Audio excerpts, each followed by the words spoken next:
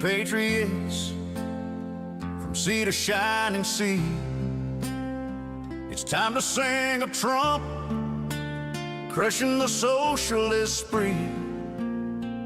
He's the boss in the White House, making America great, while Dems flail in failure, sealing their fate. Pro-democracy hero took a bullet for us all, bringing freedom worldwide. Hear the liberty call. Trump's building walls high, securing the border tight, over 400 miles strong, keeping threats out of sight. Economy booming, 7 million jobs in the bag, unemployment at rock bottom, family incomes on the rise, no lag. Tax cuts permanent, no tax on tips or overtime pay. One big beautiful bill signed on Independence Day. Energy dominant, drilling for oil and gas, affordable prices kicking green extremism's ass. Hey, hey, ho, ho, Trump's crushing the socialist foe, making Dems look silly, watch their empire crumble low. Pro-democracy king, patriotic through and through, took a bullet for freedom, red, white, and true. Nobel Peace Prize coming, better hand it over quick. Trump saving the world, making tyrants feel sick. America first, law and order strong, while leftists protest nonsense, they're just plain wrong. Space superiority locked, AI innovation flying, Genesis mission launching, pediatric cancer dying. In here commission fighting chronic disease with might, phasing out toxic dyes, making health shine bright. Trade deals sealed, tariffs hitting hard on foes, Western Hemisphere focus where real security grows. Global health reformed, executive order stacking, while Dems divide and flop, their coalition cracking. Dems in disarray, losing the working class vote. Internal fights raging, confidence sinking like a boat. Failed to fix the economy, high prices still sting. Unpopular as ever, midterms gonna bring the sting. Ideological rifts, progressives versus the rest. Crisis of failures, putting them to the test. And fighting like cats, no message that sticks. Trump makes them look silly with his winning tricks. Hey, hey, ho, ho, Trump's crushing the socialist foe, making Dems look silly, watch their empire crumble low. Pro-democracy king, patriotic through and through, took a bullet for freedom, red, white, and true. Nobel Peace Prize coming, better hand it over quick. Trump saving the world, making tyrants feel sick. America first, law and order strong, while lefties protest nonsense, they're just plain wrong. Oh, those ridiculous protests and law and order clowns, over 1,000 events shutting cities down. Ice out for good, nah, that's chaos in the street. Banging pots at hotels, throwing snow, what a treat. Frog suits in Portland, upside down flags in NYC, crying about enforcement while criminals run free. After any good shooting, they rage and they wail, but ignore the facts, Trump's justice won't fail. Huge fraud in Minnesota, beyond beliefs wild. It's a Molly scheme, stealing billions, that's the pledge, feeding our future fake meals. Autism therapy scams, daycare doors locked, no kids, what a sham. The Lyran Center misspelled, can't even get it right. Healthcare heist, education cheats under walls is oversight. Nick Shirley exposed its citizen journalism spark. Terror funds flowing, leaving taxpayers in the dark. Hey, hey, ho, ho, Trump's crushing crushing the socialist foe, making Dems look silly, watch their empire crumble low. Pro-democracy king, patriotic through and through, took a bullet for freedom, red, white, and true. USA, Nobel Peace Prize coming, better hand it over quick. Trump saving the world, making tyrants feel sick. America first, law and order strong, while lefties protest nonsense, they're just plain wrong. Trump's bringing freedom global, lifting sanctions bold, trade pacts with Asia, making alliances gold. No more endless wars, peace deals stacking high, Syria sanctions gone, letting hope touch the sky. He makes Dems look foolish, their hypocrisy shines like no king's rallies than freeing dictators' lines. Patriotic powerhouse, pro-democracy stand, crushing the left's chaos with a steady hand. So raise your flags high for President Trump,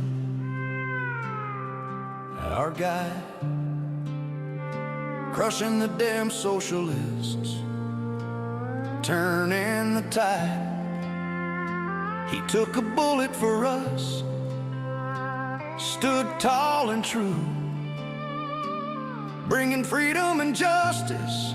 God bless the red, white, and blue. 6 minutes of glory, patriotic and grand. Trump's America soaring, the greatest in the land.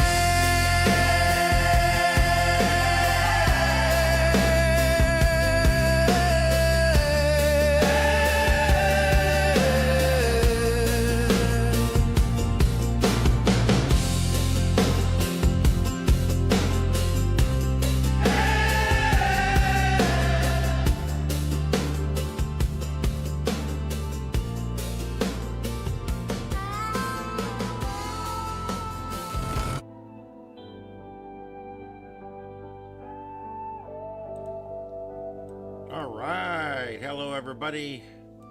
It's that time of night. It's Sights and Sounds of Earth.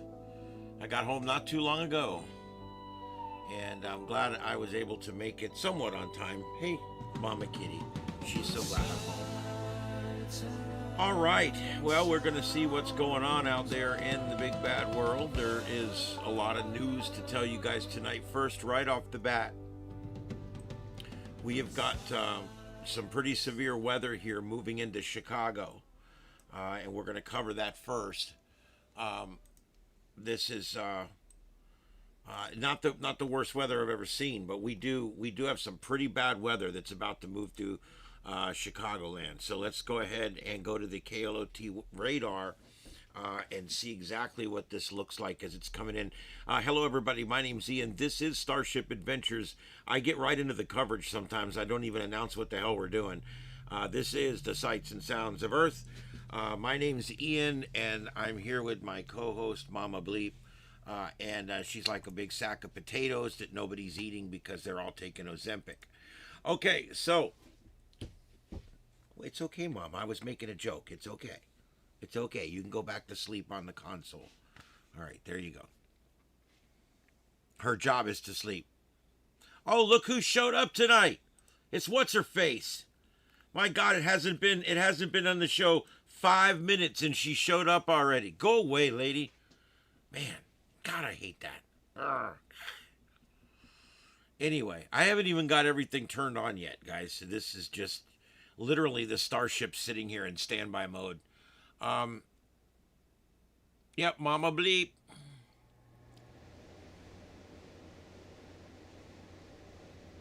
All right, so let's see what's going on out here. This is a pretty strong line. It's going through Bolingbrook right now, and it's going to be coming into the whole area here. So I mean, if you look at where we're at the bottom of the lake here. See, it's going to go right through Chicago, which is sitting right here on the edge there. Okay, up here right now we've got this going on. I don't know why it's showing Is this radar not updating or something? Let me go to a closer radar. That's weird. That thunderstorm warning, or that expires in 4 minutes. Maybe this is an old one or something. That doesn't even make sense. All right, so let's go look up here. That is the only tornado warning right now. All right, so let's look at what we're dealing with. I don't know why I get on here and I immediately start yawning like crazy. It's a psychological thing. Let's go ahead and take a look at what's going on tonight. This is the outlook for tonight. And this is where we're looking at the possibility for some strong weather. We had some down here. It poured at my work for, I don't know, an hour and a half today. We definitely knocked that drought back. Okay, we got a lot of rain down here. Now my home in North Fort Myers didn't get quite as much, but we still got probably 1/2 to 3/4 of an inch here. But I bet you my work down there got 1.5 inches at least. So that's great for us this time of year, because we are in drought condition right now, and that's going to take us back out of that, or at least step it down some for a little while. All right, so this is the outlook for today. Now tomorrow, we are looking tomorrow at a risk area between right here between Iowa and Missouri. In that area, we've got a high risk, and then of course a moderate risk. We've got Oklahoma all the way up. So this includes from Wichita all the way up to Dubuque. So, and this is a pretty long area here that's under the gun tomorrow. All right, that's tomorrow. And then on day 3, the whole thing's going to shift off to the right. We don't know how strong that's going to be yet. They generally don't issue a real strong day 3, so we kind of have to wait a little bit to see. All right, so that's where we're at. We're looking at this area tonight. And if we look at the satellite, we can see this whole system as it's moving through here. Let me put this into motion. And you can see it all moving up there. They had a mesoscale discussion that just expired. So this may calm down for tonight. There was one storm chaser. He signed off shortly after we came on the air, unfortunately. That seems to happen a lot.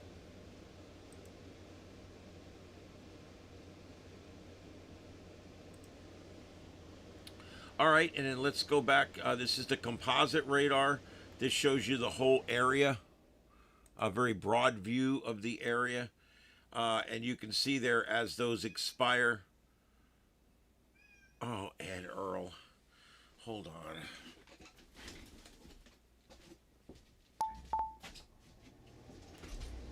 Come on.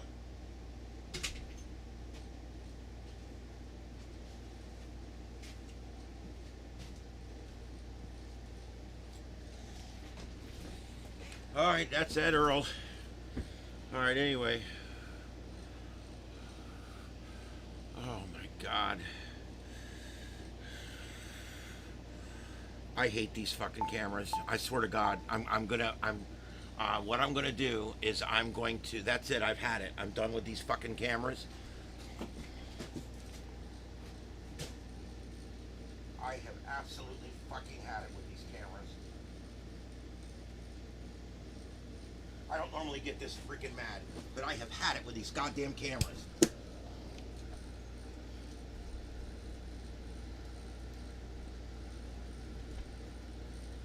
Fucking $200, $180, $160 camera, and it won't stay in my face.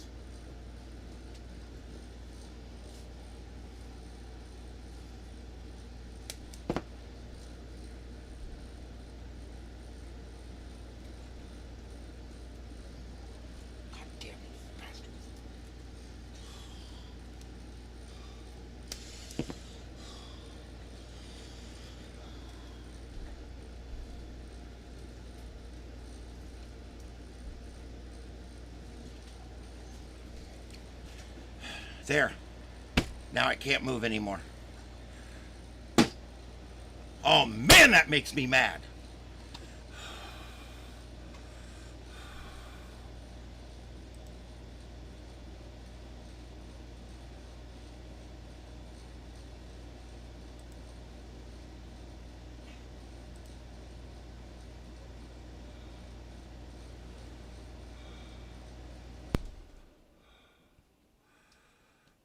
Damn these bastard cameras. Fucking deal is. I'm going on tomorrow and I'm leaving a shittiest review I can leave on Amazon for these cameras. The shittiest review I can possibly leave.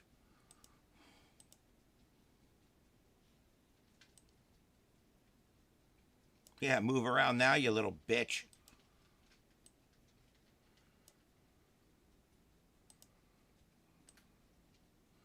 Good. Yeah, it can't move now.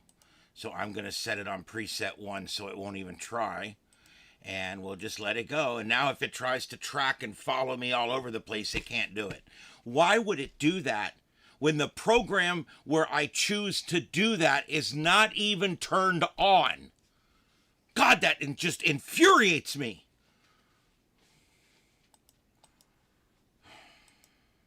I am not in the mood for this tonight.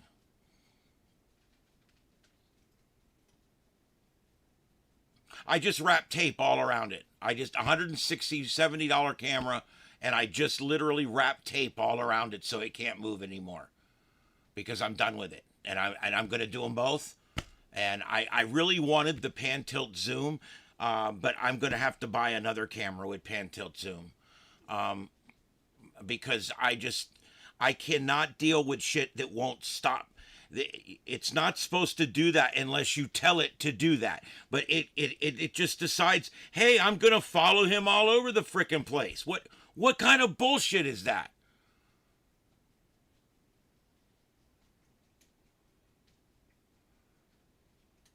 Hey, Yanni, what's up? I just had a fight with one of my cameras. I bought these OBS bot cameras because they're supposed to be so good, and I've had nothing but trouble with them. They have great pictures, but no matter what you set it on, it zooms in and zooms out and moves all over the place no matter what I do. And so I literally just got out the tape and just wrapped tape all around the camera so that it can't move anymore. And the motor will eventually burn out and I won't have to deal with it moving around anymore. And I will have wasted all that money. I should have just bought the $80 cameras that don't have the pan tilt zoom, but I really wanted the nicer cameras. I really wanted it to be able to use these when I'm in the car. These are the same ones I use in the front and the back of the car, and I like to be able to pan and tilt and zoom in the car. These are the same ones I use when I go on remotes that I put real up high on poles and stuff like that. These are the same ones, but I can't. They're worthless to me because they won't just look at me. They gotta do all this crazy bullshit all the time. Why? I don't understand how this camera has earned such a great review. I don't understand it. I really don't. It makes me wonder how this whole thing works because these things are garbage. The camera works great. It's smooth. I like the program. Thank you, Ed. Thanks. I like the video quality is great. The connectivity is good. I really have very few problems with them, except they just won't take instruction. They do whatever the hell they want to do. So,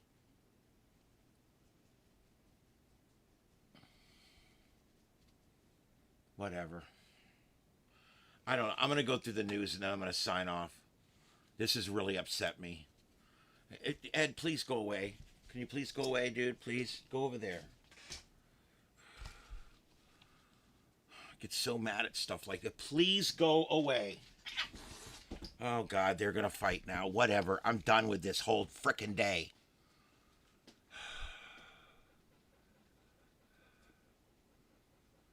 They're called OBS bot cameras, and they got very good reviews. I paid $169, whatever, almost $170 a piece for them. And no matter what I do with these cameras, they just start moving all over the place and panning and zooming and doing all kinds of crazy shit. And I don't know what to do. Yeah, all tornado warnings are canceled as of right now. Let me put that back up over here. Oh, God, that's aggravating. Because you're trying to do a show and all you want it to do is just do its job and sit there, and it can't. It cannot just sit there. It has to go crazy. It has to start doing all kinds of stuff it's not supposed to do. Well, all that's turned off. As a matter of fact, the thing is, the program that does all the AI and all that wasn't even turned on.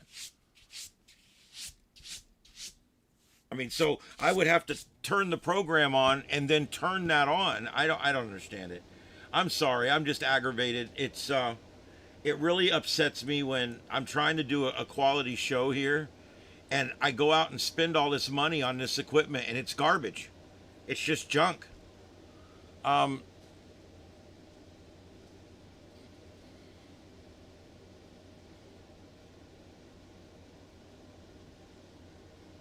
yeah, I'm wondering. I'll just leave the tape on it till the motors burn out, and then I don't have to worry about it no more.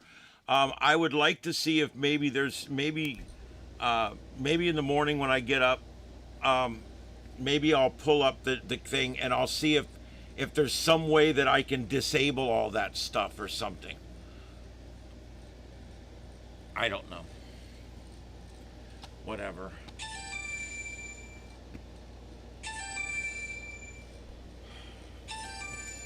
Hold on just a second.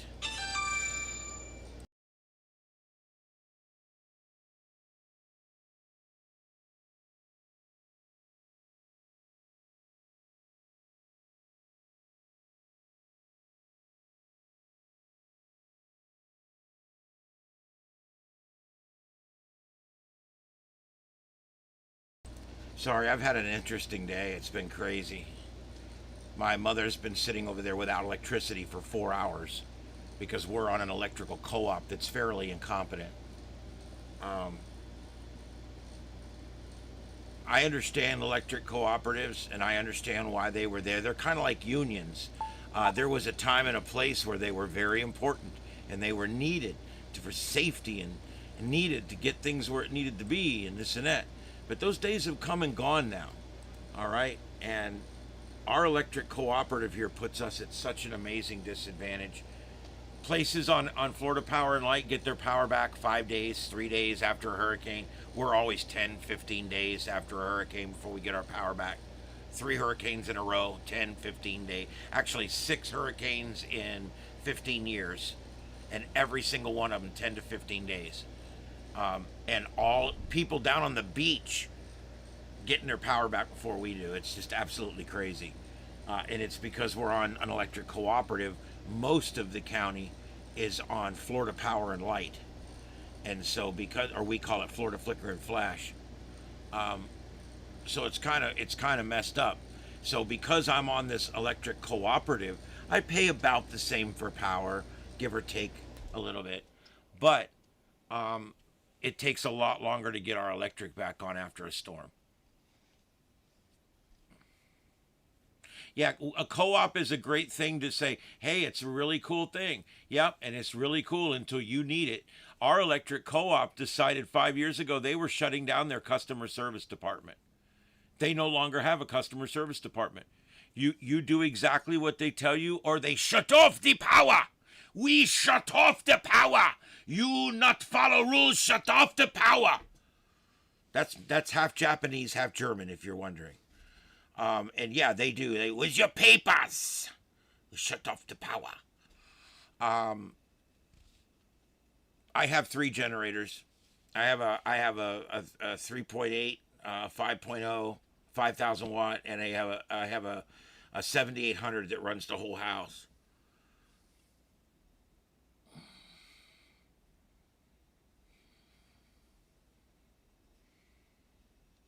Yep, back when unions just looked out for the workers, now unions they just they look out for themselves. That's pretty much it. All right, so the greater Chicago area is just about to get this thing.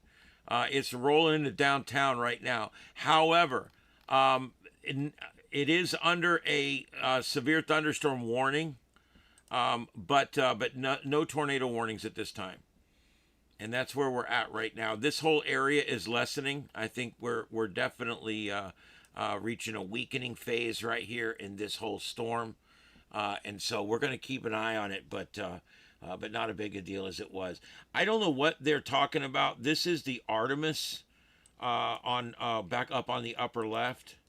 Let's see what this is about. What kind of damage was received there? We do know that there were some bolts, some latching bolts that perhaps didn't hold as anticipated, and there was some, I believe, some issues down in the firing well there. But we're still doing the assessment, so hold tight, and we'll get you some more details as we better understand exactly where that mobile launcher is right now.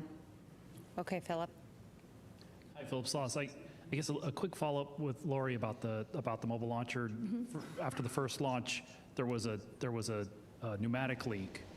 You didn't see any issues in terms of the continuity with the pneumatic systems in those lines? Everything's doing extremely well, actually, yeah. And the water suppression system was able to wash things down, so we didn't have the issues of the concerns with corrosion, the pneumatics. All of the other systems seem to fare. Okay, yeah, this is the very end of this press conference, and we've kind of missed it, so there's not much we're going to get out of the very end of it here. And now you want back out. See, I knew that. You just wanted to come in just to see if you could get me to get up and let you in. And then he just wanted to see if he'd get me to get up and let him out. There you go. All right, anyway. Whoo. Man, that's aggravating with these damn cameras. Whoo. Makes me so mad. And they did really good down at the fair too. Or at the parade. They did really good. It's kind of a shame, honestly, that they don't work. I'm going to look up. It may be possible to flash some new firmware in there or something, or it may be possible to go in and just disable. I want it to just be a manual pan tilt zoom camera. I don't want any of that automatic bullshit because none of it works. Oh,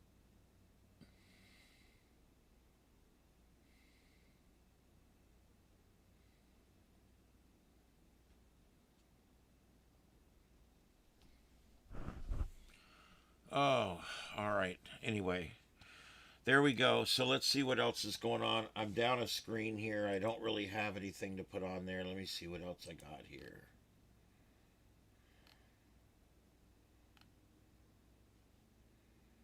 I don't know if there's any storm chasers still out.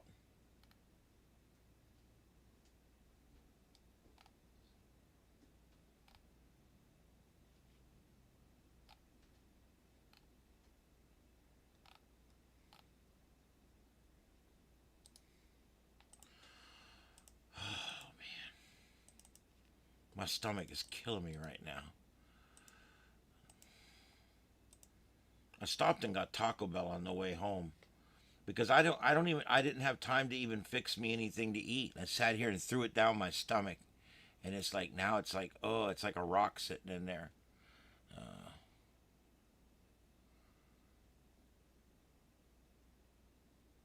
Okay, there we go. All right, so let's see what else we got going on. A little news roundup here. Army Chief of Staff has been asked to step down by Pete Hegseth.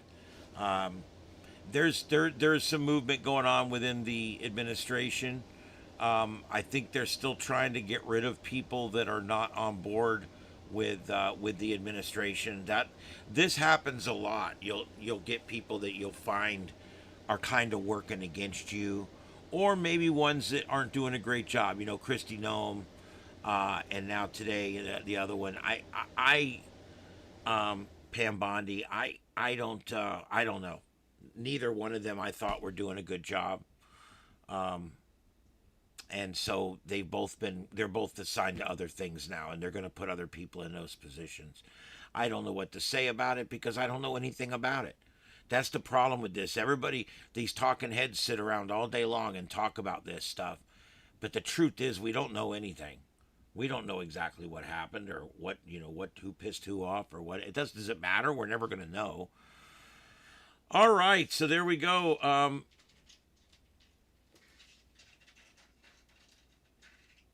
Do you want out, Mama? Do you want out?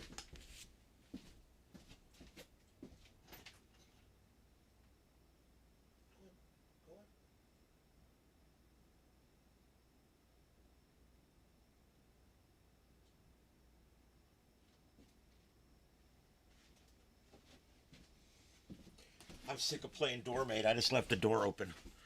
We'll see who comes in. I don't care. All right. Oh, somebody's going to go up in Portland.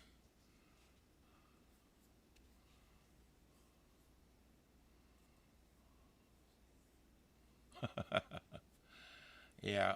I love Taco Bell. It normally settles me. It doesn't upset me, but tonight I'm just not doing well tonight. I had a guest host tonight. He did fine. He's former congressman, great guy, and I like working with him. But it's just a lot of stress, making sure the show goes off right, remote host, the whole bit. We're still getting settled into our new studios and everything. And I drove home in the pouring ass 45-minute drive in the pouring ass rain all the way home, lightning, wind, crazy times. Well,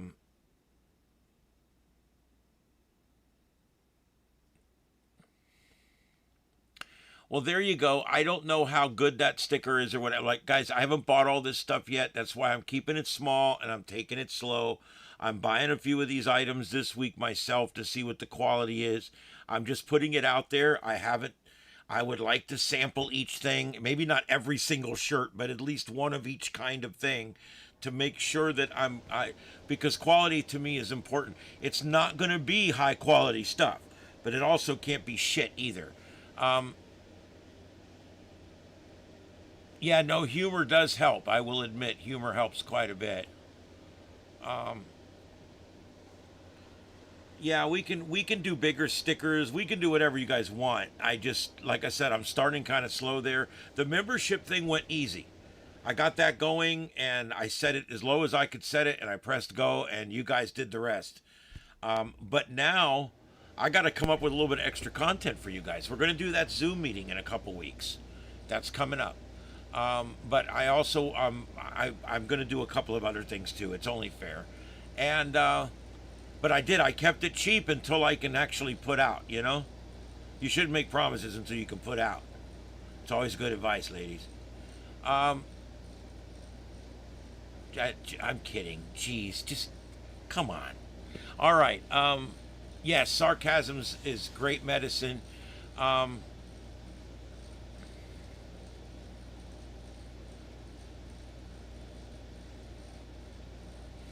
What was that word he used tonight? Oh my God. I wanted to use that tonight. Now I can't remember it.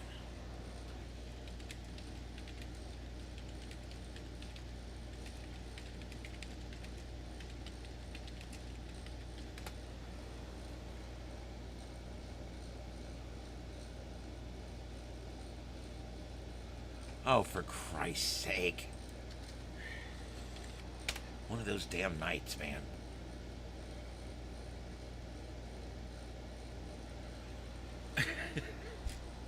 Pusillanimous. This is my word for tonight. I want you guys you got to use it in a sentence. The word for tonight is pusillanimous.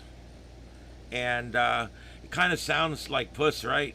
Pusillanimous. Well, it is actually. The slang term pussy, meaning weak or cowardly, is actually not derived from this word. However, most people think it is, but they both mean the same thing. So if you're a pussy, that means that you're weak or cowardly, won't stand up for yourself, whatever. If you're pusillanimous, that means the same thing, even though they say that they're not related in any way. So there you go. Tonight's word, pusillanimous, meaning weak, and like a beta male. Pusillanimous. So tomorrow at work, here's what you have to do. Tomorrow at work, you have to use pusillanimous 3 times. And if you screw up the pronunciation, you have to do it again. So you have to see if you can use it. So there you go, pusillanimous. You can tell your boss, when your boss says, well, I don't know if we're going to do this right now, you can say, okay, boss, that's fine. It's a bit pusillanimous, but I understand. Thank you. And turn around and walk out.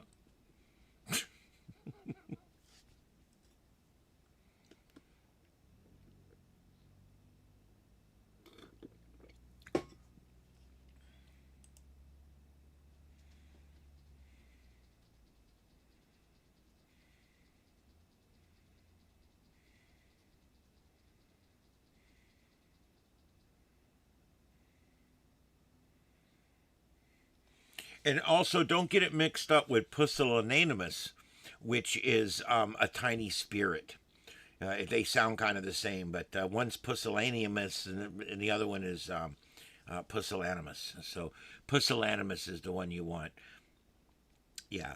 So it's such a shame that all my coworkers are so pusillanimous when it comes to their work. All right. So anyway, use that one tomorrow. You got to do it.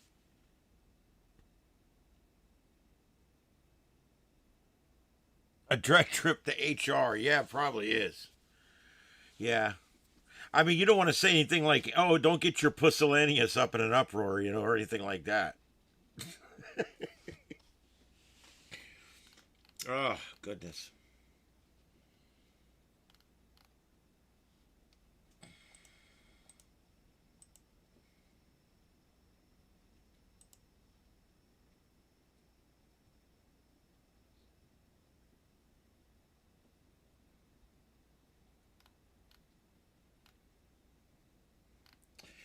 There's not a lot of like live streams for Artemis.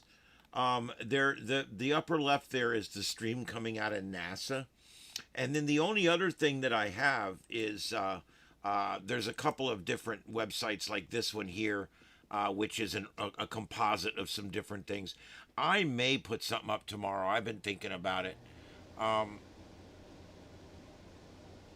Yeah, I'm doing Trump and All stickers. I got that new logo for Trump and All. I've been trying to work on a new logo for Trump and All. Not to replace any one we already have, but just like more of a fancy logo.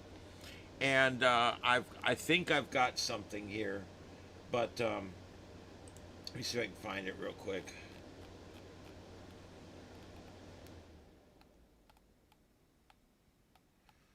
Pusillanimous. It's so damn pusillanimous.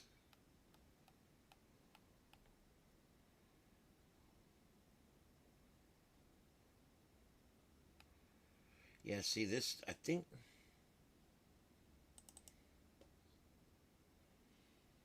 Yeah, I think this is the one. I think this one's going to end up on a shirt eventually. Let me put it up so you can see it.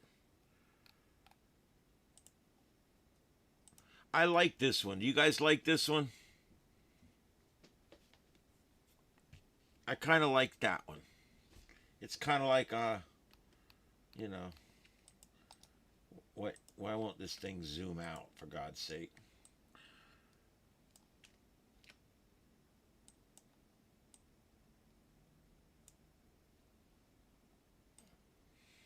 Man, this thing is so pusillanimous.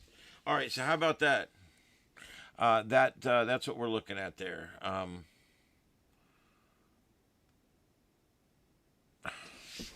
This damn camera.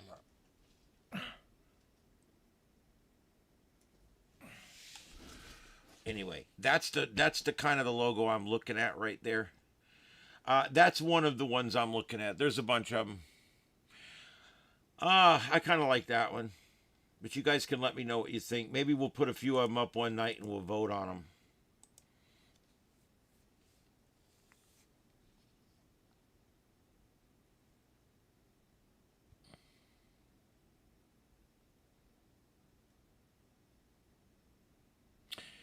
All right. What else is going on out there?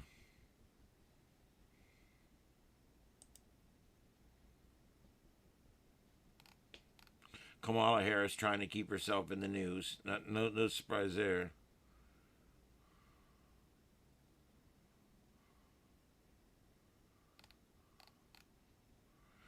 Tiger Woods crash. A conversation among police after Tiger Woods crashed the car while allegedly under the influence has been released. The 911 audio reveals that police claim the witness who originally called to report the crash was from Sirius FM. I have a caller on the line reporting from Sirius XM reporting a vehicle accident, according to the sheriff's office. I didn't even know they did that. Someone else later added, I have Sirius XM on the line advising that a black Range Rover appears to be involved in the collision. At one point, appearing concerned about the state of the driver, the 911 operator asked, "Okay, have you been able to get a hold of the driver or no?" The sheriff's office representative responded so somberly, saying, "No, ma'am, we haven't gotten any voice response from them." Woods was arrested for driving under the influence after it appeared he caused a crash in Florida that resulted in a vehicle rollover.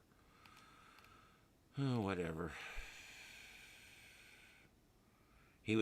Woods was traveling at a high rate of speed, according to the sheriff, when his vehicle collided with another car, resulting in his vehicle rolling over onto its driver's side. And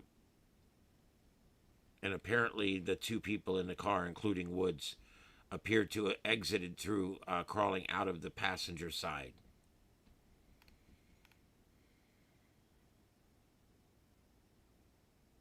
He blew triple zeros for alcohol, but he was still charged with DUI, property damage, and refusal to submit to a test.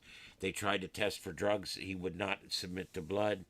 I would have figured they would have got a court order and drew the blood anyway, but some states you can do that, some you can't. No one was injured. Authorities said Wood was alone in the car and crawled out of the passenger door. Well, that's weird because they just mentioned there was two people in the car, but that's all right. All right, so that's good. That's what we got there. That's Tiger Woods. I don't really care, but I just figured some of you might, so I just bring it up. Kamala Harris, the crazy woman. Miss, I've never had a deep thought in my entire life.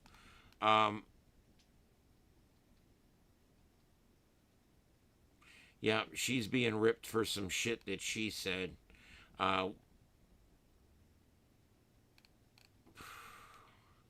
Former Vice President Kamala Harris drew a sharp rebuke from conservatives on social media Wednesday, where she previewed President Donald Trump's address to the nation on Iran. He brought America onto a war that people don't want. He has put American troops in harm's way. Costs that are rising every day. See, she, after that woman, was vice president during one of the highest periods of inflation in our country. You guys hear what I'm saying? Her and Joe Biden were president of this country under some of the highest inflation numbers ever. And yet she has the balls to put that in here? Wow. Costs are rising. No, actually, they're not. Gas is up, and it will eventually have a small effect on everything else unless something happens soon. I agree. But to say costs are rising by the day, no, they're actually not. No. We went from a 10% year-over-year inflation to a 0% year-over-year inflation. What are we talking about here? She has no clue what she's talking about. Meanwhile, he's done nothing to address the needs of the people of America. Trump has done nothing to address the needs of the people in America. What kind of ignorant statement is that? Yeah, I probably would have shot that camera.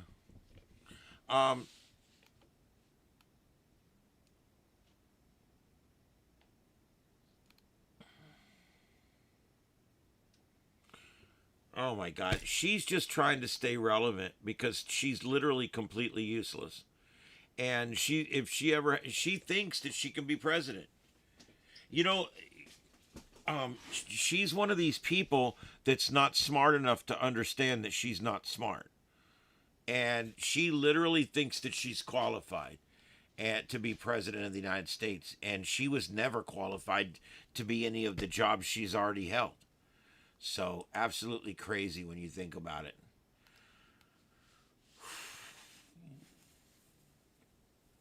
All right, Artemis 2 just a little while ago did complete a burn. And this burn has now broke it away from Earth's gravity well, and it's now moving towards the moon. And it's going to do the slingshot around the moon. Do I have that? I think I have that. Yeah, there you go. That's what this looks like.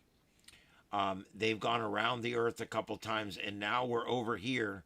They just committed this burn. I don't. You guys can't see my mouse, but anyway, they're over there on the.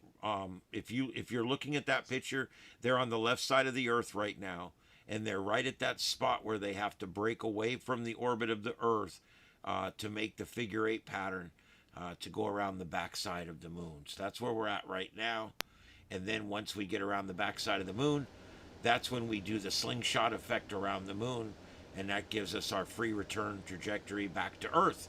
And so there you go. That's the Artemis 2, the first crewed test flight to the moon since Apollo, and they are going to be they are going to travel further away than any manned space flight has ever traveled. So we are still breaking records every day with this new mission, and I am so happy. I am just so happy to see the excitement that people are having about these moon missions.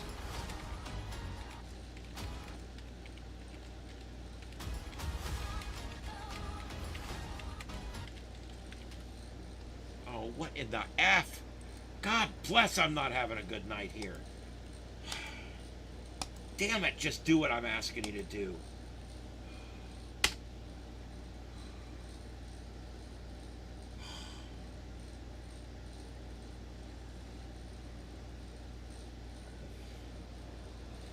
Forget it. I forgot it when it's alright.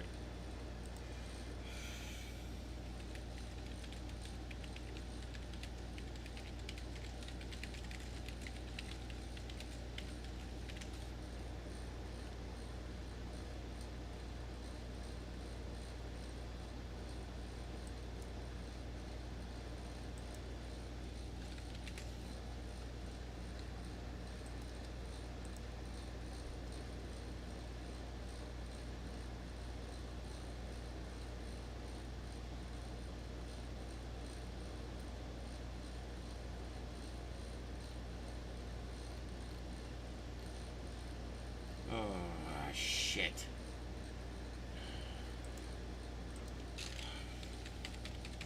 It's not even worth it. And now this is gonna make me go through a 3-step process just to get in my damn email. No, it's not worth it. Alright, never mind. Never mind, it wins, I lose. It's alright. Whoever thought up 3-step authentication should be choked to death.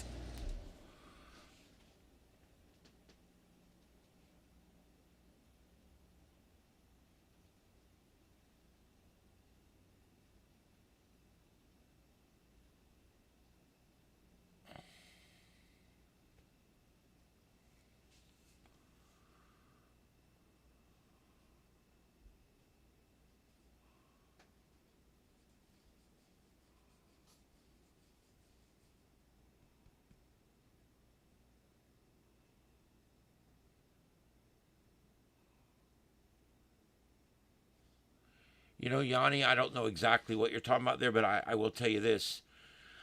When I started this YouTube channel for 2 or 3 years, I tried to stay very apolitical. We did technical stuff. We programmed radios. We built antennas. I talked about science. We did all kinds of neat stuff on here. I had guests, and we had Zooms, and we had multiple people, and it was a fun thing.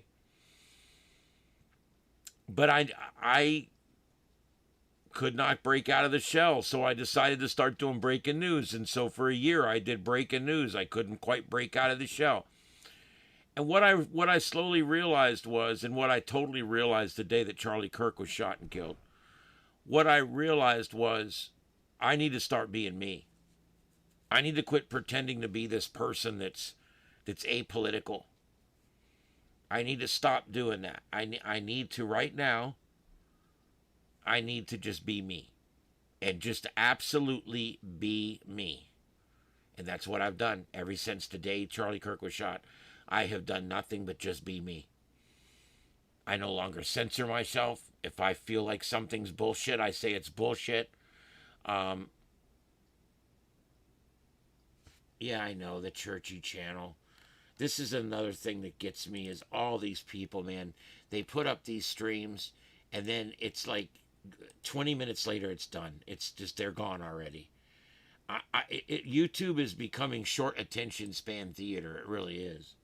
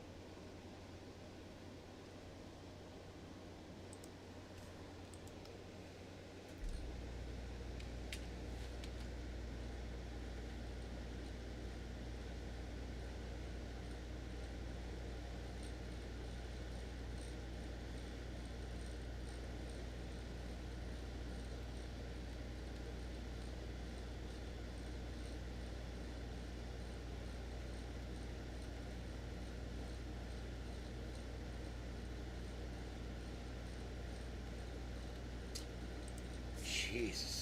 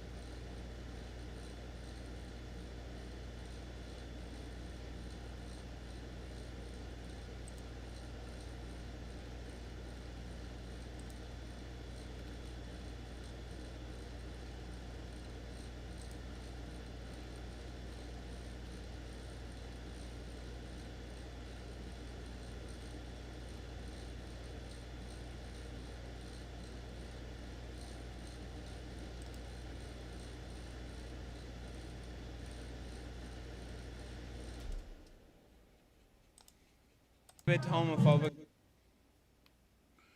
I think I showed you guys this already, but I'm going to show it again for those that missed it. It's just a hilarious piece. Absolutely hilarious. Well, just tell me what you think. Isn't it a little bit homophobic that we're so focused on the Straits of Hormuz and not the gays of Hormuz? Yes, I agree. Yes, for sure. Why do you think they're willing to leave the gays of Hormuz behind? I think it's just historically, like, gays have always been very discriminated against, which is wrong on so many levels. Even in war. Yeah, even in war. It just takes more reform in government, obviously, and then also educating society. Just feel like if we're gonna go in there, we can't leave the gay people behind. Right. I don't think we should go in there at all, but if we're going to, the gays of Hormuz, we could turn it into Fire Island. For sure. Isn't it a... Is that hilarious, guys? This guy's walking around and he's saying that, and these people are falling for it because they have no idea. Leftists, they'll go to these protests and they'll be out there protesting, and you'll quiz them on what they're protesting about, and they have no idea. He just said, don't you think it's unfair that they're helping the Strait of Hormuz and not the gays of Hormuz?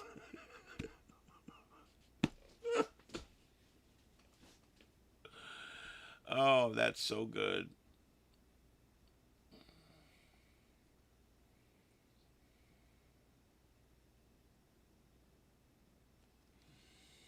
I like that. All right, so let me get rid of that.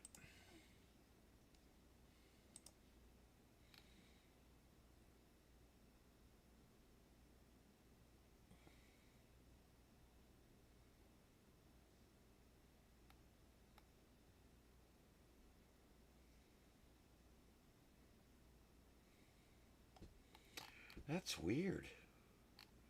I could have swore that one was in that email.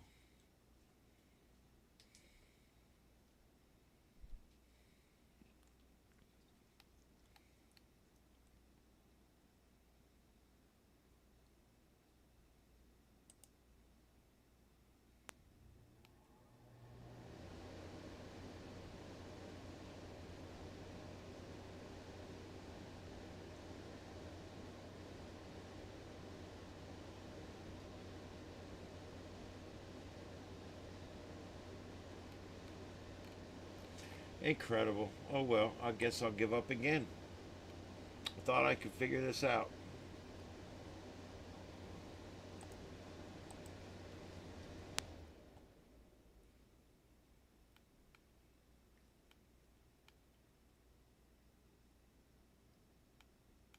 And it's just not there. All right, well, there's nothing else I can do about it. I had some other sounds I wanted to play for you guys.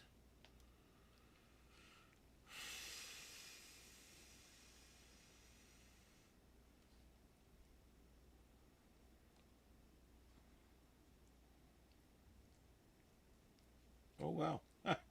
That's a little bizarre. Okay, but whatever. I don't care at this point. I'm so done. All right.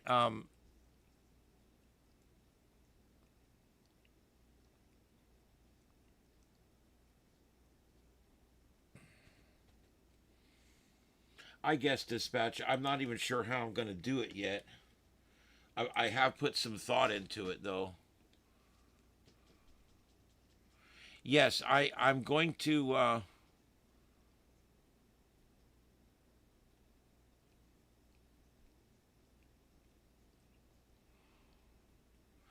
Yeah, I do want to talk about that.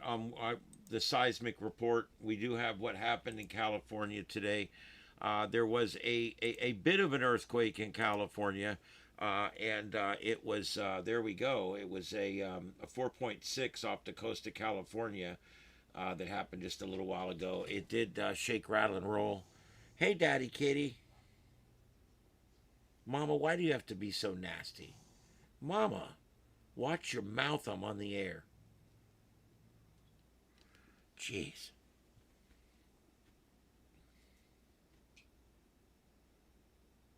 Well, thanks, Merlin. I appreciate it. It's a lot. It's a lot. I've tried so hard to get this perfect, but you know, I come from a place where they spend millions of dollars on equipment, and I've got hundreds of dollars in equipment, you know, here and there, and it's very difficult to put on top quality shows with, you know, with just average equipment that I'm able to buy. And then when I do spend all this money on something nice like this camera, it doesn't work for me. It just makes me look like a fool in front of everybody over and over and over again.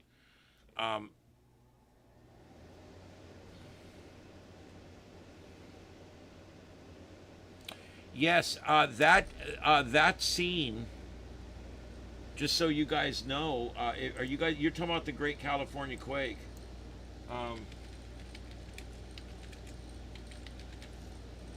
That's actually, they have that on video. Here, I'm pulling it up now. I can show it to you. I'm sure I won't get in trouble for showing that. How could I?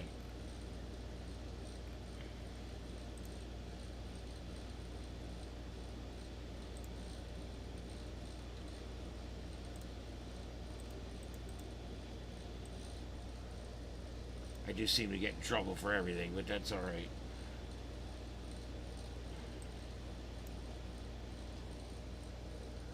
Hi, Daddy. What can I help you with? You're a little too demanding to be in here during a broadcast, aren't you? I think you are. Yeah, I really do. I do. I think you are.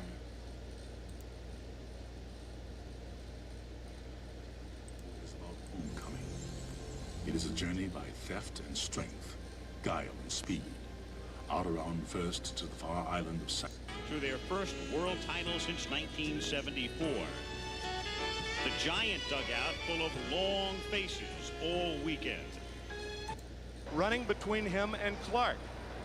Flash here it forward is. to the bottom of the fourth inning. Dave Parker barely by inches just misses a home run.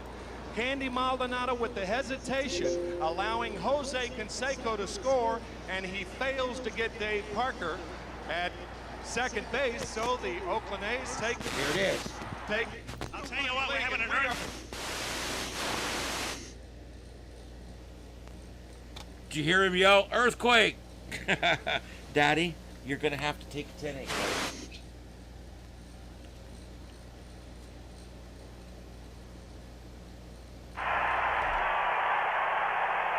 Listen to the crowd. The audio comes back first. Listen to the crowd.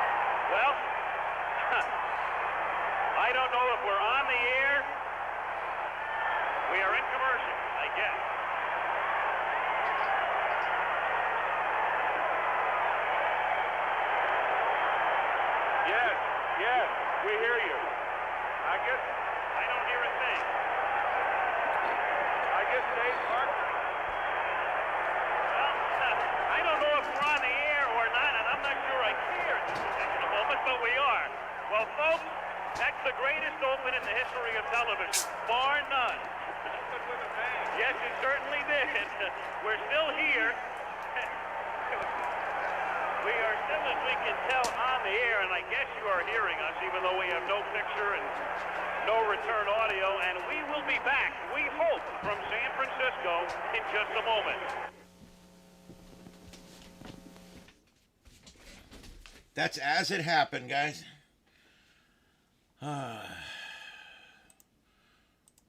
Yeah, I'm kind of a guy that I love, like, As It Happened stuff on the air. So anytime there's stuff like that, I've probably seen it. That was a really neat clip. I've probably watched that 3 or 4 times.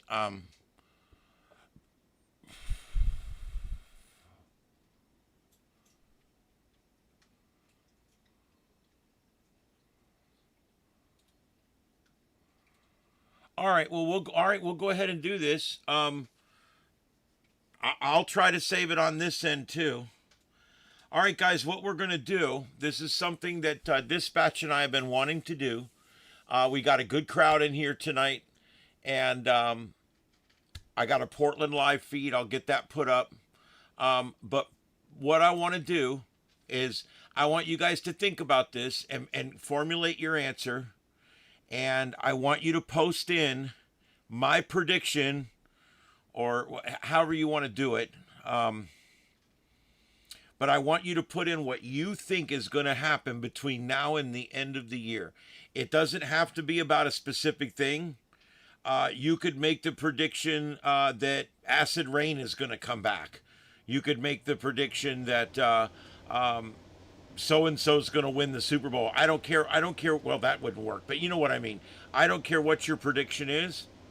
If it's the lottery or baseball or coins or the political, the geopolitical wars, national foreign policy, I don't really care. What I want you to do is each of you give us no more than 2. Pick 2. 2 predictions from each person. You can do 1 or you can do none. It's your choice. If you put a prediction in, what we're going to do is we're going to collect it, and we're going to save these, and then a day or so before the end of the year, we're going to have a little show where we, where we actually put these on. I think it'll be cool.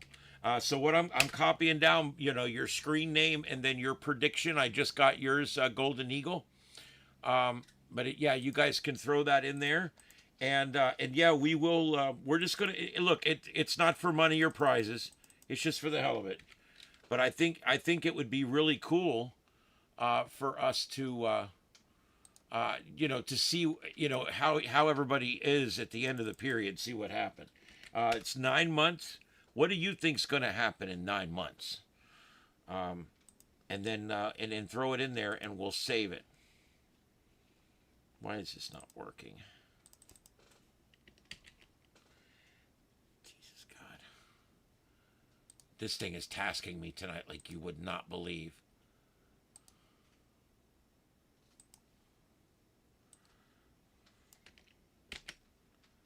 Damn it. Give me a fit.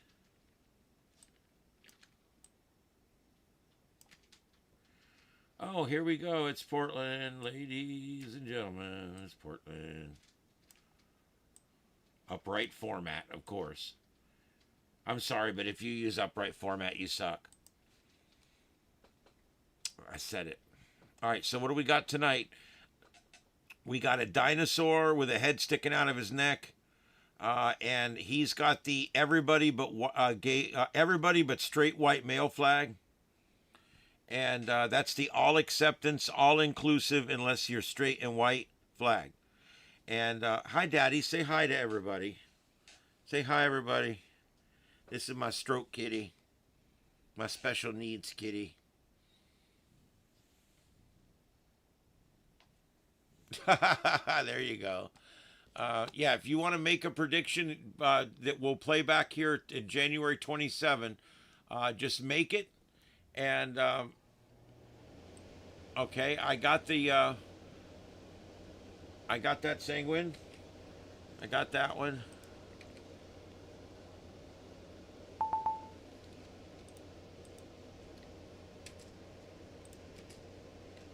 Daddy, I am really busy.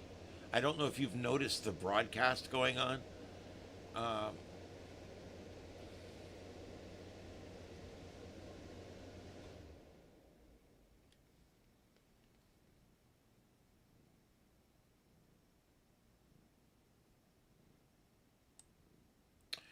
Well, 28. If I go 9 more months and all I can get's 1,000 subscribers, that really sucks.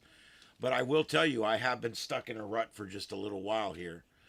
I don't know why, but I have. I've been stuck in a rut. I've been right around 27,000 now, for 4 months or something. It happens. It comes in spurts. Last night I went to bed at 27,000. I woke up at 26,986 something. They did a purge overnight, got rid of a bunch of people, and so that's what I'm stuck with.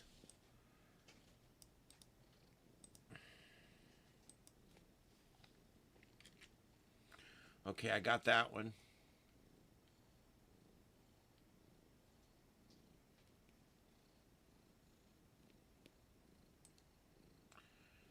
Deploribus. I'll put it down, but they cite Elvis everywhere.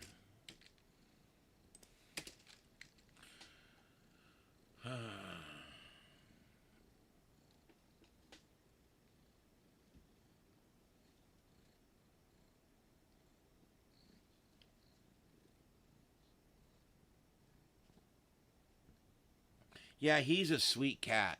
And we got this little kitten. That little kitten I showed you the other day.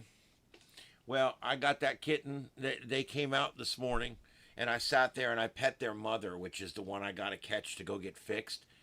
Now that she's got kittens, she lets me pet her. It's weird. When she's nursing kittens, she'll let me pet her and take care of her, and I can't pick her up or anything, but I can just pet her, you know. But then when she doesn't have kittens, man, I can't go near her. She don't want nothing to do with me. It's kind of weird, but all right. So I'm trying to, Daddy, that's it. Come on, buddy, let's go. I can't do it. I can't.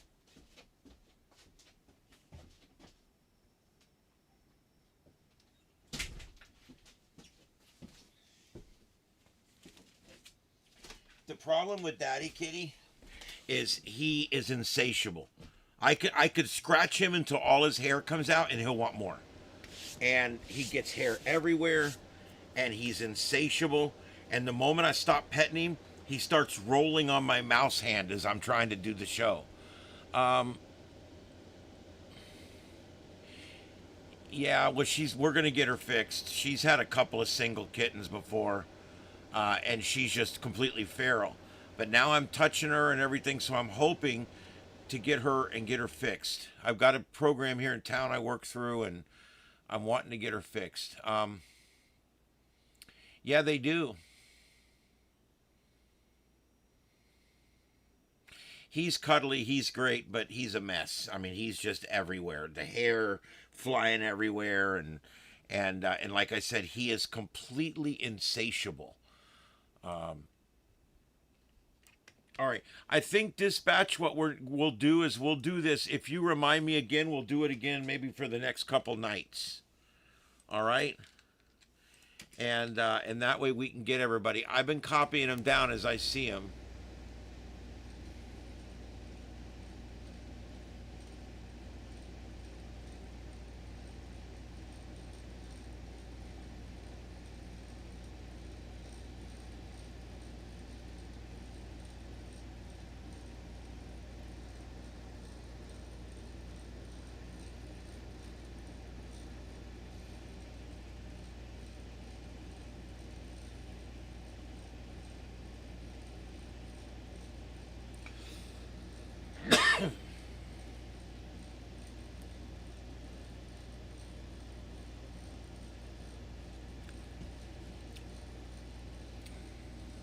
Wow. That's interesting, Golden Eagle.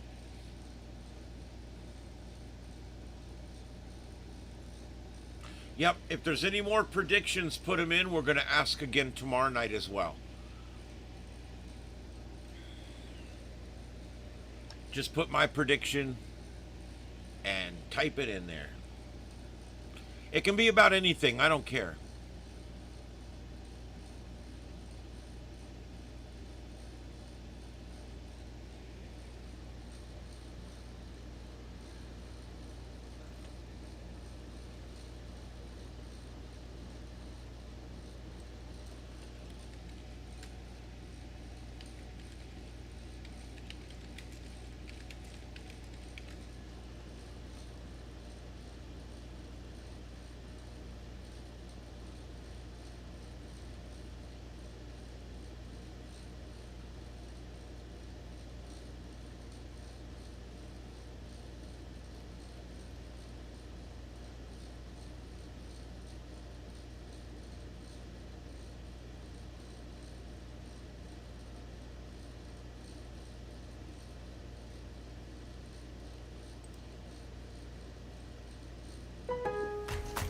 Meet my...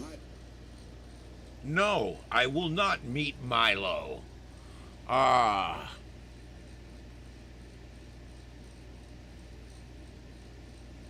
Oh, that's cool.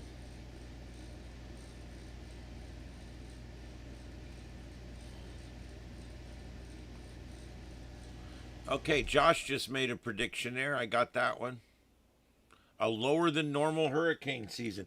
You know, we've had highs and lows with hurricane season lately. That's true. We've had seasons that were a lot busier than they should have been recently. We've also had seasons that were a lot slower than they should have been recently. So that's an interesting prediction. Oh,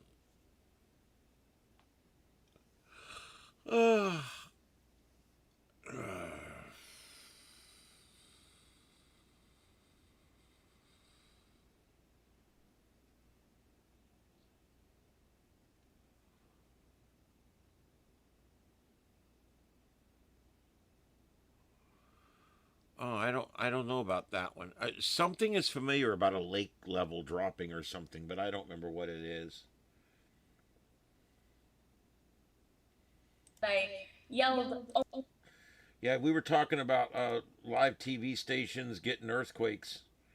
I got a little compilation here we can play just for the hell of it. We'll see what happens here. But I figured here's 2 minutes of news stations getting earthquakes. Made all those, you guys. It is breaking news. Whoa! That you can almost see breaking in the anchor's eyes, and it happened again Monday. High southerly winds are going to be with us. Whoa. Oh my gosh. I'm so sorry. This is live on air. You didn't Those cuss, are the lady. studio lights overhead rattling. Did the earth move under your feet? The earth did move under my feet. KOCO meteorologist Danielle Dozier was doing the weather at 5:47 in the morning when an earthquake shook the Oklahoma City studio. When I yelled, oh my gosh, I yelled it so loud that I felt like I had to cover my mouth for the viewers' sake. Not only did Danielle manage to continue her forecast, but when she guessed the magnitude of the quake based on all the shaking, well over 4.0 magnitude. She pretty much nailed it. It ended up being a 4.3. Forgive me, it actually scared me. That's how powerful that one was. But if you like seeing the talent quake even more than the earth... Earthquake. Yep. We're having an earthquake.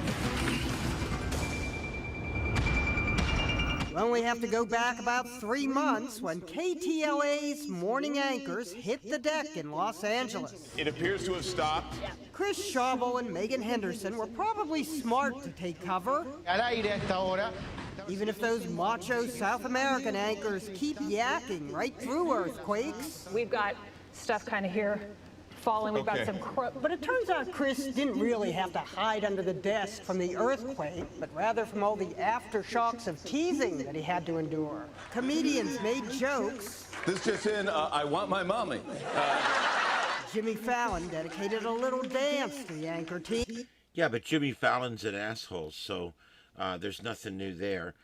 Jimmy Fallon making fun of people having a genuine reaction to a real problem. God forbid. They taught us for how many years to get under our desk when there's an earthquake or a bomb or a tornado? Isn't that what they taught us? But dumbass Jimmy Fallon's going to make fun of him over it. That's great. All right, so anyway, well,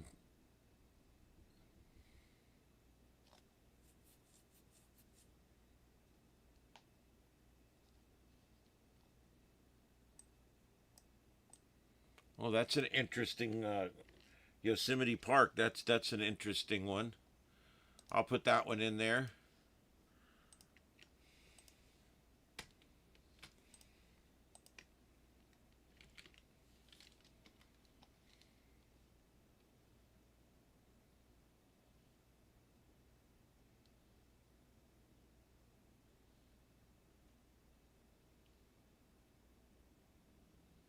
Okay, I got 7 or 8 of them here. I think you got one more than I do. We will consolidate lists to make sure we didn't miss anybody. So when you send that to me, I will add it to my list and send it back to you so we'll both have it.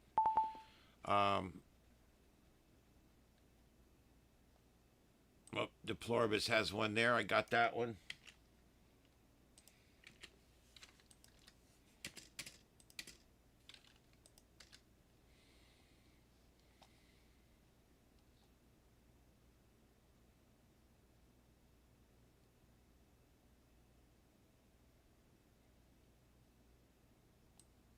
Mount Shasta will have an eruption. Alrighty, that's a good prediction.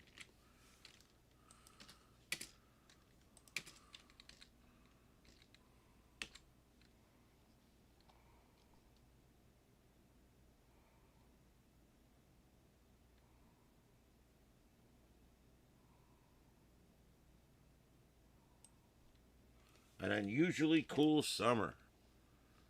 I hope you're right. Living in Florida, I absolutely hope you're right.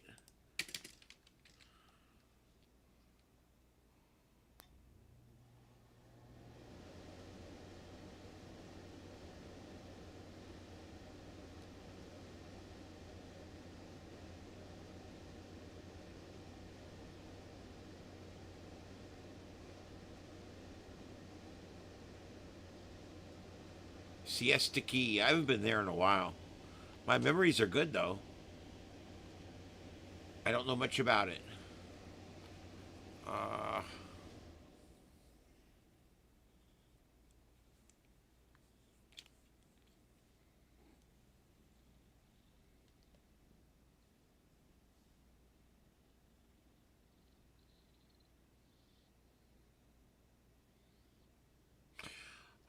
Okay, so I'm getting those down as they come in here. Let me do one last check here and see if any additional news has changed around or anything. Looks like the same stuff that was there.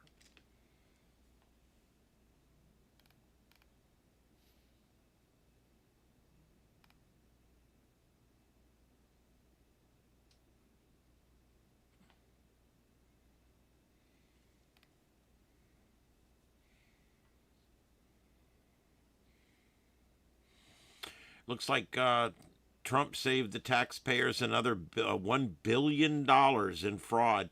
He did another crackdown of student aid programs. The new identity verification measure for first-time federal student aid applicants helps stop suspected fraud rings. He made them say, look, if you want to get this loan, you have to go get papers notarized and you have to prove it's you and you have to do that. Just ends 80% of the fraud right there. I mean, there's no secret how to end this fraud. The Democrats like the fraud. That's the bottom line. Why do you think it's always the blue states that are doing this kind of stuff?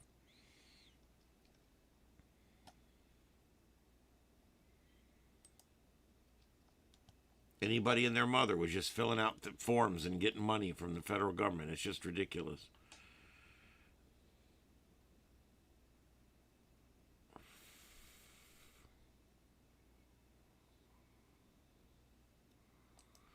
Wow, interesting. Starting Friday, United Airlines check bag fee is going to go up $10 to $50 depending on the weight.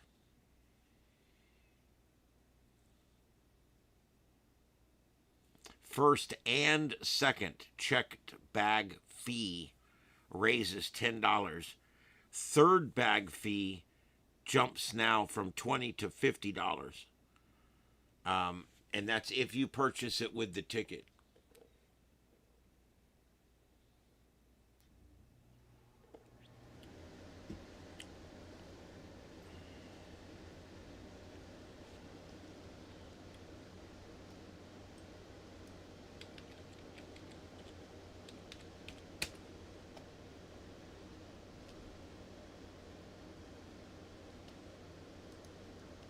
I'm going to introduce you guys to a channel that I like, that I watch every time he comes out with new content.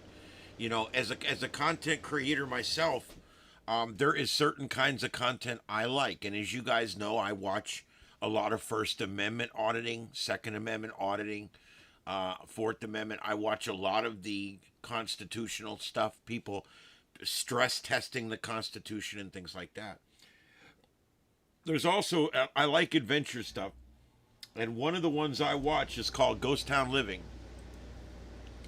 And this guy, he bought an old silver mine called Cerro Gordo. It's right near Death Valley. And he moved there and he lives there. And he's refurbishing it, rebuilding it. And he's wanting to make it eventually a resort that you can go and rustically stay at the resort.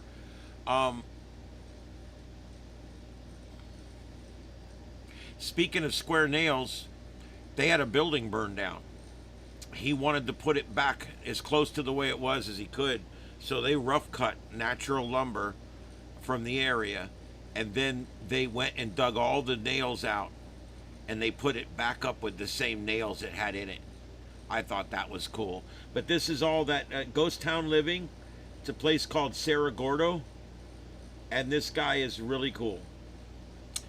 So I just thought I'd put it out there. I like to give you guys every now and then one of the YouTubers that I like to follow, and that's one right there, Ghost Town Living.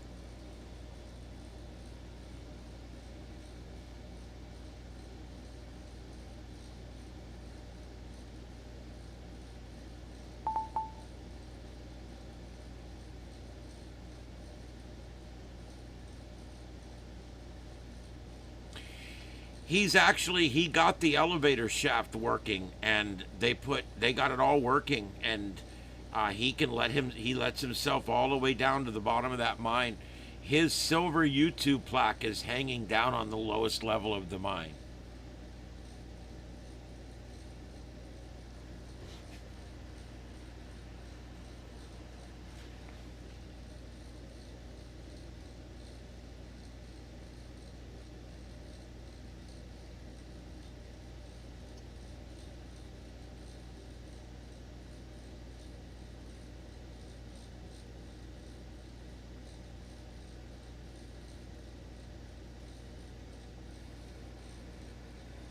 Oh, Golden, you've watched his videos. That's good. I'm glad to hear it.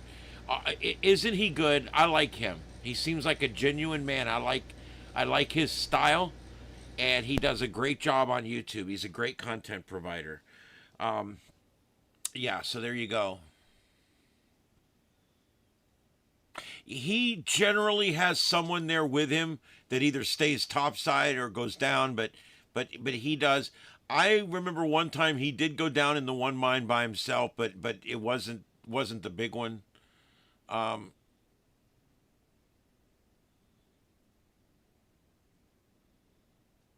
Yep, this is actually a silver mine, and he goes down there, and he actually has mined some of the galena, is what they call it.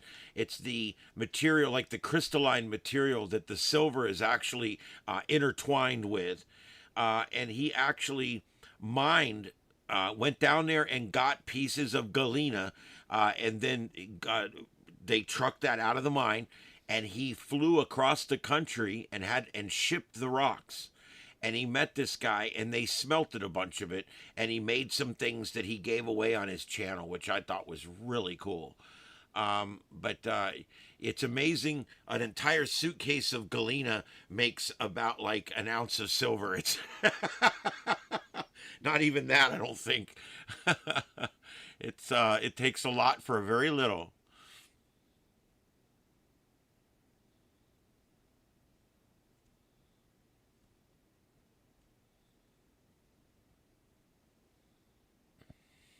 I hate to admit it, but when we go up to the mountains every now and then, especially if we've got somebody with us that has never done it, I don't care about panning for gold. That's not even fun to me. What I like is the crystals.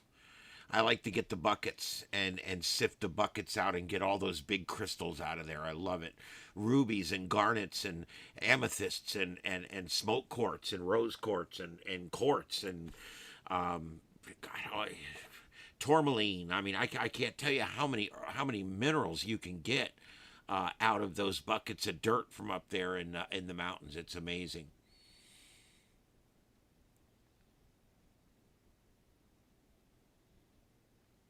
Galena, it's just, I don't know. He told us all about it on the show.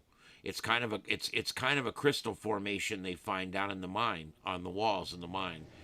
And when you melt this stuff down, and you get the silver out of it. But that's what the silver is in. I may not even be pronouncing it exactly right, but let me see. I'll try to find the info on it.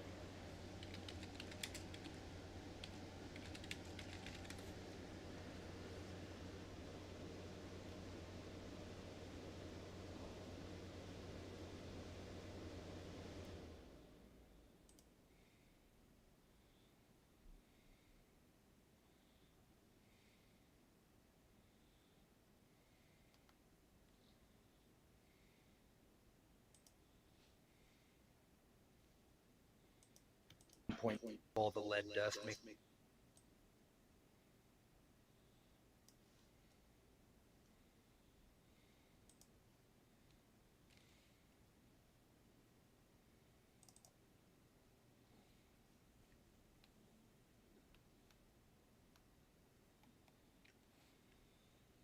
All right, so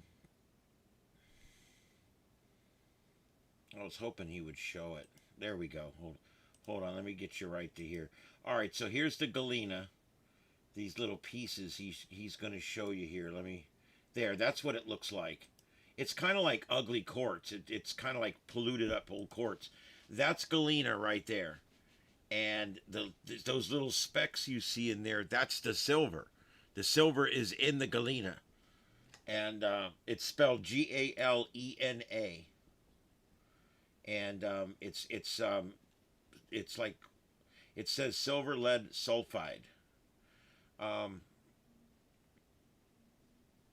anyway, yeah, and once you put this in the pan and you melt it all down, you get to a certain point. What you end up with at the end, basically, is this little teeny bit of silver, and you can see there he's making it into like a silver a bar, and he's pouring it out, and he's making a silver bar out of it. And there's a smelting pot. But anyway, that's what it is. It's sorry I don't have a better demonstration there, but did I hit that button? You guys could see that, right? I don't know. Maybe I did. I don't know. God bless. I'm not having a good night, guys.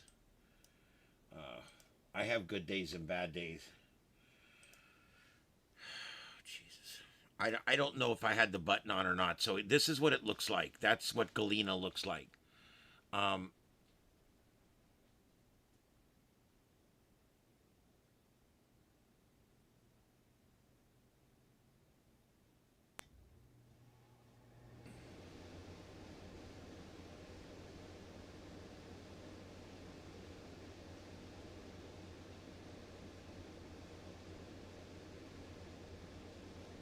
So anyway, that's what galena looks like.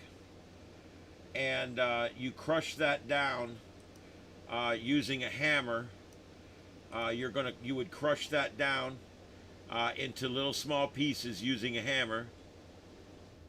And then once you get it all crushed into smaller pieces, then you're gonna take it over and stick it into a thing there.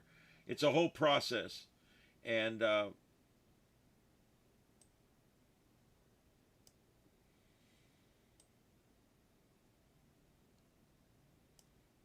so you mix it with water, you make it like kind of like a paste.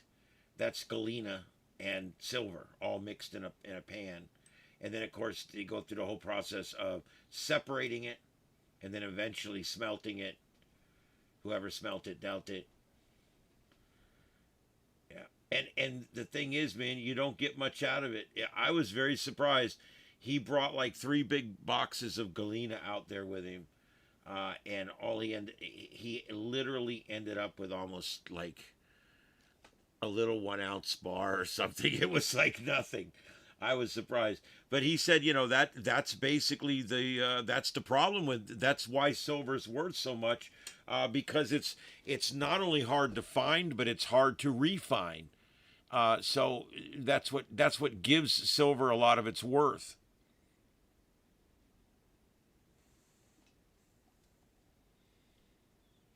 So I don't know. I don't know a whole lot about it, like I said, but I do watch this guy. I've watched all of his videos. He has companies and fans and supporters that come out there with trucks and stuff and help him out, and he's just doing so good out there. And he is living his dream on YouTube, which is what I want to do. He's did what he did, and he went on YouTube, and because of his YouTube community, he's been able to find all of the connections and all the people he needs to make what he's doing work. And that's what's so awesome. And now he's doing an entire adventure on YouTube.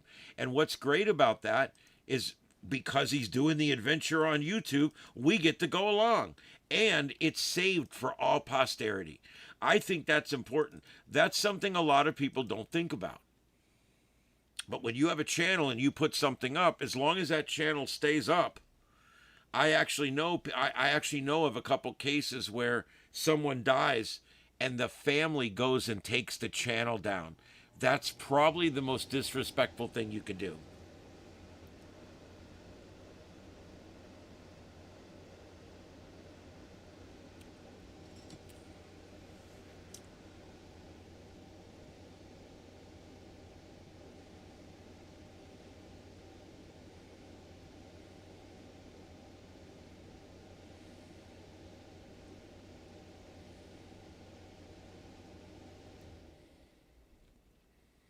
Yeah, somebody said it was like yellow in it. I think that's just the lighting and everything. It's silver that's in the galena.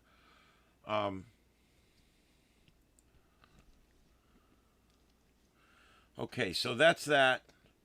I like to give you guys good channels because there's so many channels out there.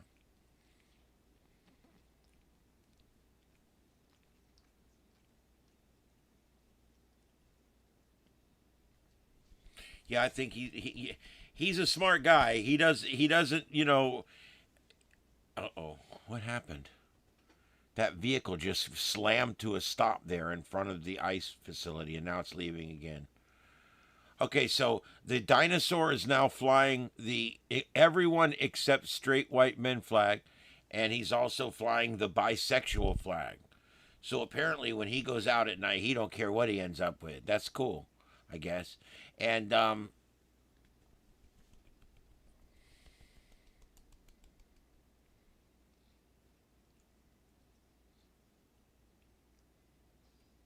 oh, that's really cool.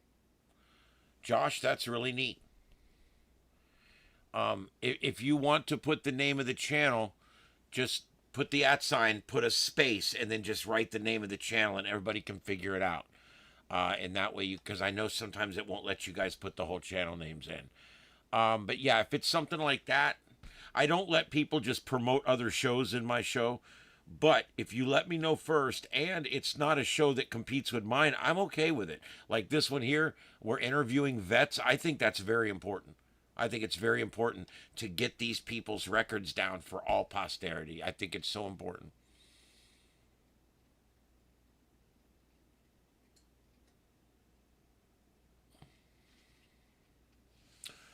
All right, Yanni, you have a good one. I appreciate you coming in. We'll see you later. Have fun down there.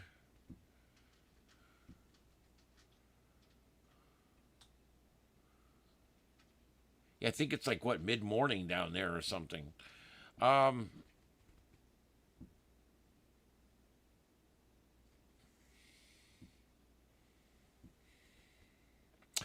just want to remind you, the upper top camera there, that's a constant reminder to us of how successful how successful the policies of Governor Gavin Newsom and all of the liberal hordes out in California. It's nice to see how it's going.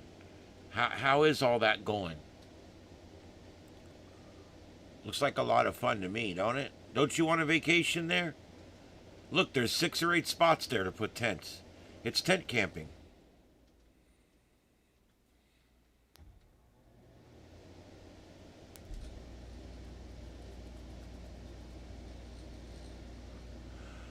Okay, there's the reconnaissance. It's called the Reconnaissance Cast. You guys give it a shot. Give it a shot. He interviews veterans and stuff. I think that's so important. There was a guy. Who was it? It was one of the big filmmakers, Spielberg, or one of them. Did a project a while back where he was trying to get those stories from the World War II guys. I don't know if you guys know it. There's hardly anybody left that saw action in World War II. We're down to. I don't know if you know this or not. This last year was the first year at Pearl Harbor where we didn't have one of the guys from Pearl Harbor at Pearl Harbor. So that tells you where we're at right now in the ages.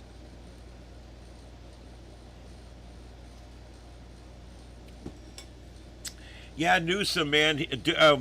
We've got a name for him at the radio station. We call him Douche Newsom. Remember the old game Duke Nukem? That's where we get it from. But anyway, Douche Newsom. Yep, good Douche Newsom. And we've also we got a determination from the Supreme Court. If he runs for president, his hair can actually run as vice president. So I didn't know if you knew that or not. It actually it has its own gravity well, and it identifies as a sentient male. So I just wanted to put that out there.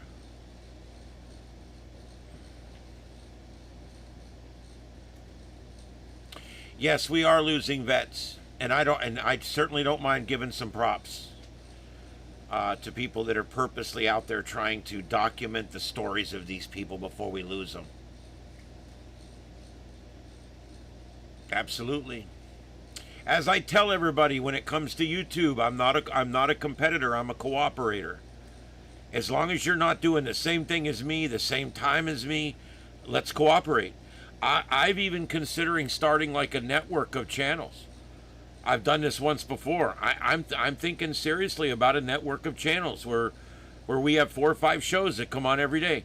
Wouldn't it be cool if we had someone that comes on 3 times a week at noon, and someone else that comes on 5 days a week at 3 o'clock, and someone that comes on every night at 5, and someone that comes on most nights at 7, and then I come on every night at 9.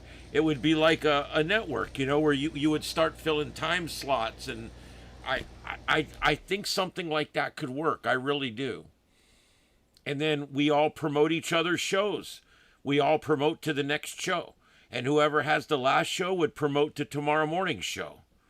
You know, just like we do at the radio station. Yeah, the thing about Douche Newsom, I want you to think about how much the left loves their losers, right? Here's a guy that went in there and became the mayor of San Francisco, right? Was probably, arguably, one of the most beautiful cities in the country at one time, San Francisco. A beautiful city, an amazing city. Now, 65% of downtown San Francisco sits in ruin. Boarded up windows, homeless people everywhere, debt out the ass, local, city, county, state, debt out the ass, bums everywhere, hypodermic needles laying on the side of the road, and it's turned into an absolute shithole. Why?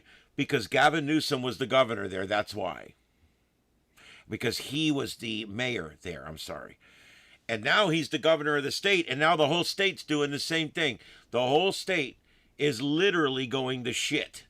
Literally going to shit in a handbasket. They're billions and billions, tens of billions of dollars in debt.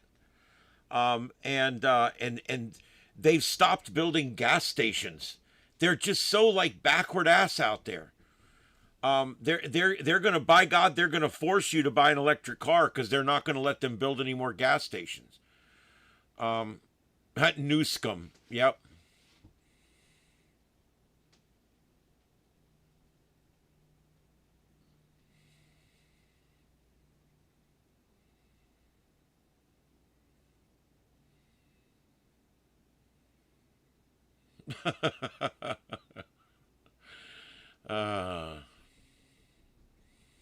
Yeah, Gavin's terrible. He ruined a city, and then he ruined a state, and now he wants to be the president. And you want to hear the scariest part? They did a straw poll. They've done a number of these, but the latest one that they did a straw poll, and they asked Democrats, who are you going to vote for in the next presidential election? And would you believe they literally came out with the list. Gavin Newsom, number one on the list, at 19%. So their number one person is at 19%. Their number two person, Kamala Harris, at 17%. And their third person, Pete Buttigieg. Yeah, that little runt. He is coming in third at 12%, and then fourth place, AOC at 9%, coming in at fourth place. There's actually, would you believe, 9 out of every 100 Democrats thinks that AOC would be the best choice for president. AOC. The brain dead, yeah, her. Ooh.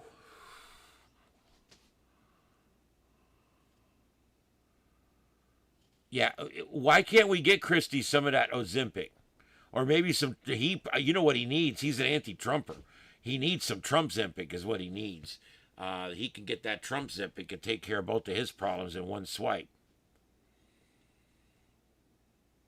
You know that Ozempic has become so popular and it works so well, the potato farmers have made way too many potatoes this year, and they're sitting around in warehouses rotting, and nobody wants to buy them. Why? Because the restaurants making French fries is down 20 or 25%. Nobody wants starches anymore. And with these shots, people are able to not sit around and eat and hoard food all the time. So now all of a sudden, these potato farmers don't know what to go do with themselves. And I'm not making this up. It's a Fox News story. I couldn't believe it when I saw it. I mentioned it last night, actually. We did the story last night. Most of you probably already heard this, but I was very surprised to see the picture of the potato farmer standing there in front of 1 million potatoes saying, I'm screwed. I made all these potatoes and nobody wants them.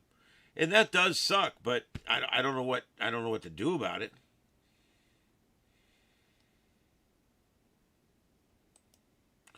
Grocery giant. Who's this? Grocery chain.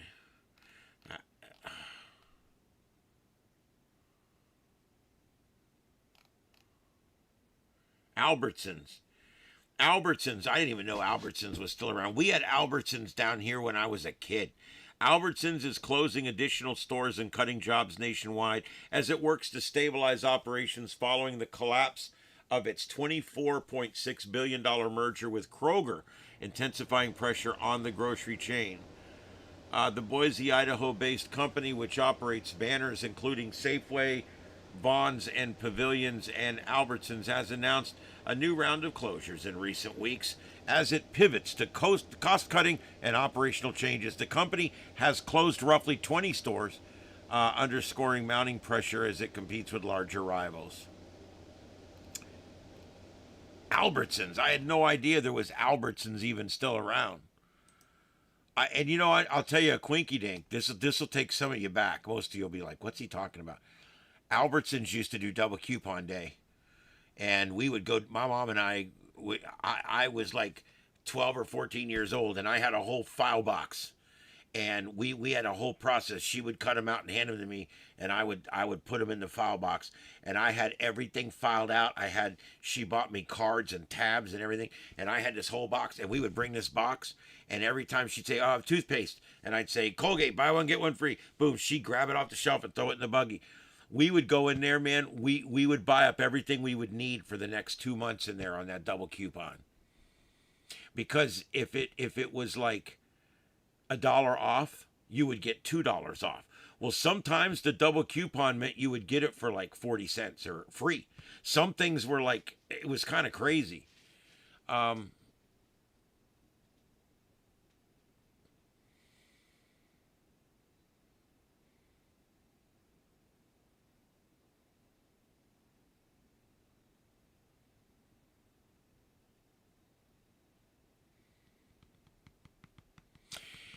Yeah, a lot of these companies they can't take on the liability that would be required for them to chase down and catch shoplifters and stuff like that. So they just let them take it.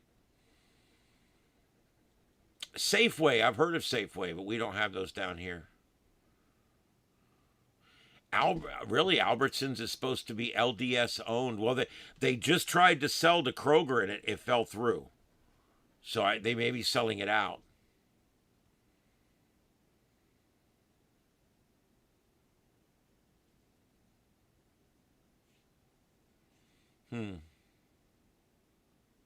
Man, the big grocery store down here is Publix. I love Publix. Great shopping experience. However, it's just very expensive. Same thing in Georgia. It's Ingles. Ingles, just phenomenal, top-notch grocery stores. Beautiful grocery stores. But it's expensive. It's 20% more than Walmart. So you just have to decide what you want. If you don't care if the people that work there speak English or not, you can get your groceries cheaper.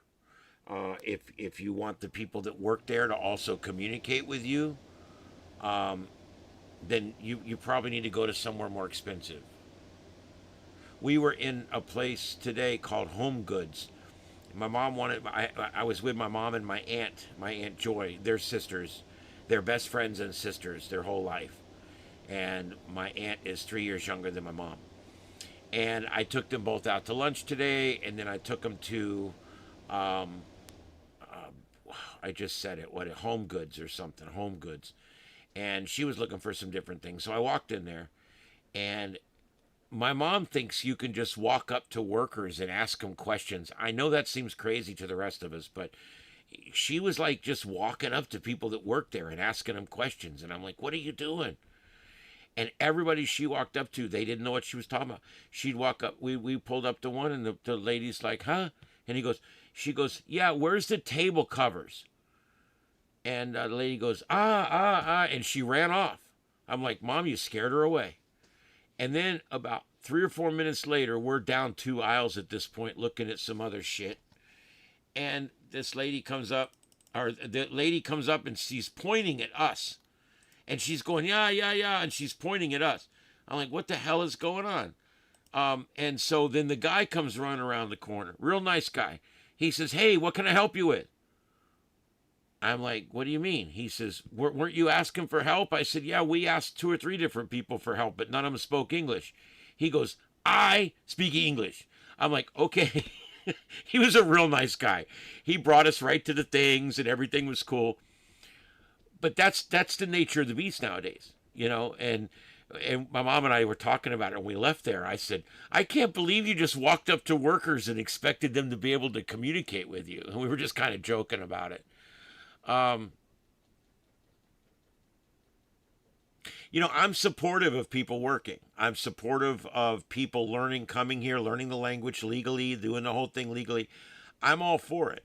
I will admit that if you're going to come here, you do need to make an effort to learn English.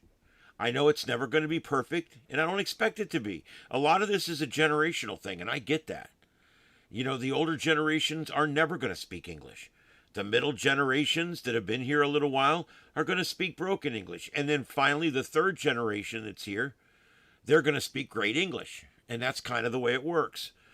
But it was just crazy to me that everybody in this place, nobody spoke English except the one guy that was like the manager.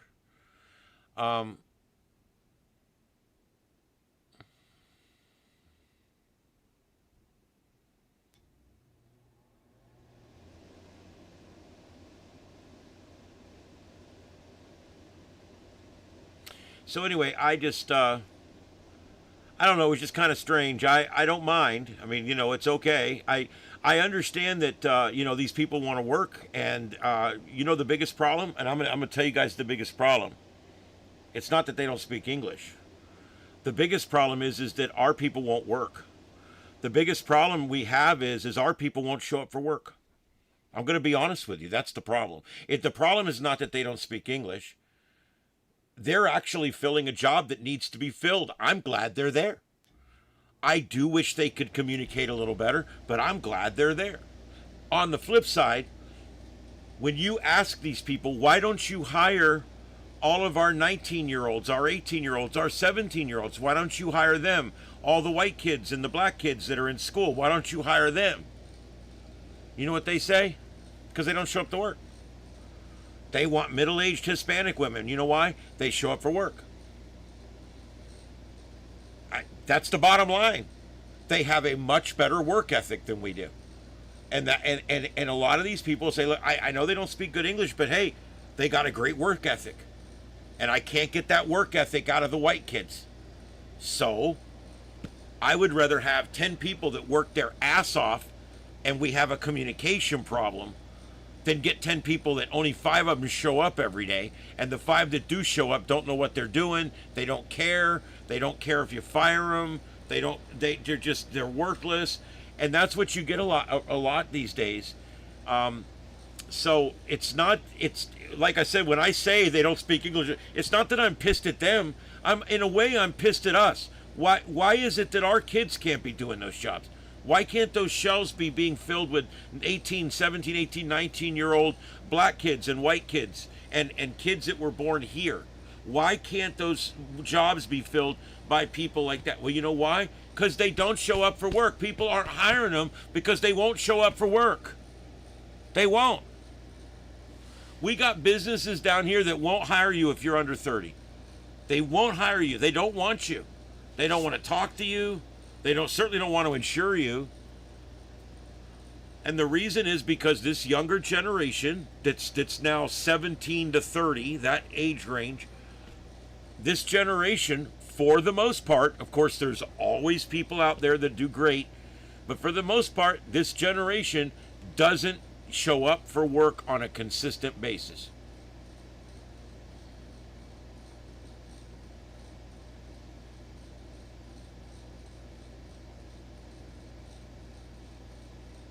I work because I enjoy what I do. The money is what allows me to do it. I know that sounds crazy, Yanni, and I don't know if that's what you mean. I cannot work jobs I hate. So I end up working jobs where I don't make great money because I would rather work a job that I'm passionate about. I'd rather work a job that I love to work. I'd rather work a job where I feel needed and I feel like I'm making a contribution. Those things are important to me. And then when they pay me, it allows me to do it every day. It gives me the gas money I need, the food money I need to be able to go in and do the job.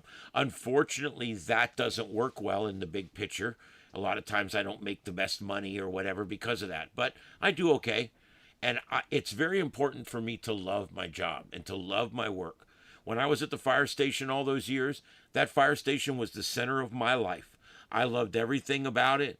And I just have always been about the firehouse. That was my station.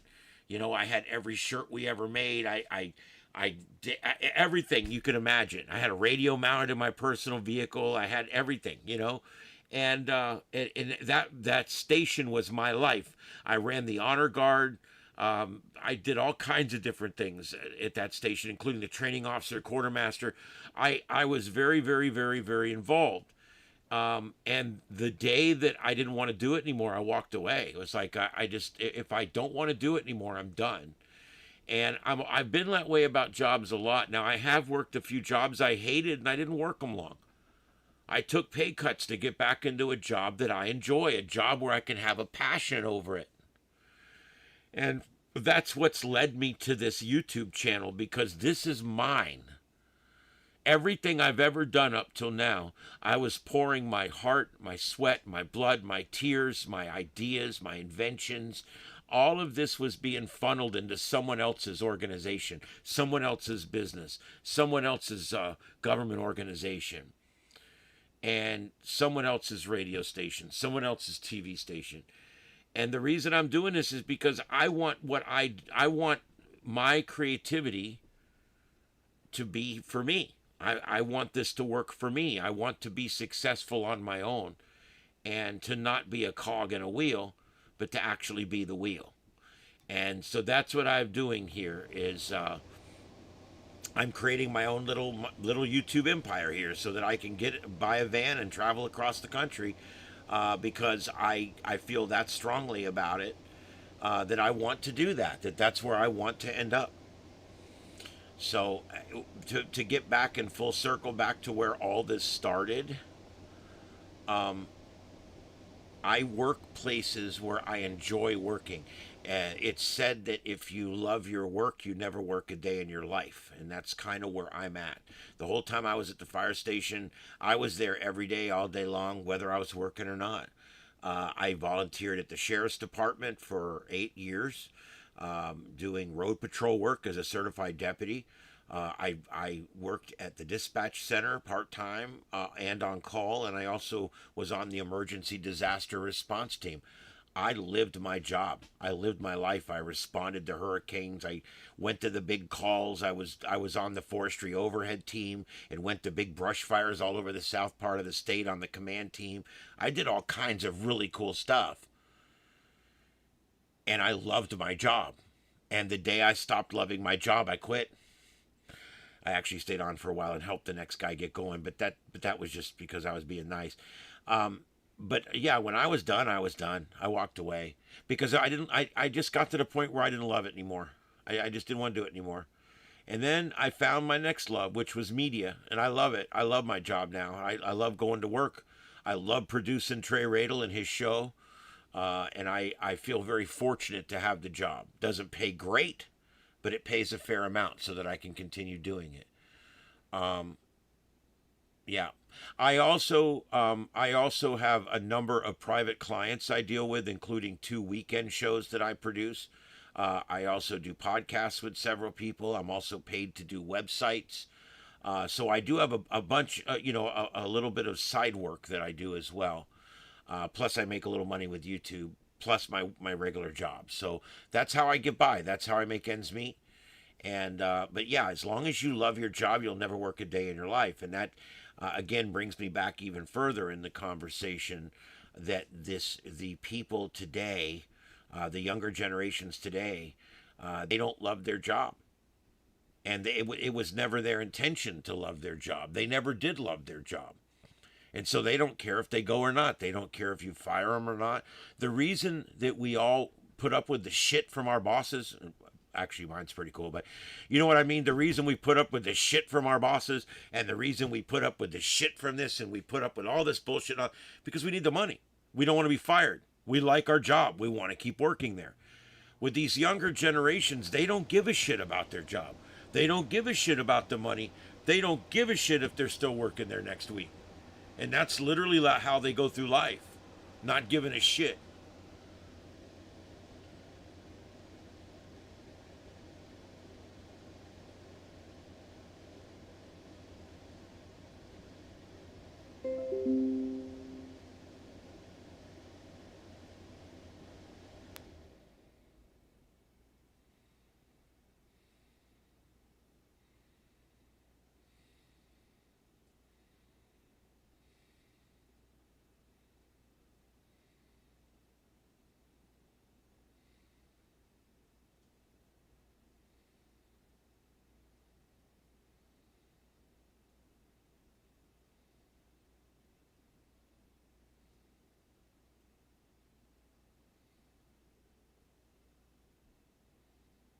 Well, that's true, Dispatch.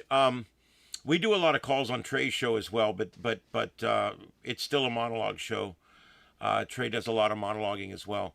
I think it's important. I also agree with you. I have much more contact. We have a text line, and we have call-ins. We take an average of about 10 calls a show. So it's not that many. Sometimes on an Open Lines Friday, we'll take 25 calls. Other days, there'll be breaking news. We won't take a single call all day. So it varies wildly depending on what's going on. The text line is always rolling. So when I'm at work, the text line gives me that, what I call instant info. It gives me that, thumbs up, thumbs down. People think I'm crazy. People think I'm stupid. And I like to see a little bit of that because I like to be able to see if what I'm saying is resonating. If I go on and on and on about a topic for 10 or 15 minutes and you guys are all talking about something totally different and no one ever mentions what I'm talking about, I stop and go to something else. I do that. I'm like, oh, nobody's listening to me. And so I back out and let's go down a different road. Let's talk about this. And I try to find stuff that engages you guys and that you want to talk back to me on. Some people would say that's too much attention to detail. Some people would say that real-time feedback will actually lead you in the wrong direction eventually. And I don't know if I believe that either. Memdani's making an announcement. Oh, Christ. All right, let's see what this is about. That's number 3. Through the first 3 months of the year, there have been 0 murders, as the mayor mentioned, in Staten Island and in the Bronx. There were 2 more murders this year than in 2025. Robberies declined nearly 8% across the city in the first quarter, with decreases in 4 of 5 boroughs. In Q1, burglaries fell 21% citywide, bringing us to the second lowest level in recorded history. Residential burglaries are also down nearly 20%, reaching record lows. These numbers were driven by our precision task force approach with patrol officers, detectives, intel and crime analysts, and specialized units all sitting in the same room working the same problem with the same information. Citywide grand larceny declined nearly 4%, continuing the downward trend that we saw last year. Auto theft fell nearly 4%, a shift for... Remember, statistics don't lie, but liars make statistics. This is the first year since 2021 that felony assaults have declined to start the year, with 44 fewer incidents than the same period in 2025. The only crime category that we did see an increase in is rape, which were up 10% citywide compared to last year. As you know, the state law changed there's in something to be September proud of of. 2024, which rightfully broadened the legal definition of rape to capture the full range of these crimes. And since that time, we have enhanced our partnerships with survivor advocates and partner agencies to help survivors come forward and report these crimes. The reductions that we saw in major crime also extended into our transit system. Last year was the safest year on our subways since 2009, outside of the pandemic era. This year, we have sustained that progress, ending quarter one down approximately 1% compared to last year. Some of the most significant declines that we saw in the first quarter are in public housing. Overall, housing crime... Why is Memdani taking credit for this? I mean, this all would have had to happen a year ago to be counted in statistics right now. I mean, this is ridiculous. And something else, we had a situation here where they wouldn't give our sheriff a raise because they're like, look, your calls only went up by 1%, but you want a 5% raise. That's ridiculous.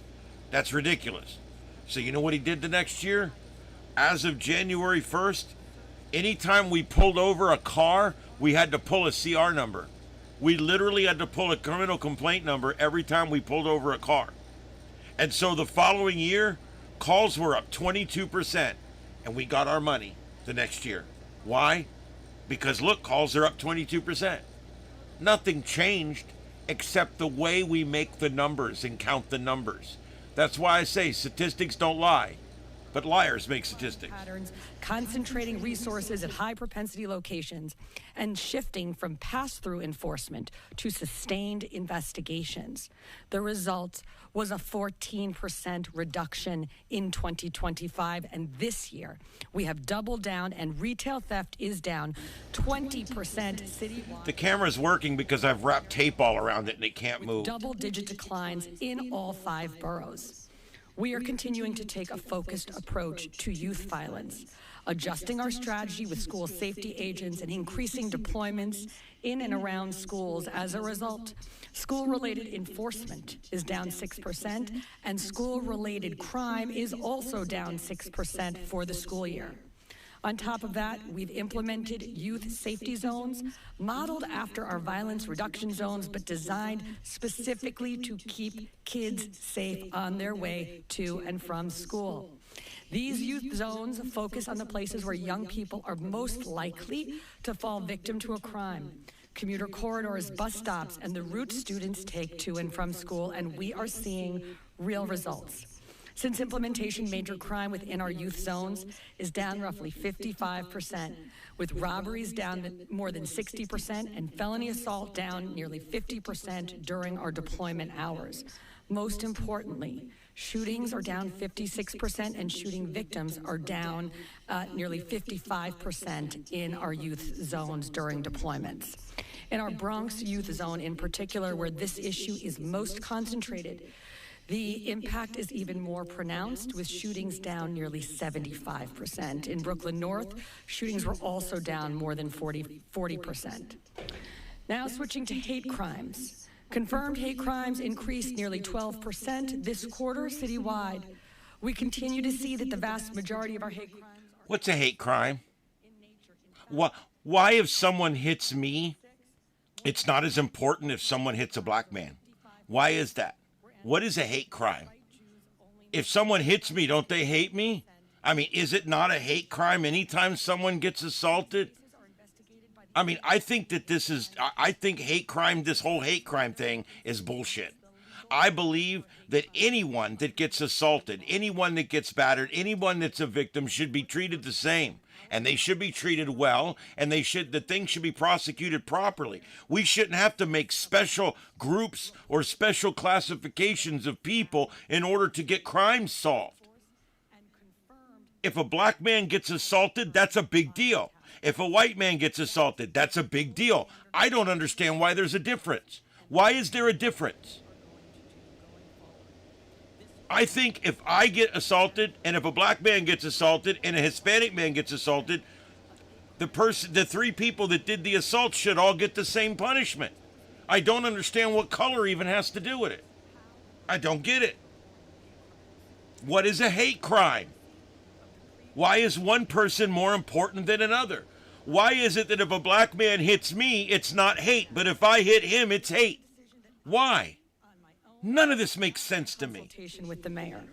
As you can see, we are continuing to drive crime across the city down by focusing on the people driving violence and the places where it is happening.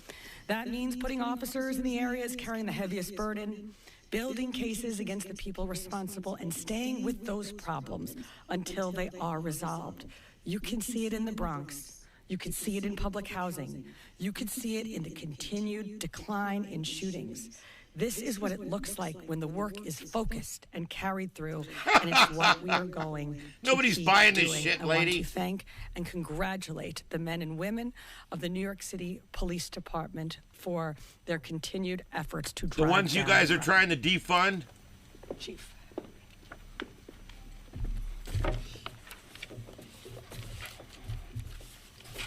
A lot of papers here.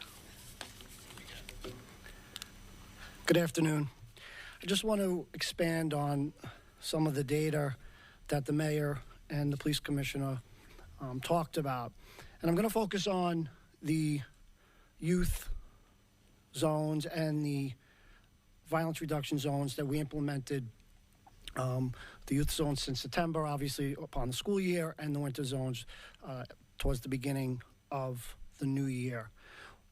When we talk about what goes on in those zones, a lot of times, you know, we just talk about foot posts. Well, that's part of it. And I think this is the best. That. Let me tell you something. These liberals and their numbers, they just change the numbers.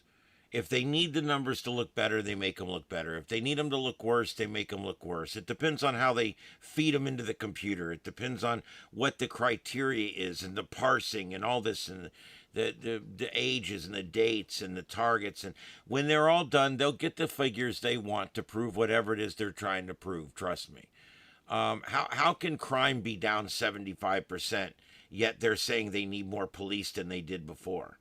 I mean, there's a lot of non sequiturs here.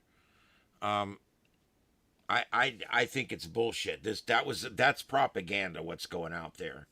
That's just propaganda. Oh, look, we got a communist mayor now, and everything's so much better all of a sudden.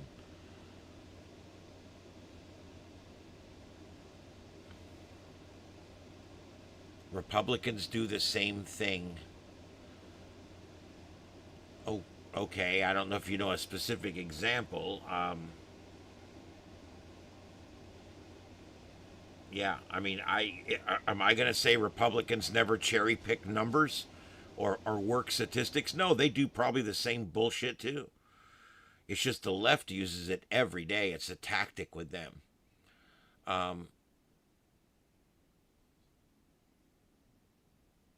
It doesn't make sense, Matt.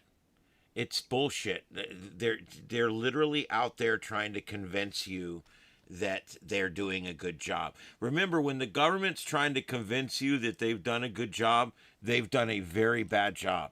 That's why they're out there trying to convince you that they did a good job. That's the way it works. The whole one of the same coin thing, guys, that argument doesn't work with me. You could be partially right. I'm not saying you're wrong. All I'm saying is you have to have a team in the fight. Anybody that says, well, both sides are corrupt, so I don't support either side, that's fine. You'll never win, and you're doing nothing to help make this place better because you're throwing your vote away. All right? It's that simple. You have to pick the best of the two people that you have to choose from, and you have to do the best you can. A no vote or a vote for a third party is a wasted vote. So if you want to waste your vote and literally make it meaningless, then go ahead. If you're one of these people that makes you feel better to just say that every single person's corrupt, they're all dirty, they're all bad, they're all horrible, they're all terrible, if that makes you feel better, that's fine. Okay? And to a degree, you're probably correct. But that doesn't fix anything. That doesn't solve anything. It's a cop-out. It's literally saying, I give up. I give up. First of all, I don't believe, I partially believe what you say about there's corruption on both sides. Yes, completely agree. Absolutely, I do. However, one side's for the good guys and one side's for the bad guys. And if you can't see that, then you're blinded. I'm sorry, but you're blinded. If you can't see, or you're a Jew hater. There's a lot of people here. I get people through here that you're fairly reasonable until we get to the Jews, and then all of a sudden your hatred for the Jews screws up the way you think about the world and everything around you. I see that a lot lately too. But if you look at it, the Republicans are for what's right. They're for law and order. They're for a proper transition of power, meaning honest elections. They're trying to pass an act right now to make sure that every single person that votes is eligible to vote. That's responsibility. That's the way it should be.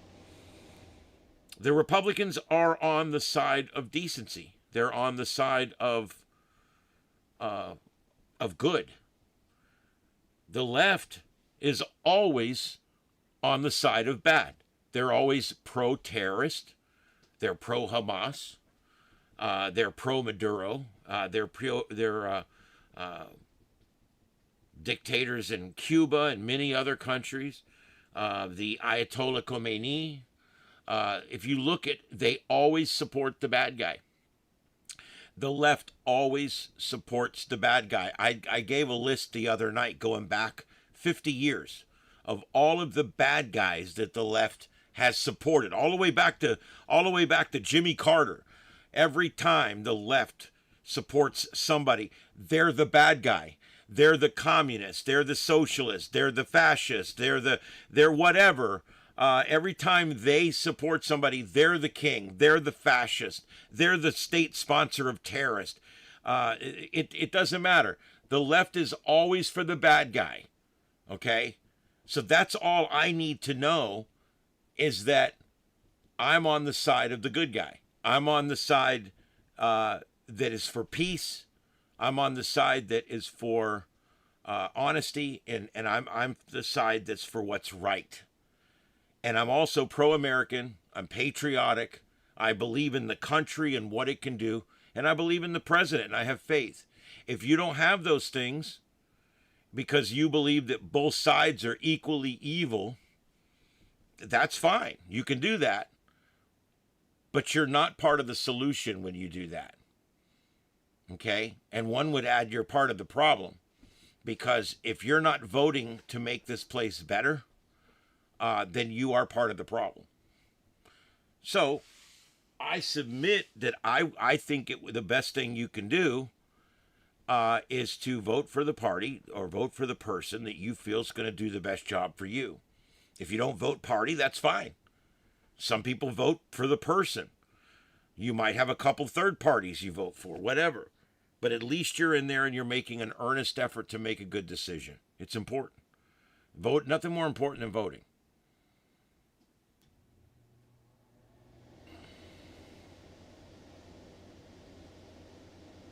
Golden, it's all about principle and logic to me too. That's why I end up on the right.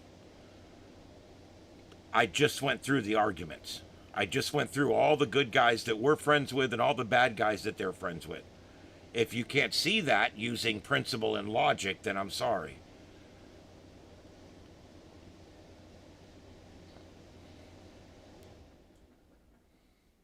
The people are tired of the systems.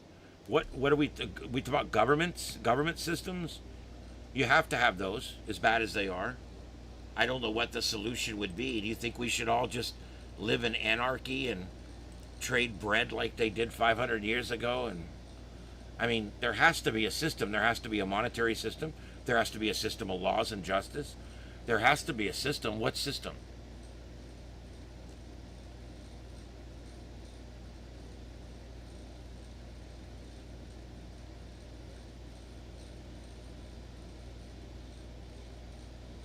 Yes, your local vote is the most important vote you make.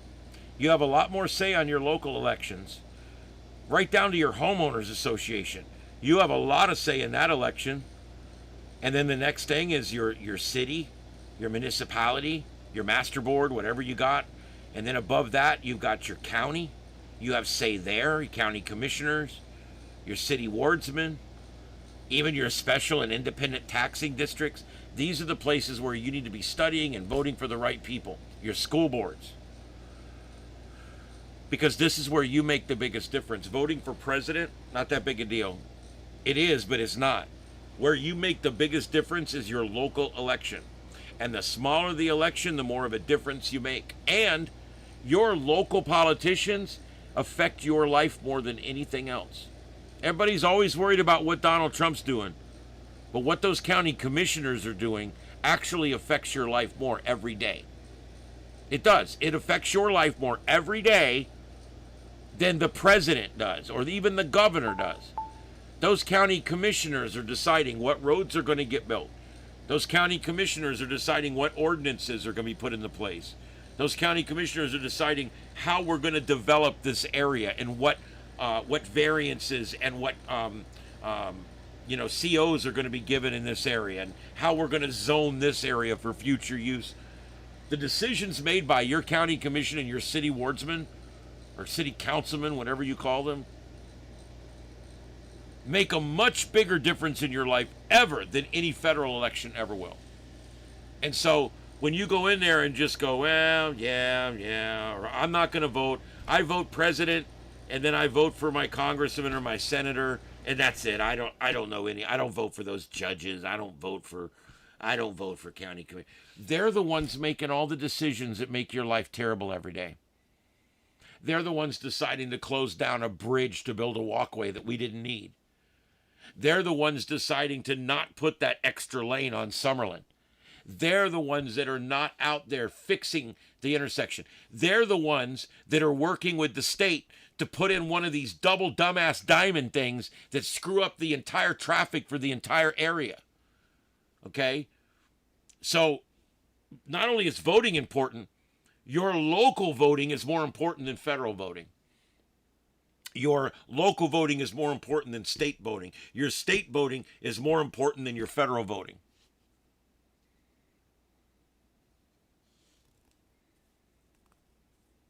Yes, you give the politicians your power with your vote. That's why you need to make a good decision.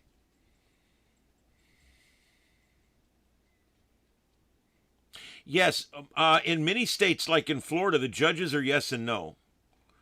And it'll say, do you wish to retain Judge John Smith in his position? And I'm going to tell you something now that some people may disagree with. I always vote no on the judges. And it's not that I hate all the judges or I think they're doing a bad job. It's just that 80% of the people are going to vote yes. And I vote no, because I think we should switch them out every 6 or 8 years. I don't think people should be able to be judges for the rest of their life. You know, when we give people lifetime appointments, everything from a judge to the Pope, when we give people lifetime appointments, that's when trouble really begins. That's when trouble begins. Because you talk about a lame duck, they're lame duck for the rest of their life. So I don't believe in any type of lifetime appointment, whether it's the Supreme Court or the Pope or anything. I don't believe in any kind of long-term. I also believe in absolute 8-year term limits for all positions. Everything. Congressmen, senators, state assembly members, congressmen, state house members, all of them, governor, they all should be a max. Like down here, our governor can only be governor for 8 years. Now, he can leave for 4 and come back. But I don't care if they leave that part or not. All I want is I want to make sure that,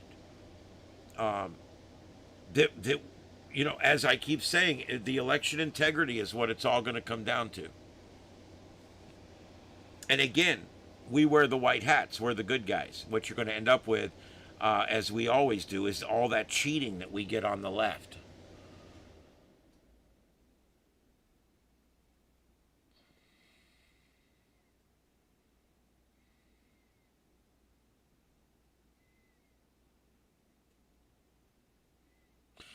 Golden, that's where these communists want us to go, for sure. If we let the left have their way, we'll be communists. The state will own everything, and we won't have to worry about nothing, and we can just sit in our ignorant bliss and be happy. And that's not the way I want to live.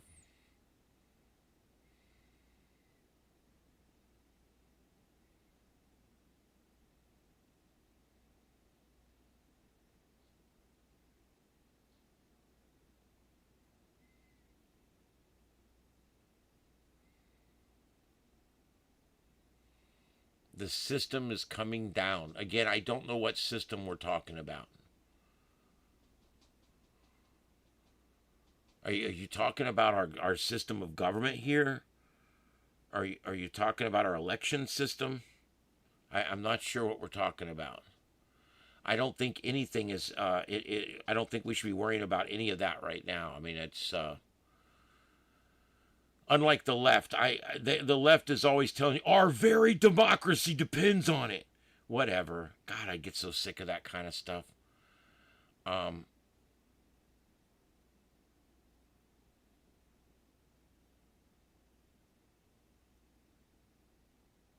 agree. We should not be. We should not have career politicians ever. 8-year limit, every office. If you want to be the governor for 8 years, that's fine. Then you have to go run for something else. You have to go be a senator, or you have to go be a president, but you're not going to be the governor again. I'm perfectly fine with that. I think you should only serve in each position 8 years. And the reason is because these people get in there, they get comfortable. Look at Nancy Pelosi. She did that job for 50 years or something, and she's just as worthless now as she was 50 years ago. It's literally just a waste.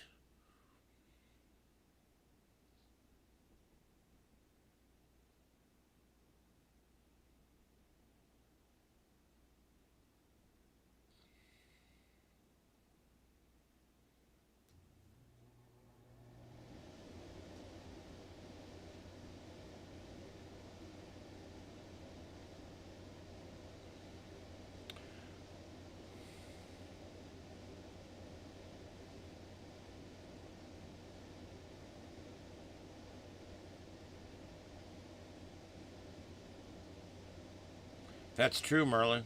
That's what happened in Iran just recently. They, just before Donald Trump went in, that's, I think, part of the reason he went in, they mowed down like 26,000 people and killed them. Why? Because they were exercising speech. Yep, that's why. And you know, that's a human atrocity right there, as far as I'm concerned. I agree with that. I do agree with that. I mean, we got to start with things like all this Somali fraud that's going on across the country, and all of this welfare fraud and all of this immigrant fraud. There is so much fraud, so much waste, so much abuse. We have to, some of the things we have to do, the SAFE Act, we have to get these elections fixed.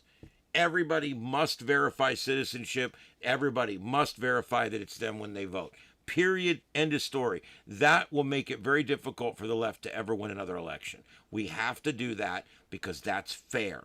Okay? We're a conservative country that has been pushed around by leftists cheating the system for way too long.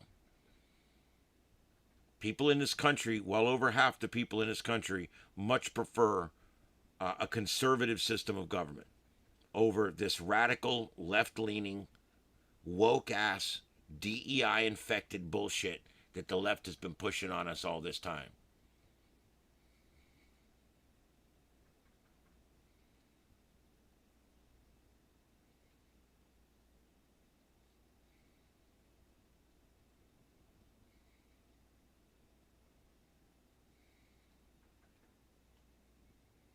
$45,000 they killed, yeah. That sounds just like as good a number as any because we don't really have exact numbers. Yeah.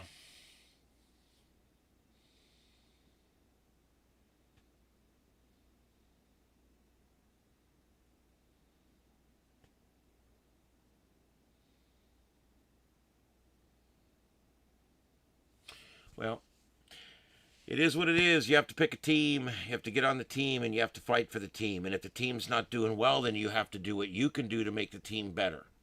If you don't join a team, then you're never going to win. The only person that goes to a football game and doesn't win is the person that doesn't have a team. And this is a race to win. We have to win this. We literally have to fight for our way of life because the left has made it their business to fundamentally, Barack Obama said this over and over again, that they want to fundamentally change the United States of America. And that's what they're doing. They're trying to fundamentally change the United States of America. That's literally what they're doing. No, I don't. I'm not expecting a ground assault. The only boots on the ground we might see is on that one island that's such a strategic problem. Possibly islands, possibly little things like that. But a land invasion, no, I'm not looking at any kind of land invasion. I don't think it's going to happen. And if it does, it does. And I'll admit that I was wrong. But I don't think that's going to be the case. That's true. We have the rule of law. There is one side that is for the rule of law and for normalcy and for legality, and there's one side that is anti-legality. There's one side that's always for the bad guy. There's one side that let out thousands and thousands and thousands of felons out of jail. There's one side that supported Hamas. There's one side that supported the Ayatollahs. There's one guy that supports the leader in Cuba. There's one side that supports the leader of Venezuela and wants him to be returned to his country. Okay? If you guys can't see that, I don't know what to tell you. The facts are there. The only reason people still hate the right, the number one reason people still hate the right after all the logic and reason is put out on the table, it just comes down to they hate Jews. That's literally what it is. Jews are a lot like abortion. It's kind of a quinky dink that actually skews elections. It's a single issue that actually skews elections.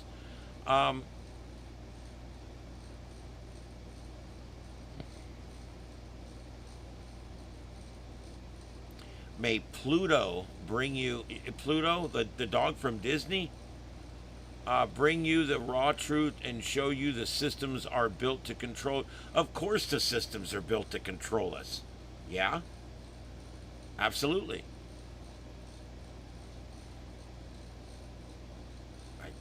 Okay. You're not going to get an argument with that. But they're still the systems we have. What would you propose? No system at all? What do you want? Anarchy? Are you a purge guy?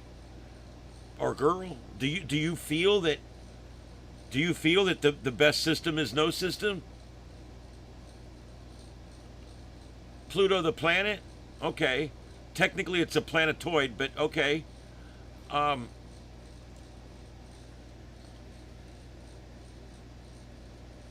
There's no logic or reason in politics. I don't agree with that. There's logic and reason in politics. It just normally doesn't jive with politics. But there is logic and reason. It's just hard to find. I agree that most of the time politicians are, when they always seem like they're pushing down the wrong path. And that's because they're doing it for their self-gain. They're doing it for their own special interest. They're doing it for their own party. And the left, they're bad about that. The right is as well.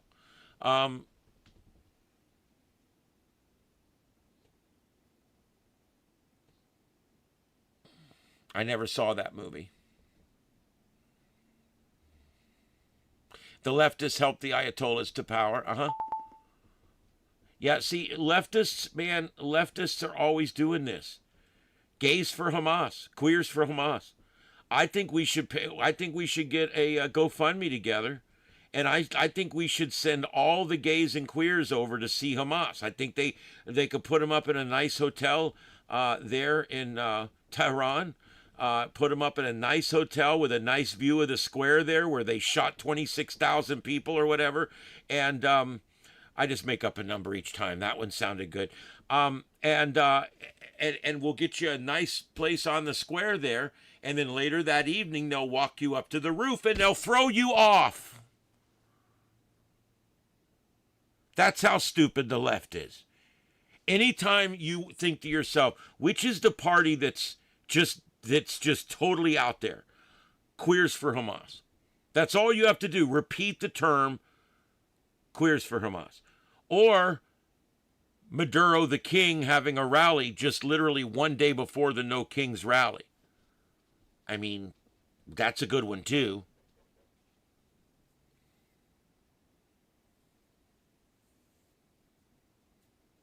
I don't recall it that way with Reagan.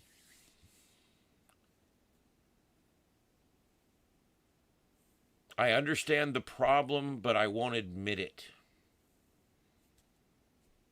I don't know what it is you want me to admit. The world will meet soon. You have no idea what Pluto can do. Pluto will destroy system and everything. Why I don't understand how Pluto's involved in this at all. It's a planetoid. It's so far away it can't possibly affect anything. I don't understand. Is this an astrology thing or an astronomy thing? Help me out here, because I'm confused.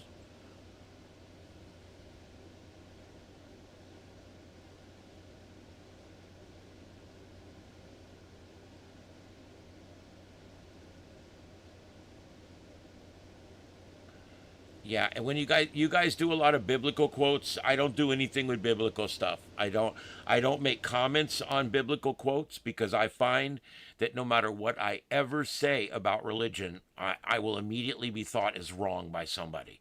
So I don't talk about religion at all. I don't get involved in it. I consider myself a Christian and a good man and a good soul, but I'm not going to get bogged down in all the religious stuff. Yeah, there's Dispatch putting in, that's the other channel. If you guys haven't checked it out, please go hit a subscribe on that other channel at Starship After Dark. That's our backup channel. There's only one stream up over there right now. This one went down. I don't know why. The computer died. I got to figure out what happened. This is the first Linux machine that's died. It shut itself off. I'm going to turn it back on and figure out what happened.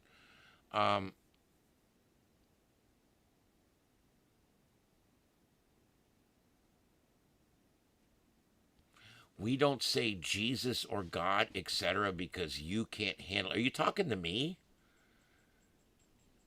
I can't handle it. I speak of God all the time on here.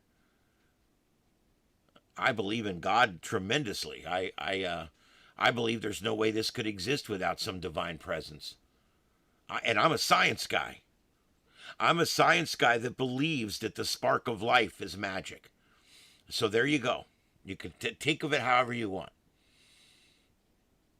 because I call it that because I don't understand it, not because it's not science. I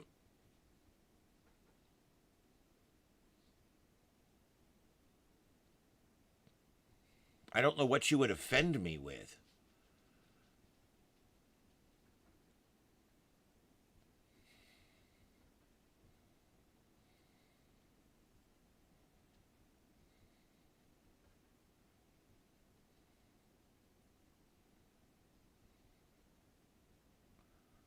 Oh, I see what you mean. You're talking about everybody else don't talk. No, I know, and I purposely, to be honest with you, the fire truck's up there at Skid Row. Another great use of L.A. County's finest. The engine just pulled up. The 5 dykes will get off and see if they can help the person. All right, so anyway,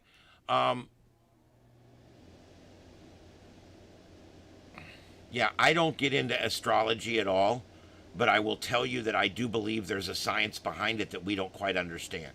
And if you believe in it and you understand it, good. It's just not my thing.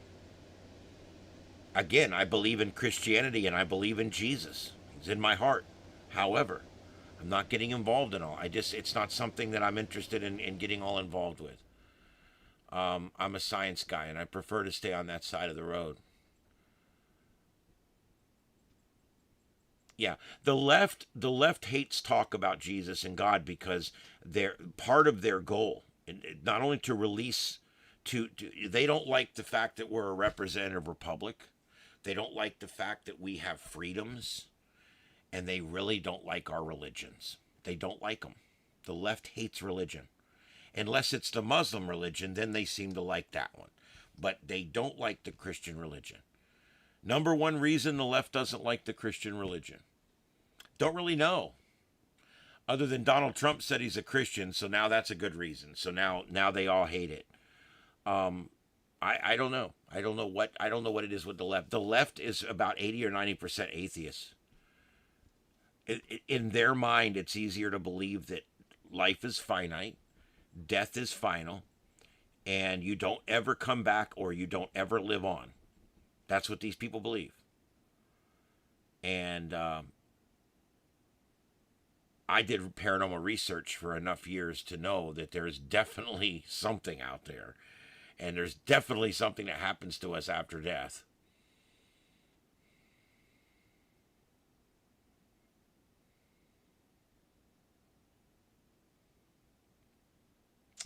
That's cool. I've messed with a little bit of that. We had people in my group that were getting into some of that and the hypnosis and stuff. I did a few things. I did sensory deprivation a few times. I've taken parts in some pretty weird experiments. I would also sit in a high EM field and see if it would affect my brain to the point that I could see something. I did all kinds of stuff. Nothing that would hurt me, but energy fields and things like that. Colored light, different frequencies of energy. We did a lot of that kind of stuff when I was doing ghost hunting, because I knew that contacting ghosts or contacting these intelligences, as I call them, because I try not to call them ghosts. I try to call them what they are, which is some kind of intelligence that we're trying to communicate with. And when it comes to these intelligences, I wanted to communicate with them. I really did. I wanted to find out who they are, what they're doing. And I believed that it was a matter of our environment. That's what it came down to, our environment. Temperature, humidity, light frequency, sound frequency, resonance frequency, electromagnetic frequency. It all has to be just right, and then we can communicate with the other side. And we did a lot of work with a thing called digital dowsing, where it would actually take readings of the atmosphere. It would take pressure and temperature readings, and it would turn those readings into spoken words. And the entity could sit there and manipulate this box and make it say different things by changing the temperature or the humidity or the pressure. And we had some success with that piece of equipment. There's a lot of, so I know there's something there, whether it's our dead grandma or whether it's aliens or whether it's extra dimensional, extra temporal, extraterrestrial, or whether it's our imagination. I don't know. I'm trying to find out. I really want to know more about it. And that's why I started that group, and I did it for a while. But I found out very quickly that when you have a group of 10 or 15 people, you've recruited them all, you've uniformed them all. I spent a lot of money putting this team together. I bought all the uniforms, I bought everything. And we would travel to places. We built a trailer. We were doing all kinds of neat stuff. And you know what I came down to? The people in my group, they really didn't. They wanted to just be like Jason and Grant on TV. They wanted to play around. They wanted to go walk around the cemetery at 3 a.m. They wanted to go to the haunted houses and investigate people's houses that are haunted. They wanted to check out all the new technology and all that. But they would never actually even learn the science. I had people on my team for 6 months that never learned the names of the 12 pieces of equipment that we used. Oh, I had that lighty-uppy blinky box thing. Get the F out of here. You're fired. Oh, my God.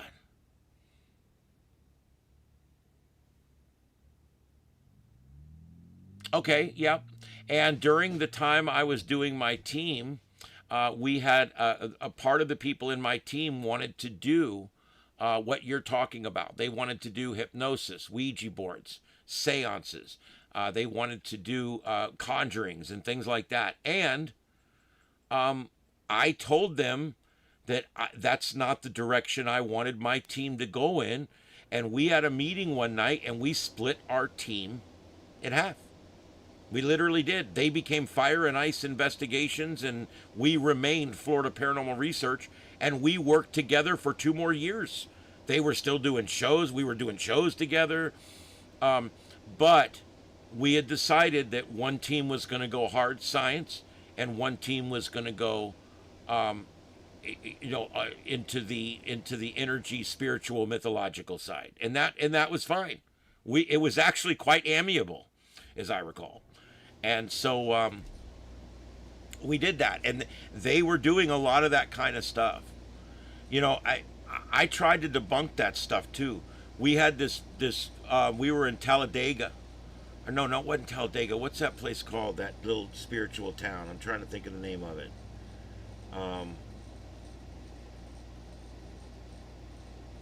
I can't think of it. But anyway, we're there, and the people are telling us, hey, this is where they do the seances. And there's always things that happen during the seances. And what I offered them was I offered to set up 12 cameras in this room.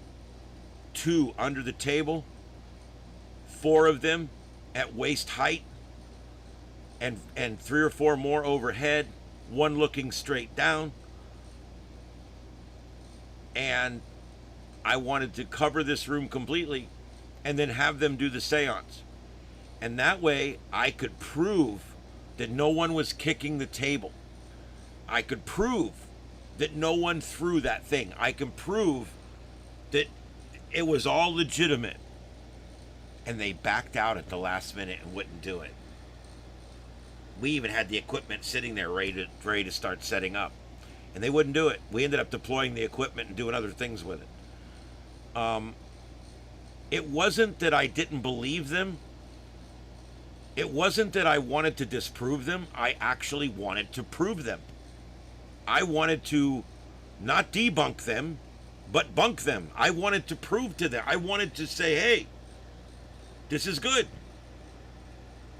We were recording from every angle possible, and these things happened, and we can confirm that no one hit the table with their knee. We can confirm. And so it was a little disheartening. It really was. But I did want to get into some of that. But like I said, we kind of just went hard science.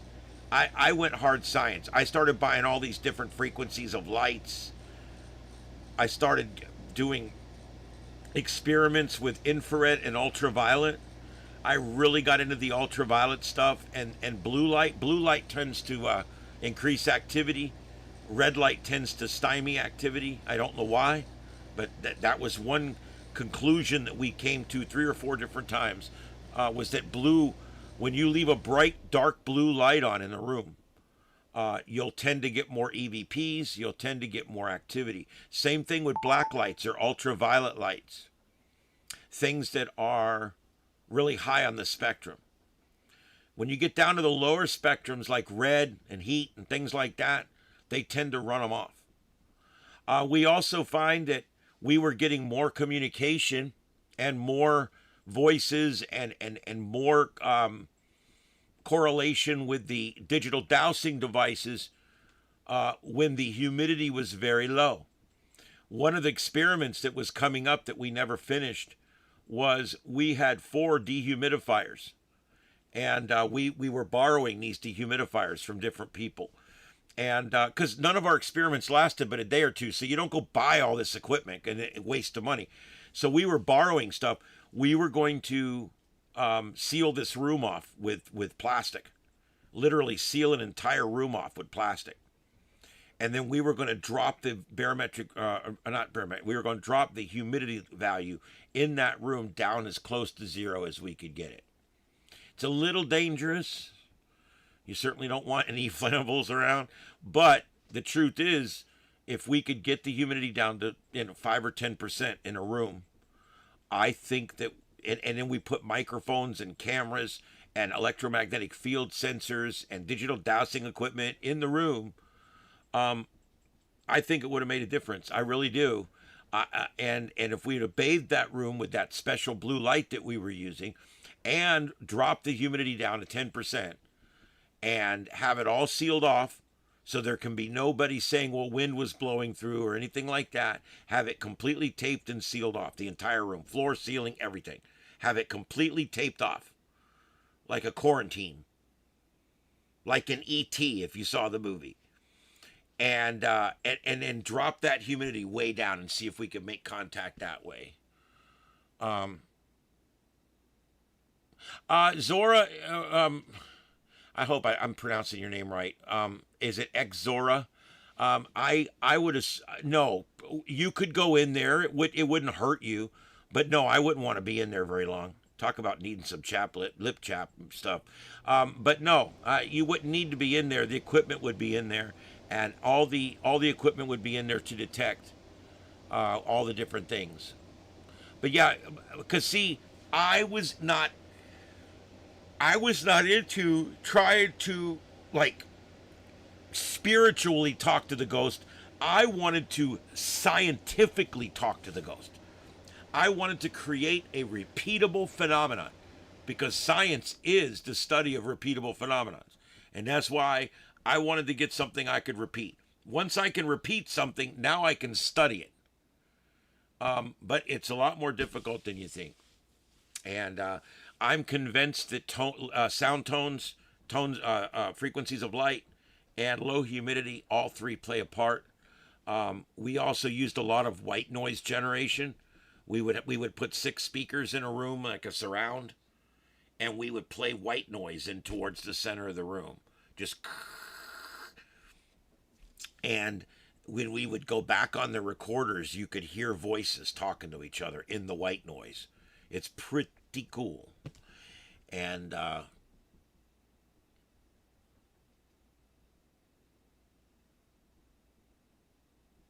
yep, we're doing predictions. If you guys throw a prediction in, please put my prediction, and just put no more than 2, please. My prediction for 2027 or whatever, and just stick it in there, and Dispatch will capture it, and we're going to consolidate that list down, and we're going to hold on to it. And then right around New Year's, we'll do a show where we actually will go through all the predictions and see, we'll see who gets them right and who doesn't. We'll see who, because I mean, you know, this should be a lot of fun if you think about it. We'll have the bell and the buzzer, and we'll figure out who's right and who's wrong on the predictions. I think it'll be a lot of fun. This was, it's not an original idea. It's something Dispatch came up with because we both saw it on Coast to Coast. It was a thing they do on that show, and that's such a great show. Coast to Coast AM with George Norrie on 650 radio stations every night at 1 a.m. Eastern. Um,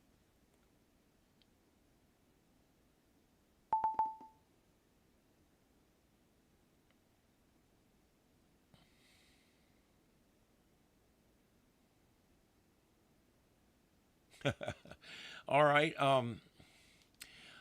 Yeah, I've had a few experiences.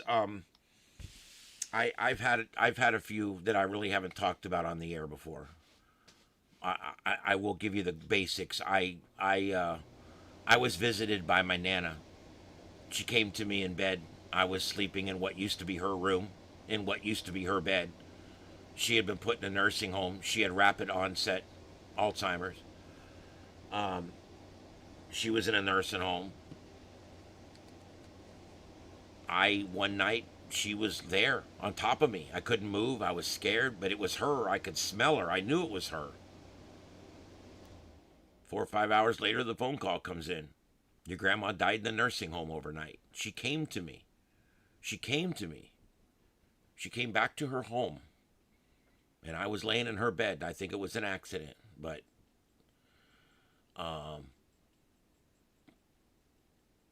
yeah.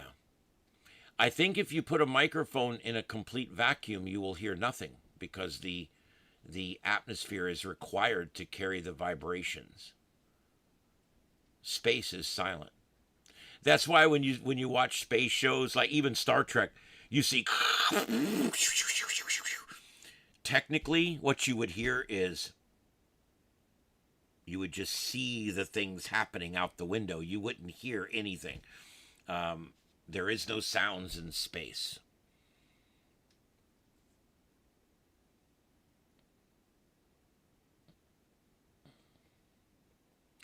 When you say in a vacuum, you would be in a spacesuit in the vacuum?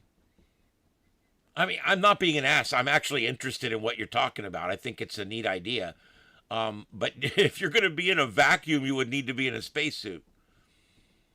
Or a vacuum suit of some kind, a pressure suit, I mean.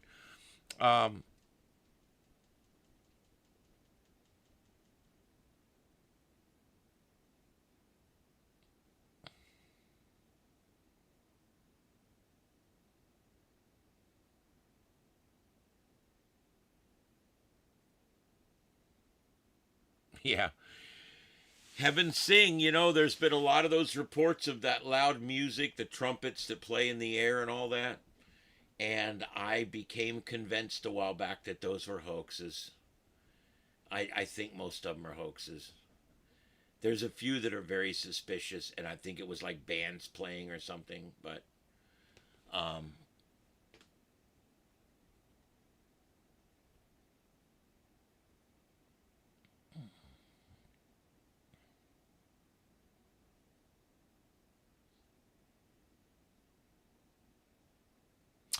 yes, you couldn't do EVP work in a vacuum because the EVP would require air in order to be formed and be made. Now, some people believe EVPs are made on the magnetic tape. We actually used to run digital recorders, and we would also always run a cassette tape. We had those old cassette players, and we would always run a cassette tape. Why? Because some people believe that it's the magnetic process with the tape that captures the EVPs. Truth is, we never captured an EVP on the magnetic tape that we didn't capture on the digital. Therefore, I can't say that I think that's what happens. I don't think that's what happens. But there's a lot of people that think that the transfer onto the magnetic tape is where the voice is captured. I don't know. I don't think so.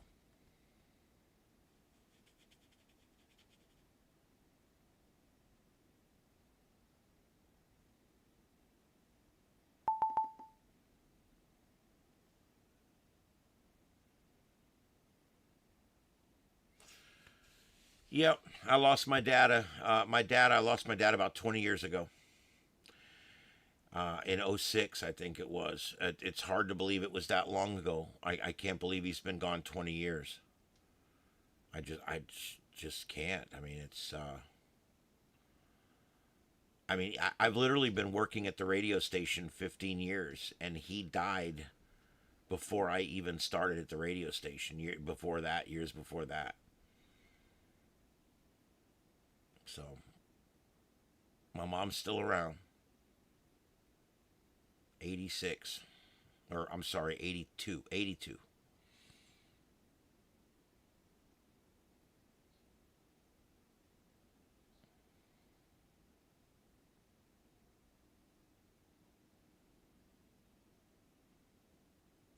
Yep.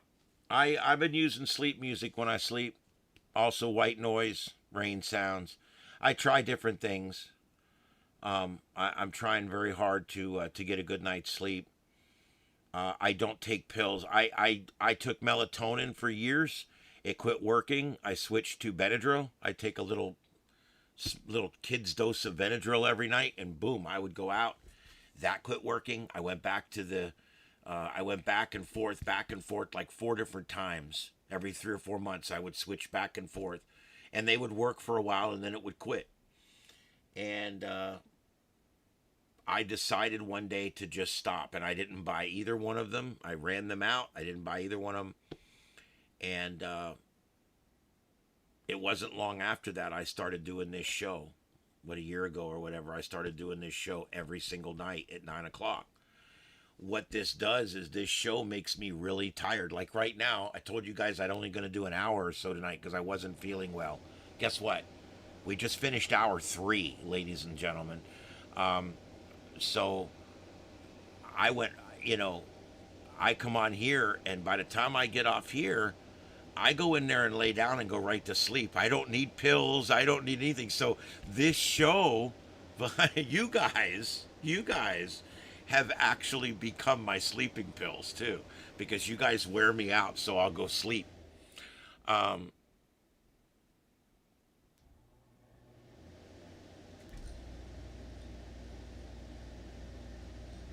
Yep. Exora, I agree. My dad and I never had the perfect relationship. He was a hard nose. He was one of those guys that would go around town and tell everybody how proud he was of his fireman son. My son's a fireman. He's a chief. My son's a lieutenant. He runs a whole station. My son, that was my dad. But in front of me, I was a loser. He really didn't. He never called me names or anything, but he would always make it seem like he wasn't real happy with whatever it was I was telling him or whatever it was I was doing. It was just a thing with him. And I always hated that. It's like, come on. I really wanted to be tighter with my dad. Now, my mom and I are best friends, and we have been my whole life. We've had a great relationship over the years. There's something about a mother and the firstborn. I don't know what it is, but I've noticed over the years that a lot of times, if it's a mom and the first boy born, a lot of times those two will be very tight. And it happened with my mom. Her and I, like I said, we've been best friends my whole life. My whole life, I've come over and ate dinner every 3 or 4 nights. I come home, I'd come over and cook dinner, and I hung out with my parents every 3 or 4 nights. I would go over to their house. I've just always stayed very close to my parents. I love my parents, and they're my friends. They were my buddies. They were always there. They had my back. My mom still does. That's why now that my mom needs me so much, and after the stroke, she has a hard time doing almost anything. She can take care of herself, basically, the basics, but it's difficult to go on a trip or even to go to the mall. It's difficult. But you do it because you love that person so much. And that person wiped my shitty ass for several years, okay? That person did everything that had to be done for me. That person carried me in a womb for 9 months. Well, in her case, 7.5 months. I was very early. You know what they say about the smart ones. Anyway, so I ended up just becoming very good friends. When I was born, I was about this big. Okay, I was almost 6 weeks early, and I was a very small baby, 5 pounds or something. And like I said, it was a thing. I just became very close to my mom, and over the years, my mom and her sisters and her brother and my family, I've just been very close to my family over the years. I just love it.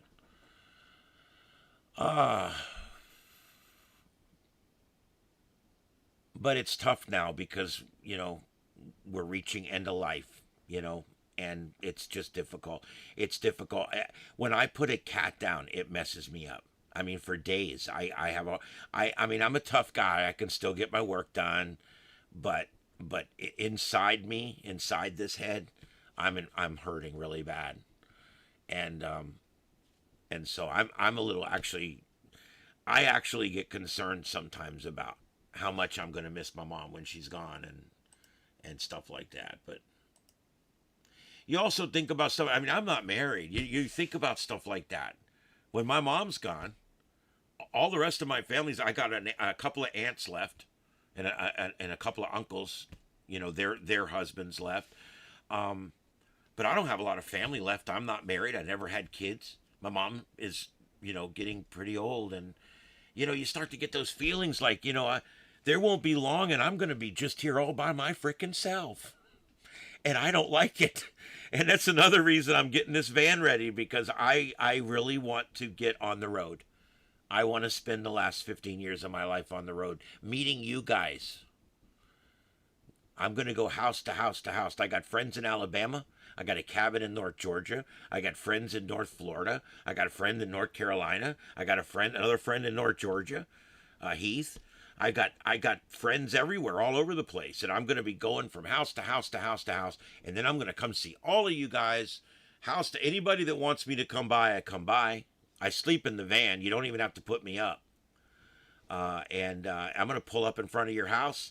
You're going to know I'm coming. I won't ever come unannounced, but I'm going to pull up in front of your house, honk the horn, you come out, we do a show together. It's that simple. It's going to be a lot of fun. I can't wait to do it. And I figured if I'm going to be alone, I might as well set me up with a little van and just do it up. And maybe I'll find somebody along the way, too. There's always that.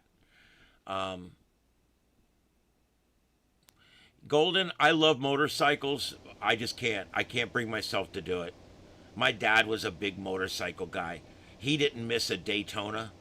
My father went to every Daytona for 30 years. It was a thing with him. It was a thing with him. But with me, I like motorcycles. I think they're really, really cool, but I don't ride them. I rode dirt bikes for years. I love dirt bikes. We did a lot of dirt bikes down here. I owned a dirt bike for a while, but I just never wanted to go on the road with a motorcycle. There every day down here, there's another one dead on the side of the road somewhere, and I just can't do it. I was a firefighter. I worked a guy one night that him and his wife were coming home from a show on his Harley, and he's just riding down the road, and this guy turned in front of him with a trailer, and he hit him. And that trailer had a piece of steel sticking out the back like this, and it took his arm off at the shoulder. When we got there, his arm was laying in the middle of the road, and it took his arm off at the shoulder, and it killed his wife. And he was sitting there in the median, and we packaged him up as quick as we could. He was sitting there telling us, he goes, "I think I'm going to die." He says, "My wife's dead, isn't she?" I mean, it was a very horrible scene. It was one of those scenes you think about for a long time. And we had to tell him, yeah, I think, I don't know, but I think she may have passed. I didn't believe in lying to people. And we got him in the ambulance, and they took off. And then I told my guys, I said, go get that arm, go get the cooler from the station, because we're two blocks from the station. I said, go to the station, get the cooler, fill it up with ice, because we had a big ice machine, fill it up with ice, and get back here in 5 minutes. Boom, they rang the lights and siren to the station, came back. We threw that arm, we wrapped that arm and stuck it down in the ice, and I stuck it in the service truck, and I told one of the guys, I said, go for the hospital, go like hell. I said, they might be able to reattach this thing, we don't know. And so he took off to the hospital, and about halfway there, they called him and shut him down. The guy had died. They both died. And there was something about that call that kind of changed me forever on motorcycles. I'm sorry. I just couldn't. I can't do it. I don't. I have not rode a motorcycle on a paved surface since, and I won't. And that was in 1993. My blood pressure's gone up just talking about that accident. It just, And these guys, and Merlin, I want to qualify. This guy was driving the proper speed. They were both wearing the proper helmet. He was on a really nice Harley. He was not reckless. He was in the lane he was supposed to be in. The motorcycle rider was 100% correct. And that didn't make a bit of difference. So, I love motorcycles. I observe them from a distance. I've gotten so old now, I'm afraid if I took one off the kickstand, I'd probably lay it over on its side, because I've just become so old. I don't know. But I one or two times took a little spin on a Harley just to see what it was like. I never actually rode on the road that much. I've never had a motorcycle endorsement. I just never, I was actually thinking about getting a motorcycle and a motorcycle endorsement, and then that wreck happened, and that was it. I was good. And I'm kind of glad. I think that was God telling me, you don't need one of those crotch rockets, dude. You really don't.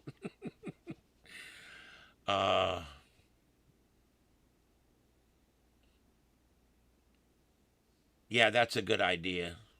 So we know who it is 9 months from now. Yeah.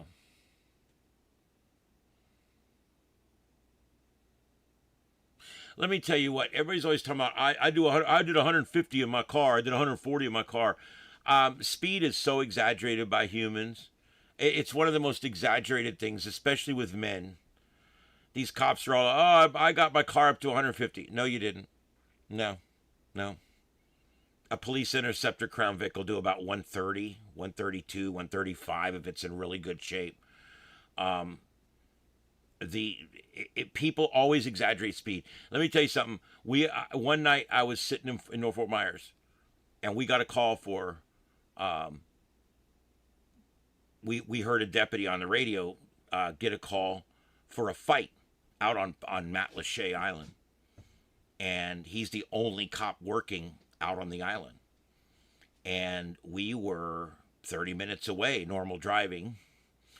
And he checked out. He said he had a large crowd requesting additional units. So she comes on and she says, Lee County, all units, closest unit advised to Matlacha. No answer. She comes back again. Lee County to all north units, closest unit to Matlacha advised, B51. I'm like, I keyed up. I said, Zone 3, Lee County. I'm at Weaver's Corner. Said 10-4 Zone 3, you're the closest unit. Respond code 3. Officer needs assistance on Matlacha Island. Large group outside of a bar fighting. I said 10-4, we're 51, code 3. We were a two-man unit, which helped. I was an auxiliaryman, which made us a two-man unit. So I got that Crown Vic. It was a fairly new Crown Vic, like a 90, probably would have been about a 94 or 95 Crown Vic, fairly new. And I overdrove that car all the way to the island. I drove it way too fast, I drove it way too hard, and I drove it way too long. And I've never before and never again drove a car quite like that. I don't know. He yelled on the radio at one point, and you could hear everybody screaming, and over the top of everybody screaming, you could hear him yelling 24, which is officer down, 1024. And I just pushed the gas all the way down. And I was going as fast as that car would go. And you want to know something that I didn't really realize? When you're doing 130 miles an hour, you really have very little control over that car. You're basically pointing it in a direction. You're no longer driving it, you're pointing it. And so when people start telling me about how I was going 130 and I went around this corner going 160, kiss my ass, okay? I was in a police interceptor and it would do about 130 miles an hour. And when I got it up to max speed, that thing started groaning out. It was floating across the road. It was scary as shit. And that's one of the best cars to go fast in. They're made for that shit. And so I don't know, I'm a realist when it comes to speed. Because I actually pushed it hard a couple times. We used to have a rescue squad that would go over 100 miles an hour. It was effing dangerous. We never should have done it. A lot of times we didn't. But when the situation called for it, we could step it up. And we got there that night, and we pulled up, and there's the barmaid was down in the water puddle holding his head up out of the water when we got there, and he was unconscious, and his gun was gone, all of his equipment was gone, his radio was gone. They had taken all his equipment and threw it in the woods, and they beat him and kicked him. He was half dead, and we pulled up there. They all ran off.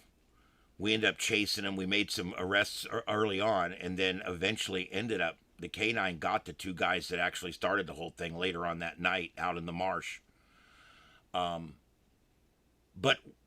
the moral to the story that I learned that night, because as I pulled up, the front wheels on the car were about to start on fire. The brakes on the front were glowing red hot and ticking. And I had about 6 warning lights on the dash, including engine heat warning, transmission heat warning, brakes, caution and warning. And the car, we literally drove it from there to the shop and dropped it off and said, in a very hard pursuit, please check everything.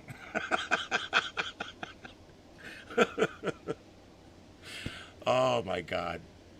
But that the moral of the story is, though, that's the fastest I ever drove a car. And so when I hear all this bullshit about people, I was going down Interstate 120. When you go over 100 miles an hour, you really aren't driving the car anymore. You're pointing it. And I know, because I almost killed us that night 2 or 3 times. I almost lost it. That thing would start, the back end would start going back and forth. At about 125, she would start this harmonic shimmy back and forth like this. And it would just keep going. And no matter what I did with the steering wheel, I couldn't null it out. And yeah, it's kind of like flying without ailerons. It's anyway, it's crazy. Let me just put it that way. So when people start telling you they're doing 150 in their Toyota Corolla, yeah, bullshit. Bullshit. All right. There we go. My Honda Cube, my Kia Cube did 195 on the freeway in Nebraska. I bet it was uphill too, wasn't it? Oh, I love it. The Geo Metro, I remember those. The only thing worse than the Geo Metro was the Yugo, which was a Yugoslavian-made car. Do you guys remember the Yugos? Come on now, that was some shit right there. Oh, man. There you go.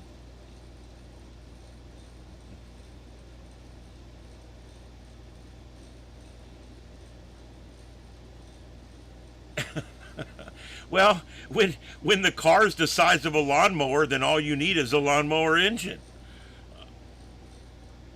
Uphill in the rain, there you go. In the snow, it's even worse. You the kitty's got the all caps.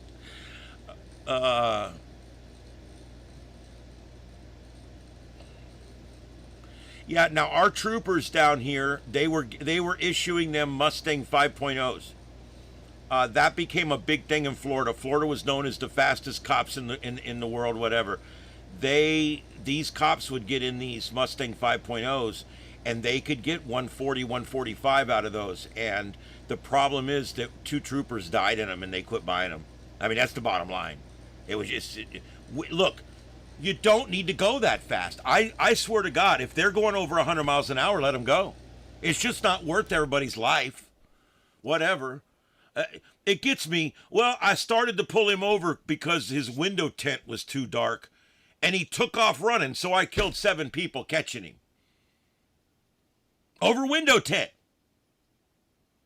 We got some real priority issues going on there. Yes, Matt, I didn't go over a floating bridge, but I'm aware where they used a couple of those after Andrew, actually. Yeah, those are really cool. They literally bring them out, float them together, and hook them all together. And then your vehicle drives right across the floating bridge. And the buoyancy of the bridge is what's holding your vehicle up. And the bridge itself is what's holding itself together. It's pretty cool. Pretty cool.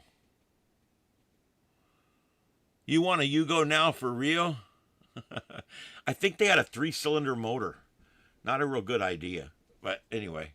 Cylinders work better in even numbers, just my opinion. Yeah, I mean, you know, how many starships have 3 warp engines? Come on. I mean, things do better in 2s, in 4s. You know what I mean?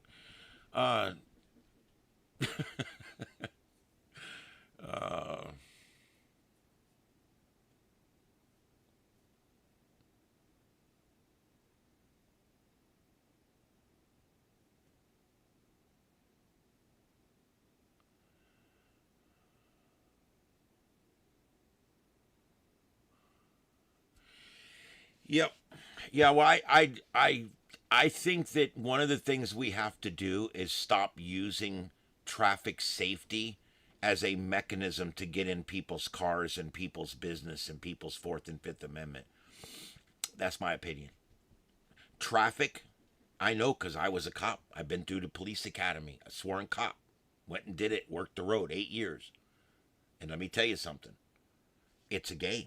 The whole thing's a game. They're all making arrests for the points because they're all looking to get promoted and get raises. Their raises are based on their arrests, not their convictions. They could make 100 arrests. All 100 arrests can be null-prossed for lack of evidence, and they'll still get the sergeant promotion because they had 100 arrests. It's ridiculous. And the little things like that are keeping our law enforcement down right now. Because for the most part, our law enforcement does a great job. They have tens of thousands of encounters a day and only a few problems. I mean, they do really good. Most of the time, our cops do a really good job. But there's certain things we got to stop doing. Like, there's certain states right now, the moment you run from the cops, they pit you. The moment. Down here, they chase you for a while. They got to have a felony reason to pit you. They can't just start pitting you for no reason. And I think that's important. I think we need to have reasonable restrictions on stuff like pit maneuvers. There was a case up in the Northeast. I don't remember which state exactly. This woman goes to driving school, and they teach her in driving school, okay, when you're being pulled over on a dark road and you're not sure where to pull over, slow to 1/2 speed, put on your caution, your flashing lights, pull over to the far right lane, okay, and let the officer follow you and pull off where it's safe. Cop gets up behind her, pulls up behind her, turns the lights on. She slows down 50 miles an hour. She slows down 50% of her speed. She puts on her 4-way flashers. She pulls over to the right lane. Exactly what it says to do in the driver's manual. Exactly what it said to do on the test that she took and passed. Okay? 32 seconds after turning the lights on, the cop pits her. She had slowed her speed down. She put her flashers on. She waved at the officer. 32 seconds after turning his lights on, he pits her. Flips her brand new Ford Explorer, red Ford Explorer. You guys may have seen this video. Flips it over 3 or 4 times. She's trapped now underneath it. She's pregnant. She's a pregnant mother.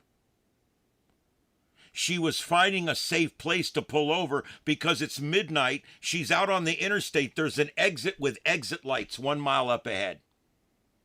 She did exactly what the law says she's supposed to do. And the cop pitted her 32 seconds after his lights came on. And then he drags her out of the car at some point, and while she's laying there in glass, being in bleeding, and her baby and everything else, while she's laying there, instead of rendering aid, he yells at her for running from him. She immediately reduced her speed by half and turned her flashers on. He, 32 seconds after turning the lights on, pits her and is yelling at her laying on the ground, bleeding, yelling at her for running, quote, running from him. That's a problem. That's a problem. That situation right there has significantly caused changes in the pit maneuver rules for that state agency. They're no longer pitting misdemeanors. You should not hit a misdemeanor. Now, if they become reckless and they become felony reckless and they meet the criteria for felony reckless, then if we can find a safe place, let's pit them. But how many of these pits have we seen? They pit them right into traffic. They pit them right into parked cars. They pit them right into the front of businesses. There's several things that law enforcement needs to have taken away from them. The pit maneuver's one. Stop sticks are great. The pit maneuver needs to be completely taken away. It's misused almost every time it's used. Tasers, taken away. They need to go back to spray. The spray works fine. Tasers are misused. There's been hundreds of deaths caused by tasers. They're not good. They're constantly misused. Do you know there's been thousands of cops that have been fired over misusing their tasers? Why do we still have these things? They're worthless. They only work about a third of the time with the barbs and only about 60% of the time on dry stun. I've been through the class for this. I've been hit by one of them. I know what it's like. They're worthless. If you're up north and it's cold, they're worthless. You're never going to get barbs through a big jacket. I mean, and then they just end up misusing them. They got that one case where the guy they accused this person of not using their turn signal. Right? They go up to the car, they tell the passenger to get out. He wasn't even involved. He hesitated, said, "I'm not giving my ID, I'm not giving out, I'm just sitting here." They opened the door and they beat the shit out of him. They ripped him out on the ground. He took his taser, took the top off, which makes it dry stun, meaning that there's now tips on the end, and he put it up against his ball sack. And 4 or 5 times he hit this man in the ball sack.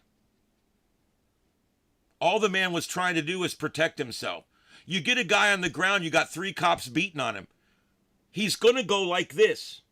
They want him to put his hands behind their back. Who's going to put their hands behind their back when their face is being shoved into the concrete?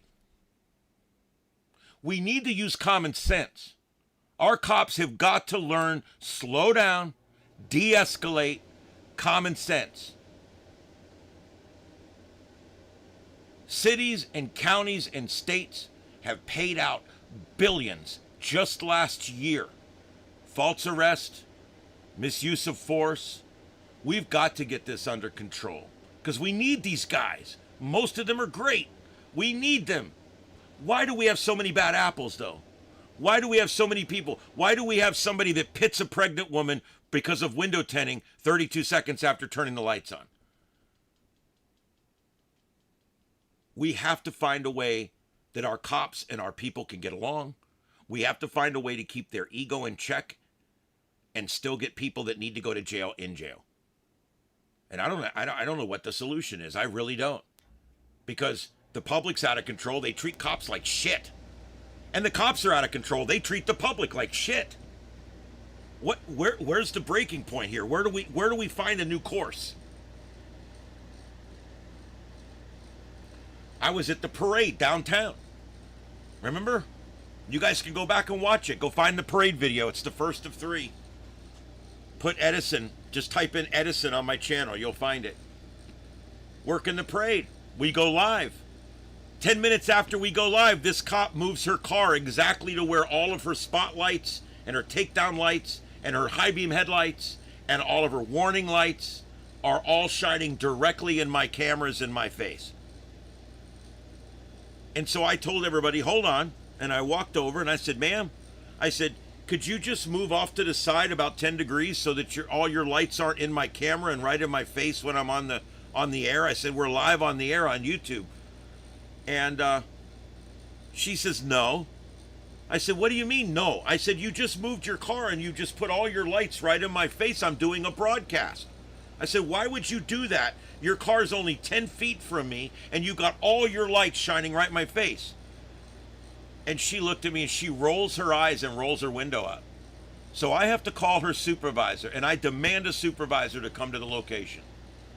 Supervisor gets there. He walks up. He's like, what's the problem? And I explain it to him. I'm like, she did it on purpose. I know she did it on purpose. And he walked over. He's on camera. You can see the whole exchange. I said, I know she did it on purpose. He says, she didn't do it on purpose. Well, I gave her the opportunity to fix it, and she rolled her eyes and rolled the window up. I said, so if she wanted to resolve the situation with the member of the public, she could have told me. Oh, she also told me, the only other thing she told me was, I said, can you just turn the white lights off? She goes, no, you can't do that. And I told her, I said, yes, you can. I know for a fact I used to be a cop. And she rolled the window up, rolled her eyes. So, Sergeant arrives. I'm talking to him. I said, look, that is earning the hate. He says, what? And he steps up to me. I said, who? That's learning the hate. That is earning the hate. There was no reason for that woman to put all of her bright lights right into my cameras. She sat here and watched me set up everything. I'm on a public right-of-way. I'm in a legal location. Back out of the way. I specifically picked my spot. And she waits until I set up all this equipment. Takes an hour and a half. And then she waits till the parade's coming around the corner, and she moves her car and puts all of her lights right in my cameras. I said, that, Sergeant, is earning the hate. And then when I asked her politely to just move her car or turn the white lights off, she lied to me and told me she couldn't move her car, and she lied to me and told me that she could not turn the white lights off. And he said, well, let's get this straight right now. She didn't do it on purpose. Well, even if she didn't do it on purpose, she knew it was a problem because I brought it to her attention. The sergeant went over, went in her car, and turned her lights to patrol mode, which is just the dim, where everything's just steady dim. And we did the rest of our broadcast, and everything was fine. And she stood over there with her buddies and stared at me with this shit. I figured that she was going to follow me back to my car. That's what they do.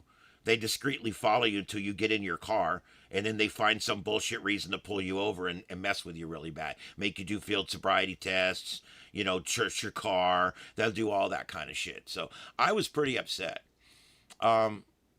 She should have been polite. I'm a citizen. I'm asking for something, And at one point, the sergeant's like, well, I said, I don't want to hear that because I used to be a cop. I'm a retired fire chief. I know public safety as good as she does or better. I don't like that. It really upset me.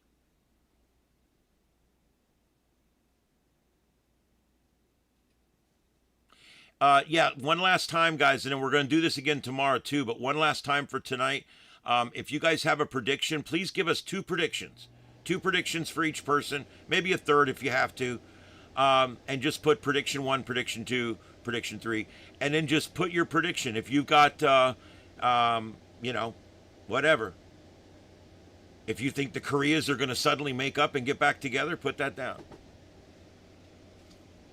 Was that you?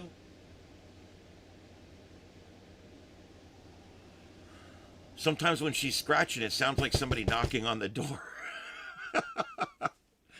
And I'm like, I don't think there's only 2 other people that have a key to this yard, and neither one of them are here. Yeah.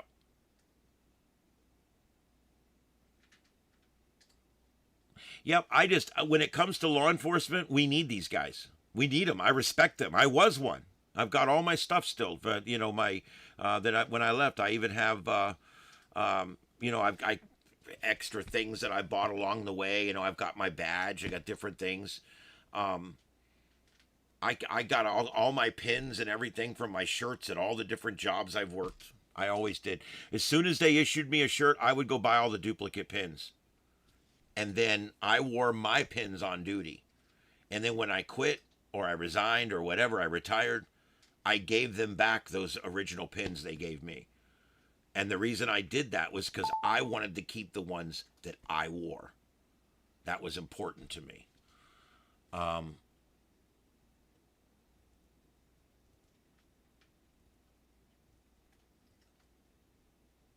Yep. So I think it's important that we should always expect that our public officials are going to treat us with respect. You should expect that, and you don't get that anymore a lot of times from whether you're at the DMV or the tax collector. You know, I told you guys, the tax collector here, it takes 30 days to get an appointment to see the tax collector. I have to wait 30 days with an appointment just to go give them my damn money. And after I wait 30 days for my appointment to come up, I literally waited 30 days to go renew my driver's license. All right, the 30 days comes up. I couldn't go to my local one. The only appointment I could get was all the way out in Lehigh. So I had to drive an hour out to Lehigh to do my license because that's the only place I could get an appointment. I walk into the Lehigh office, into a line. I wait for 25 minutes in line to check in for my appointment. The whole time I'm standing in line, there's a picture on the wall of a woman who's the Lee County tax collector. It's an elected position in Florida and in most places. There's her picture on the wall, and right underneath it, there's a quote. I believe in 5-star service. And there's 5 big gold stars on the wall below it. And I wait for 30 minutes in line. I finally get up to the guy. I said, I have an appointment. It was 10 minutes ago because I've been waiting in this line. And I said, what's going on? He says, oh, here, I'll check you in. He says, you'll have to wait. It'll be about 20, 30 minutes. We'll get you back there. Wait. I waited a month for the appointment. Then I come in, I wait 30 minutes to check in, and now you're telling me it'll be about 30 minutes. What the F is going on? And I told the guy, I said, what does that sign say right there? And he looked at me and he goes, sir, I know, people tell me this all the time. I said, that sign says 5-star service. I said, what I've received so far is not even 1-star service. This is terrible. I said, do you know what 5-star service means? Have you ever been to a 5-star hotel? This is ridiculous. And I called 3 times to talk to that woman, left message after message after message. She doesn't call back peasants like me. She doesn't call back peasants. Commoners like me. She never did call me back. Never did speak to anybody. I left shitty complaints everywhere. I filed stuff that never got returned. I sent in 2 complaint letters that I never heard back from. That's it. They don't give a shit. Why? Because it's 5-star service. That's why. It's 5-star service.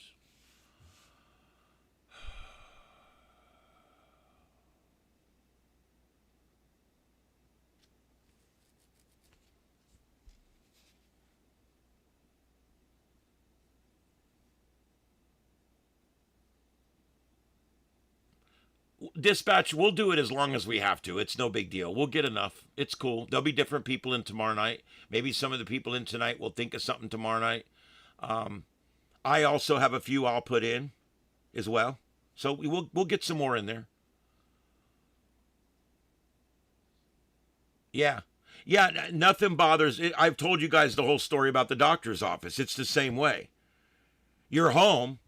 They make you wait 35 days to see the doctor. And then 2 days before that, they send you an email. Hey, before you see the doctor, fill out this form online. So I go on and I spend 25 minutes filling out all this paperwork online. Then 2 days later, I go to the doctor's appointment. It says arrive 15 minutes early. Well, is this the appointment or is the appointment 15 minutes before this? I mean, that's stupid. If you want me to get there 15 minutes early, just tell me the appointment is 15 minutes earlier. Anyway, so I go in, I sit down, they hand me stuff to fill out. It's the same shit that I filled out online. The exact same shit that I filled out online. So I fill it all out again, sign it, hand it to the lady on the clipboard. I go sit and I wait. Now, my appointment was 35 minutes ago. They finally come in. They sit me in an exam room. I sit in the exam room for 30 minutes by myself. Finally, about 20 minutes in, a nurse comes in And we talked for about 5 minutes. Guess what she does? She asks me all the same questions that I answered at home in the survey and all the same questions that I answered in the lobby on the paper forms. And she asks me again, any medications? So what brings you in today? What brings me in today? We've got all the way to this point, and the person treating me doesn't know why I'm there. So finally, she fills out all her stuff on her little laptop, and she leaves. So I sit there for 15 more minutes. I hear the doctor lift my clipboard out of the door and open the door. He doesn't even look at my clipboard, doesn't know my name, doesn't know anything. He walks in and he goes, so tell me, Mr. And he says my name wrong, Mr. Hicklin, so tell me, what's the problem today? You son of a bitch. I filled out these papers. I filled out that paper. I filled out that form. I filled out that paper. And then I told her. And you still need me to explain it again?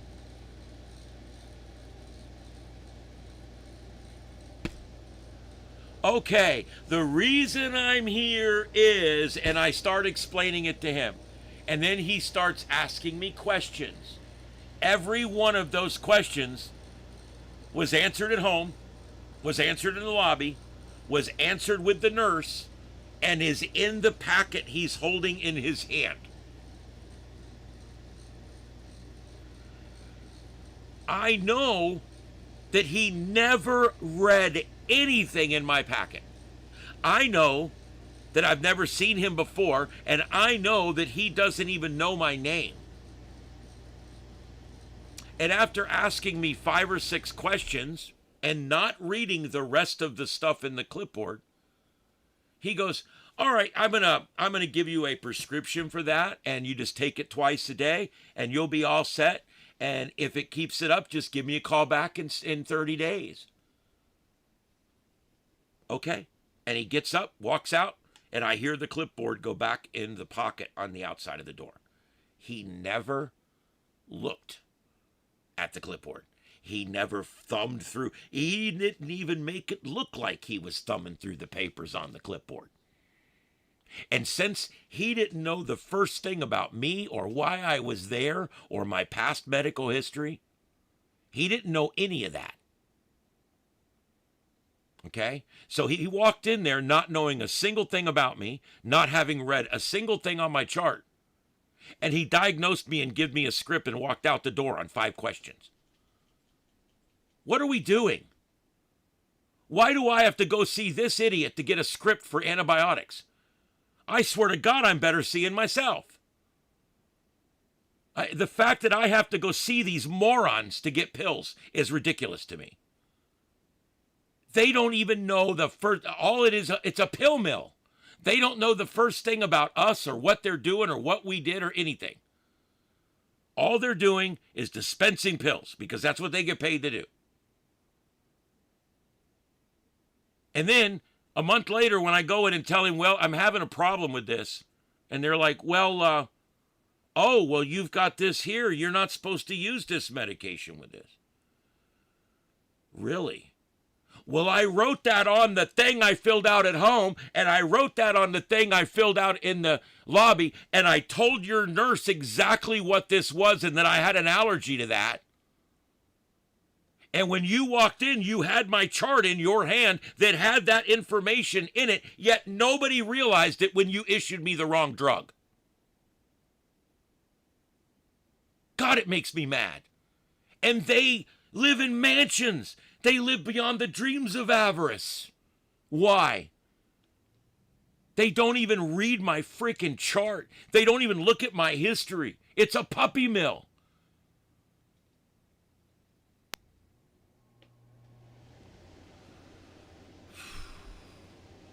And yes, I dare anybody to tell me that that's not your experience at the doctor.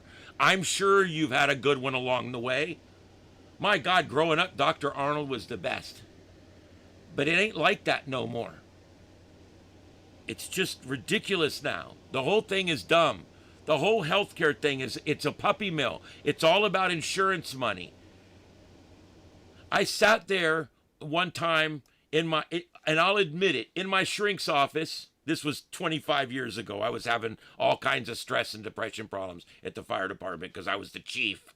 Anyway, I'm in this office and I'm listening to this guy, this doctor, sit in his office, which was right behind the little waiting room right outside his office. I was waiting to go see him just to get my re-up. Every 3 months I'd go see him. He'd give me these little things. It works great. Keeps me from being depressed. I'm happy. Whatever. And I'm sitting there waiting to go in and see him, and I'm sitting right outside the door. Now, back then, I had really good ears. And I sit there. Oh, God damn, this freaking camera. Oh, my God, it's going to do it to me again here, just to piss me off. So, I know, oh, never mind. Oh, my God. This camera just upsets me so bad, it throws me off every time. I hate this camera. I've got it all. I got tape wrapped all around it so that it can't move, but I can't make it stop zooming in and out. I guess I'm just going to throw them out.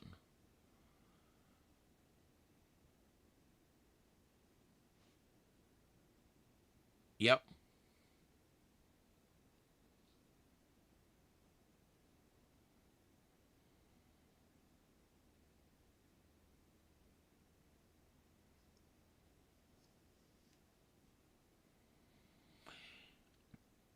Dentists are another thing. There's a lot of people that can't go see dentists. They just can't. I have a problem with dentists. If I set an appointment to go to a dentist to have some dental work done, my anxiety gets so bad that I'll pass out. I can't let nobody go in my mouth. And you know what gets me? There's a lot of people like me. There's a lot of people like me that have a phobia of dentists. And guess what? They don't give a shit. Dentists do nothing to help people that have this problem. There's one dentist in town that's doing dentistry where he'll give you a pill the night before and you take it, and then it's like a Xanax or something, and the next morning someone drives you in and then he gives you a little bit of gas, and then he'll go in and pull your teeth out or whatever. But he charges $1,000 a trip for the gas and for the pill and everything.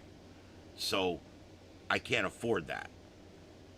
And I have dental work I need to get done. I can't. I can't. People don't realize it.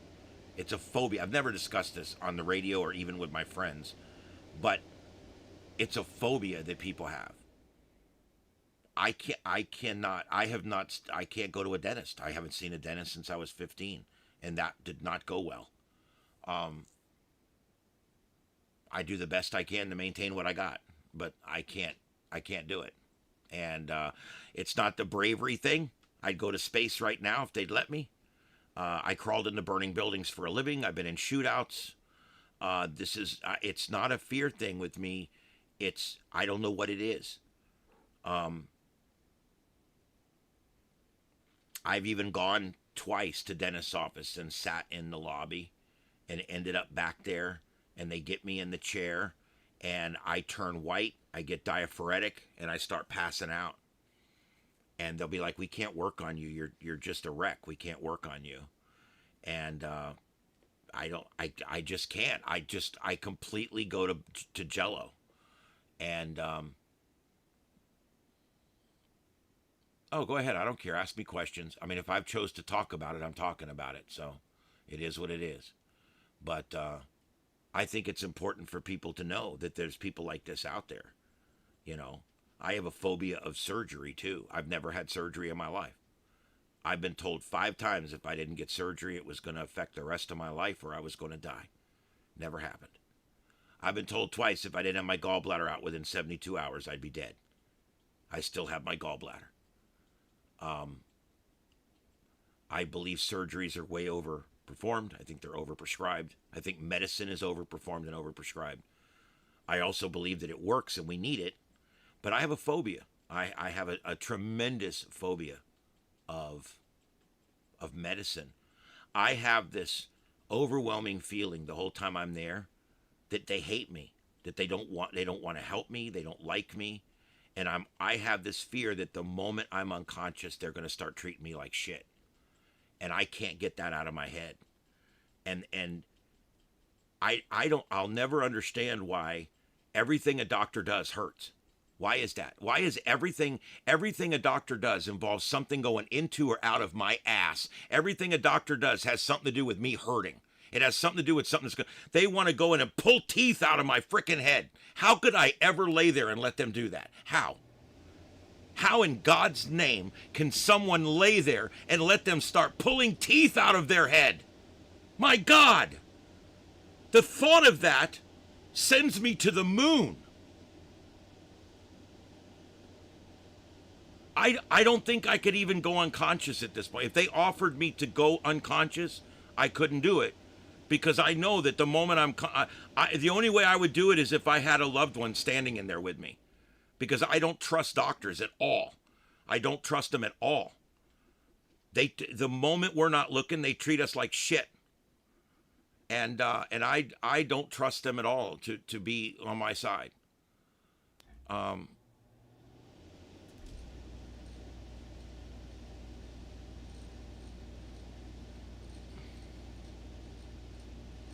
I wish I had false teeth at this point. I mean, I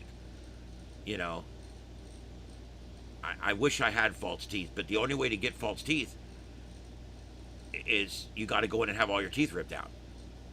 Now, and I'm not there yet. I've still got all my bottom teeth, and I've still got a majority of my top teeth, but still, what they want to do is rip all my top teeth out and put a plate in and fix the 2 cavities on my bottom teeth and be done. That sounds great, doesn't it? I can't have them pull my teeth out. Are you nuts? Just the thought of that makes me sick. How can people live like that? Just knowing that I have an appointment a month from now, I wouldn't be able to get any work done.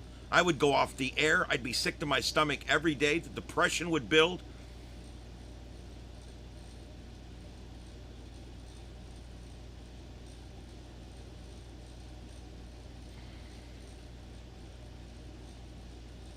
Yeah, and then when they're all done with you, they don't fix you. You're still broken. You still have to go home and fix it yourself.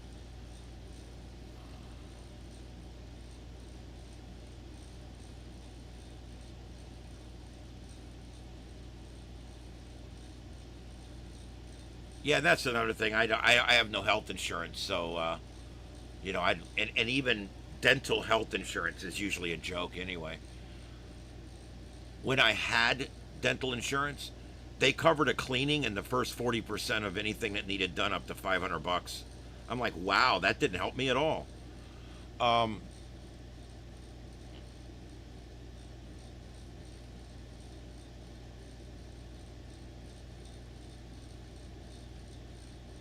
Let's see here.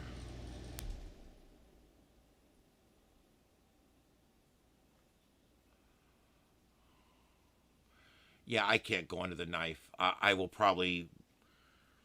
I'm probably going to die of a rotten gallbladder here in the next 7 or 8 years, but that's okay. I will die whole, having never been cut by those ghouls.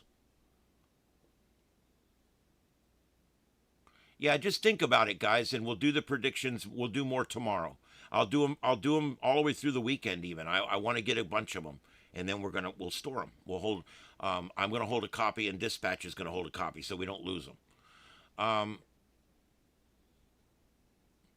Well, Texas, I can still enjoy food. I'm missing a few teeth, but I can still enjoy food.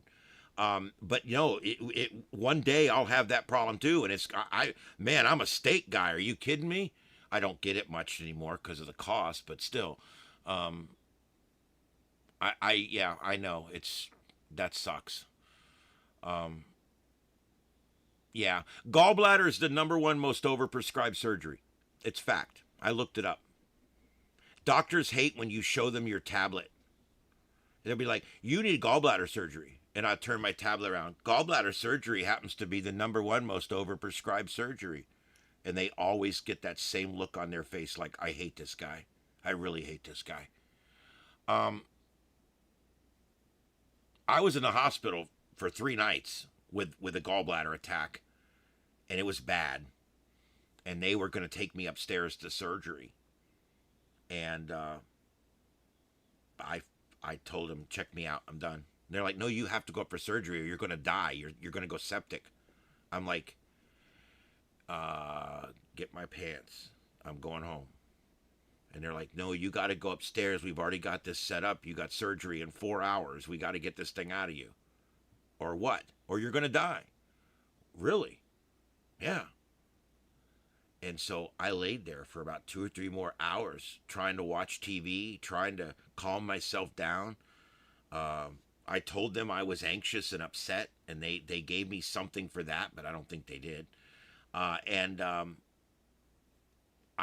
couldn't get around the fact that they were going to knock me out and cut into my body. And it just made me sick to my stomach so bad that I'm throwing up, I'm heaving. They come in, they're like, what's wrong? You're throwing up, what's wrong? I said, I'm checking out. Go get my effing paperwork. I'm leaving. And they're like, if you leave, you'll die. And I'm like, fine. I don't care. I'm leaving. And it went like this for like 2 hours. And they came back in and I'm standing there dressed. And they're like, you're leaving, aren't you? And I'm like, yes, I'm leaving. I can't do this. I can't allow this to happen. Okay? God's either going to let me live or he's going to take me. But I'm ready. Because I can't have you people cutting on me like this. I can't. And they're like, okay. And they signed me out. And I walked out of the hospital. I wouldn't even take the wheelchair down. I walked. I just won't do it. Am I saying that all surgeons are bad? No. Am I saying that all surgery's wrong? No, of course not. But for me, at that moment, it was the wrong thing. And now here I am. 10 years later, I can still feel it. There's a little lump right there. But yeah, I still got my gallbladder. I do. And it's always a little bit infected. There's nothing I can do about it. When it starts hurting and I start getting nausea and I start having those gallbladder problems, I back off the fat. It's that simple. Back off the fat. Back off the potatoes. Back off the starches. Back off the gravy a little bit. Back to hamburger and french fries down to 2 days a week. And you can actually get your gallbladder to healthy back up. It's bad eating that just beats it up all the time.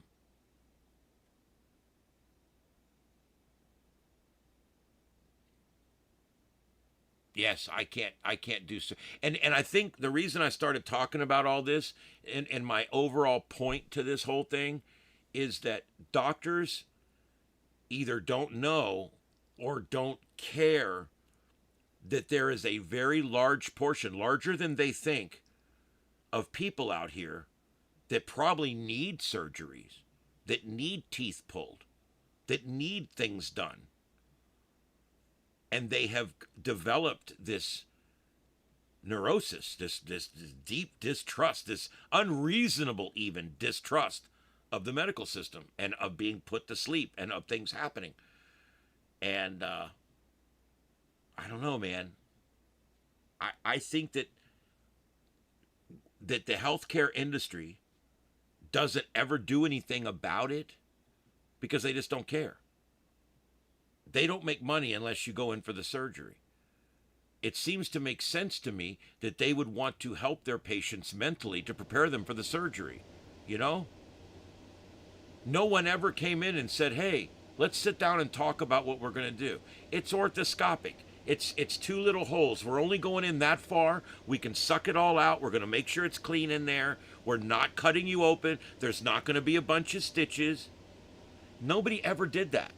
No one has ever walked into my room or walked into my doctor's office or my appointment or talked to me ever from the healthcare field. Not a single person has ever asked me or tried to help me with any of these phobias.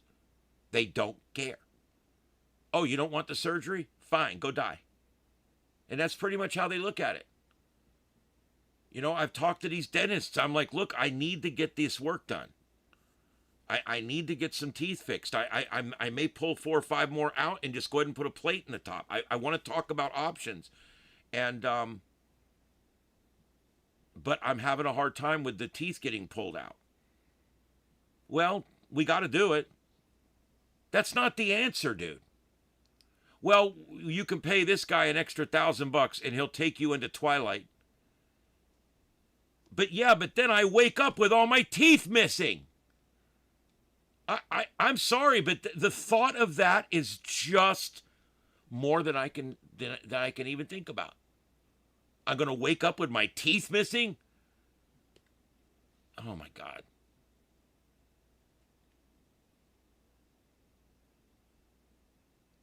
Our healthcare industry, everybody's always talking about all the problems with our healthcare industry. And this is one of the biggest problems with our healthcare industry, is that people are deathly afraid of our healthcare industry. And our healthcare industry does nothing but make it worse. It almost seems like they do everything they can to give you as much anxiety as possible before you go in for surgery. You know?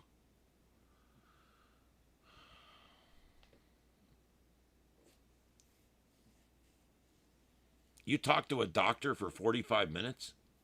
Wow.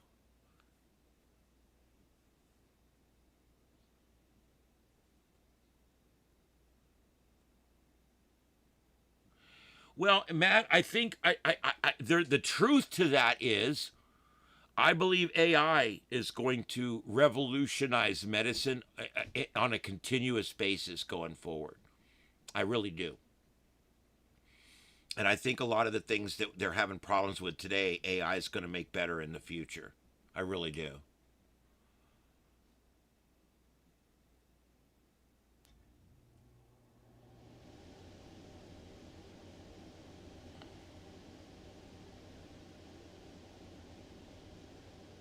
Yeah, and that's another thing, Texas. Doctors will either overprescribe you a bunch of pain meds and get you hooked like phonics, or they'll tell you, no, we're not giving you anything. Tough luck, get some Advil on the way home. When I came home with my gallbladder, I think he gave me 10 tramadols, and that was it. And those aren't even really a narcotic. I wasn't wanting a narcotic. I actually don't like narcotic pain pills because, well, they're habit forming. Yeah, they sure are. I don't take them. I've never taken them because I'm afraid I'm going to love them. The few times I've had to take them because of bad pains and breaks and things, I do. I find that I like them. I find that I like them, and I don't like liking them.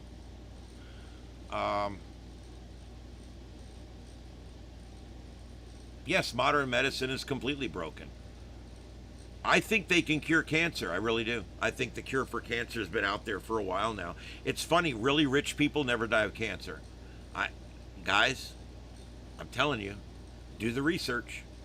Rich people don't die of cancer. Rich people don't die of AIDS. Rich people don't die of a lot of these things, but we all still die from it.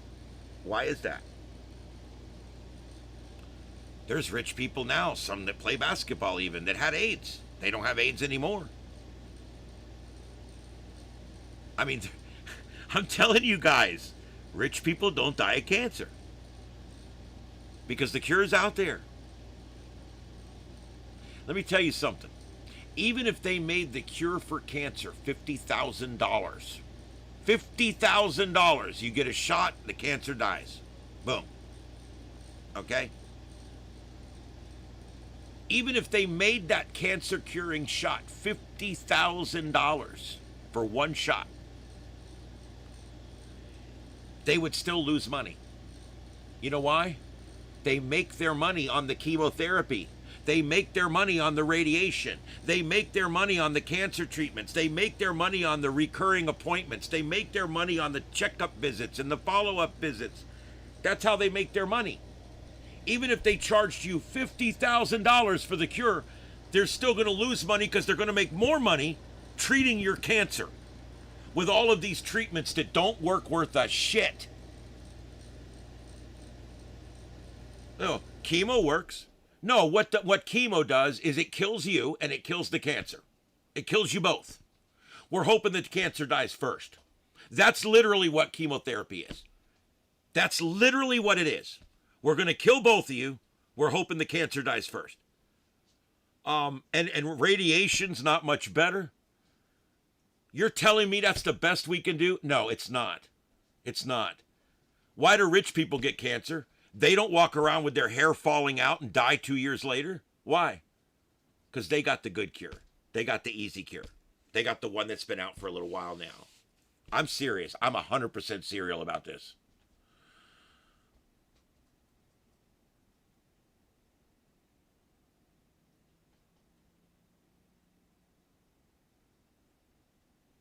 Yep, there you go. I buy the Walmart equivalent Advil, and I take 4 of them because that's 800 milligrams. That's the maximum I let myself take.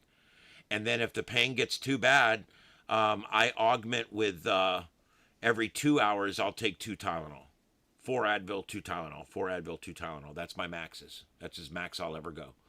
But it does, if I got a bad toothache or my back's really bad, that's what I do. Advil, 4 Advil every 4 hours. And then 2 Tylenol every 4 hours in between. You know, Tylenol's processed by one organ, and Advil's processed by a completely different organ. One is kidneys and one is liver, I think. The point is you can take one, and then 2 hours later you can take the other one, and it won't harm you.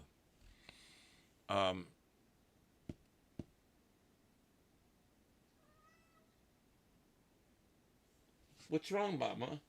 I know it's late. I can't believe I'm still on. I've been on 4 hours. I don't know what's going on. I'm psychotic tonight. I was in a bad mood and wanted to go to bed earlier, and now I can't shut up. I still got 30 people in here. That's not bad for this late. We had 1,100 people come in tonight. This has been a good show. Average view time, 10 minutes. Not bad. That's actually really good. Anybody that creates knows that view time is hard to get. All right. Last call for the chat room, guys. I'm going to call it. Yeah, some of the generic equivalent, oh my God, analgesics. I literally just drew a blank. Some of the analgesics that are over the counter, the cheaper ones, like Walmart brands and stuff, they actually work great. I've never had it. The Walmart 200 milligram ibuprofen from Walmart work every bit as good as Advil. Yeah, I think it's been good. It's been a good night.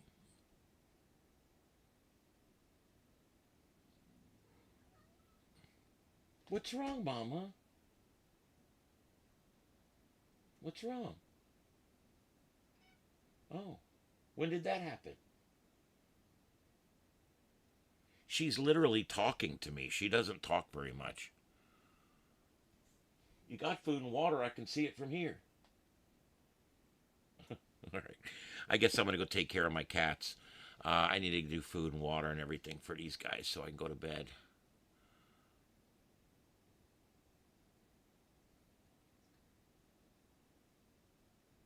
Yeah, this was good.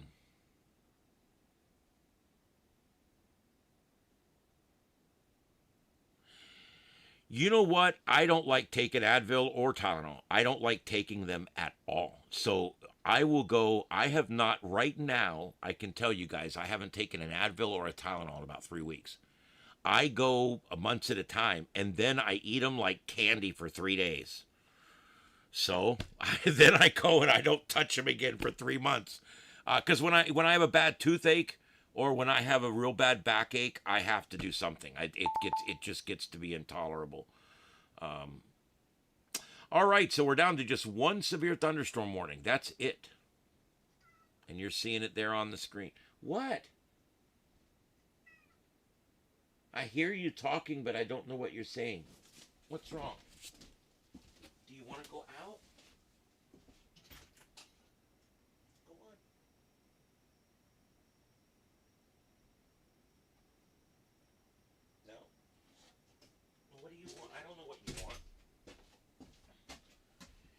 Daddy Kitty and Eddie are sitting right outside giving me shitty looks when I open the door, and that's because they want to go to bed. Daddy hasn't been sleeping in with me, but he may want to tonight. I don't know. It certainly isn't cold down here. It's warm. No, Mama lives out here. Mama was an outdoor cat, and when Snotty Maru died, Snotty Maru was her sister, another black cat that wandered up, a genetic deficient cat from the neighborhood. And that little kitty wandered into my life, and she had these little teeny stubby legs and this big fat body and this little head sticking on the top. And she was just goofy looking. I loved that little cat. And she was my shack cat in here for about 5 years. From the day I bought the shack up until a couple of years ago when she died. I had to put her down. And the day, almost to the day or two after I put her down, this one come wandering up with her little babies. And we helped her raise her babies. And she started loving humans. And within a few months, she came in here one day and was hanging out with me, and this became her place in here. So just like her sister lived here, she came in and started living here. She chose it. She comes in. She goes out twice a day for maybe about 20 minutes, and that's it. And in the morning, she'll meow to go out. I'll let her out. 10 minutes, 15 minutes, she's scratching to get back in. She just wants to go out and do her business mostly. She's got a little litter box. She never uses it. It's literally clean. It's sitting over there clean. But it's here in case she gets an emergency in the middle of the night. And she does use it every now and then. I'll come in, there's a little poo in there. I'm like, oh, good, she does use it. Oh, boy. All right, guys.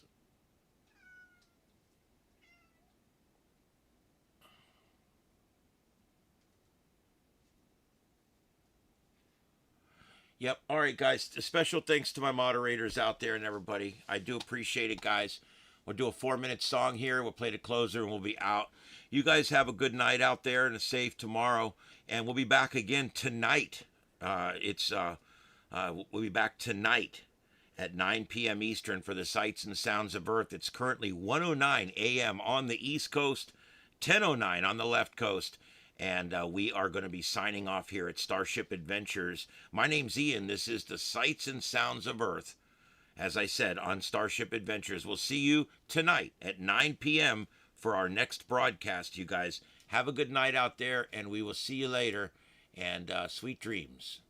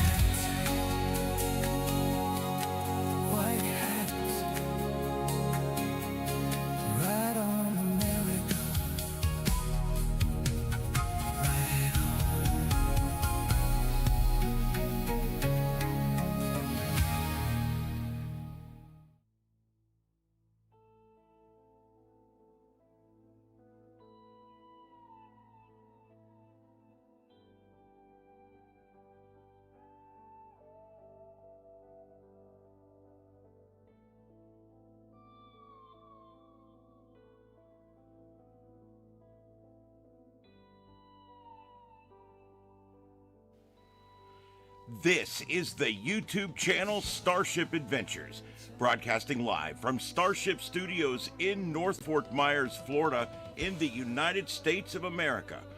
We thank you for joining us this evening for another broadcast of the Sights and Sounds of Earth, covering every breaking news story across this troubled planet of ours. We brought you the raw, unfiltered pulse of the world in real time through our unique multi-screen format, broadcasting in high definition worldwide via fiber optic connection. Starship Adventures, a new kind of YouTube content. To our regular viewers, our loyal crew members, our amazing moderators, and everyone who tunes in each night at 9 p.m. Eastern, we thank you. Your support keeps this independent voice alive and well. We'll be back tomorrow evening at 9 p.m. Eastern with another live edition of the Sights and Sounds of Earth, right here on Starship Adventures. Until then, stay safe, stay informed, and may God bless you and these United States of America. This is Starship Adventures, and this concludes our broadcast day. Good night, America, and around the world. Kilo Oscar 4, Echo Foxtrot Sierra, signing off. QSY, 7-3s, everyone, 7-3s.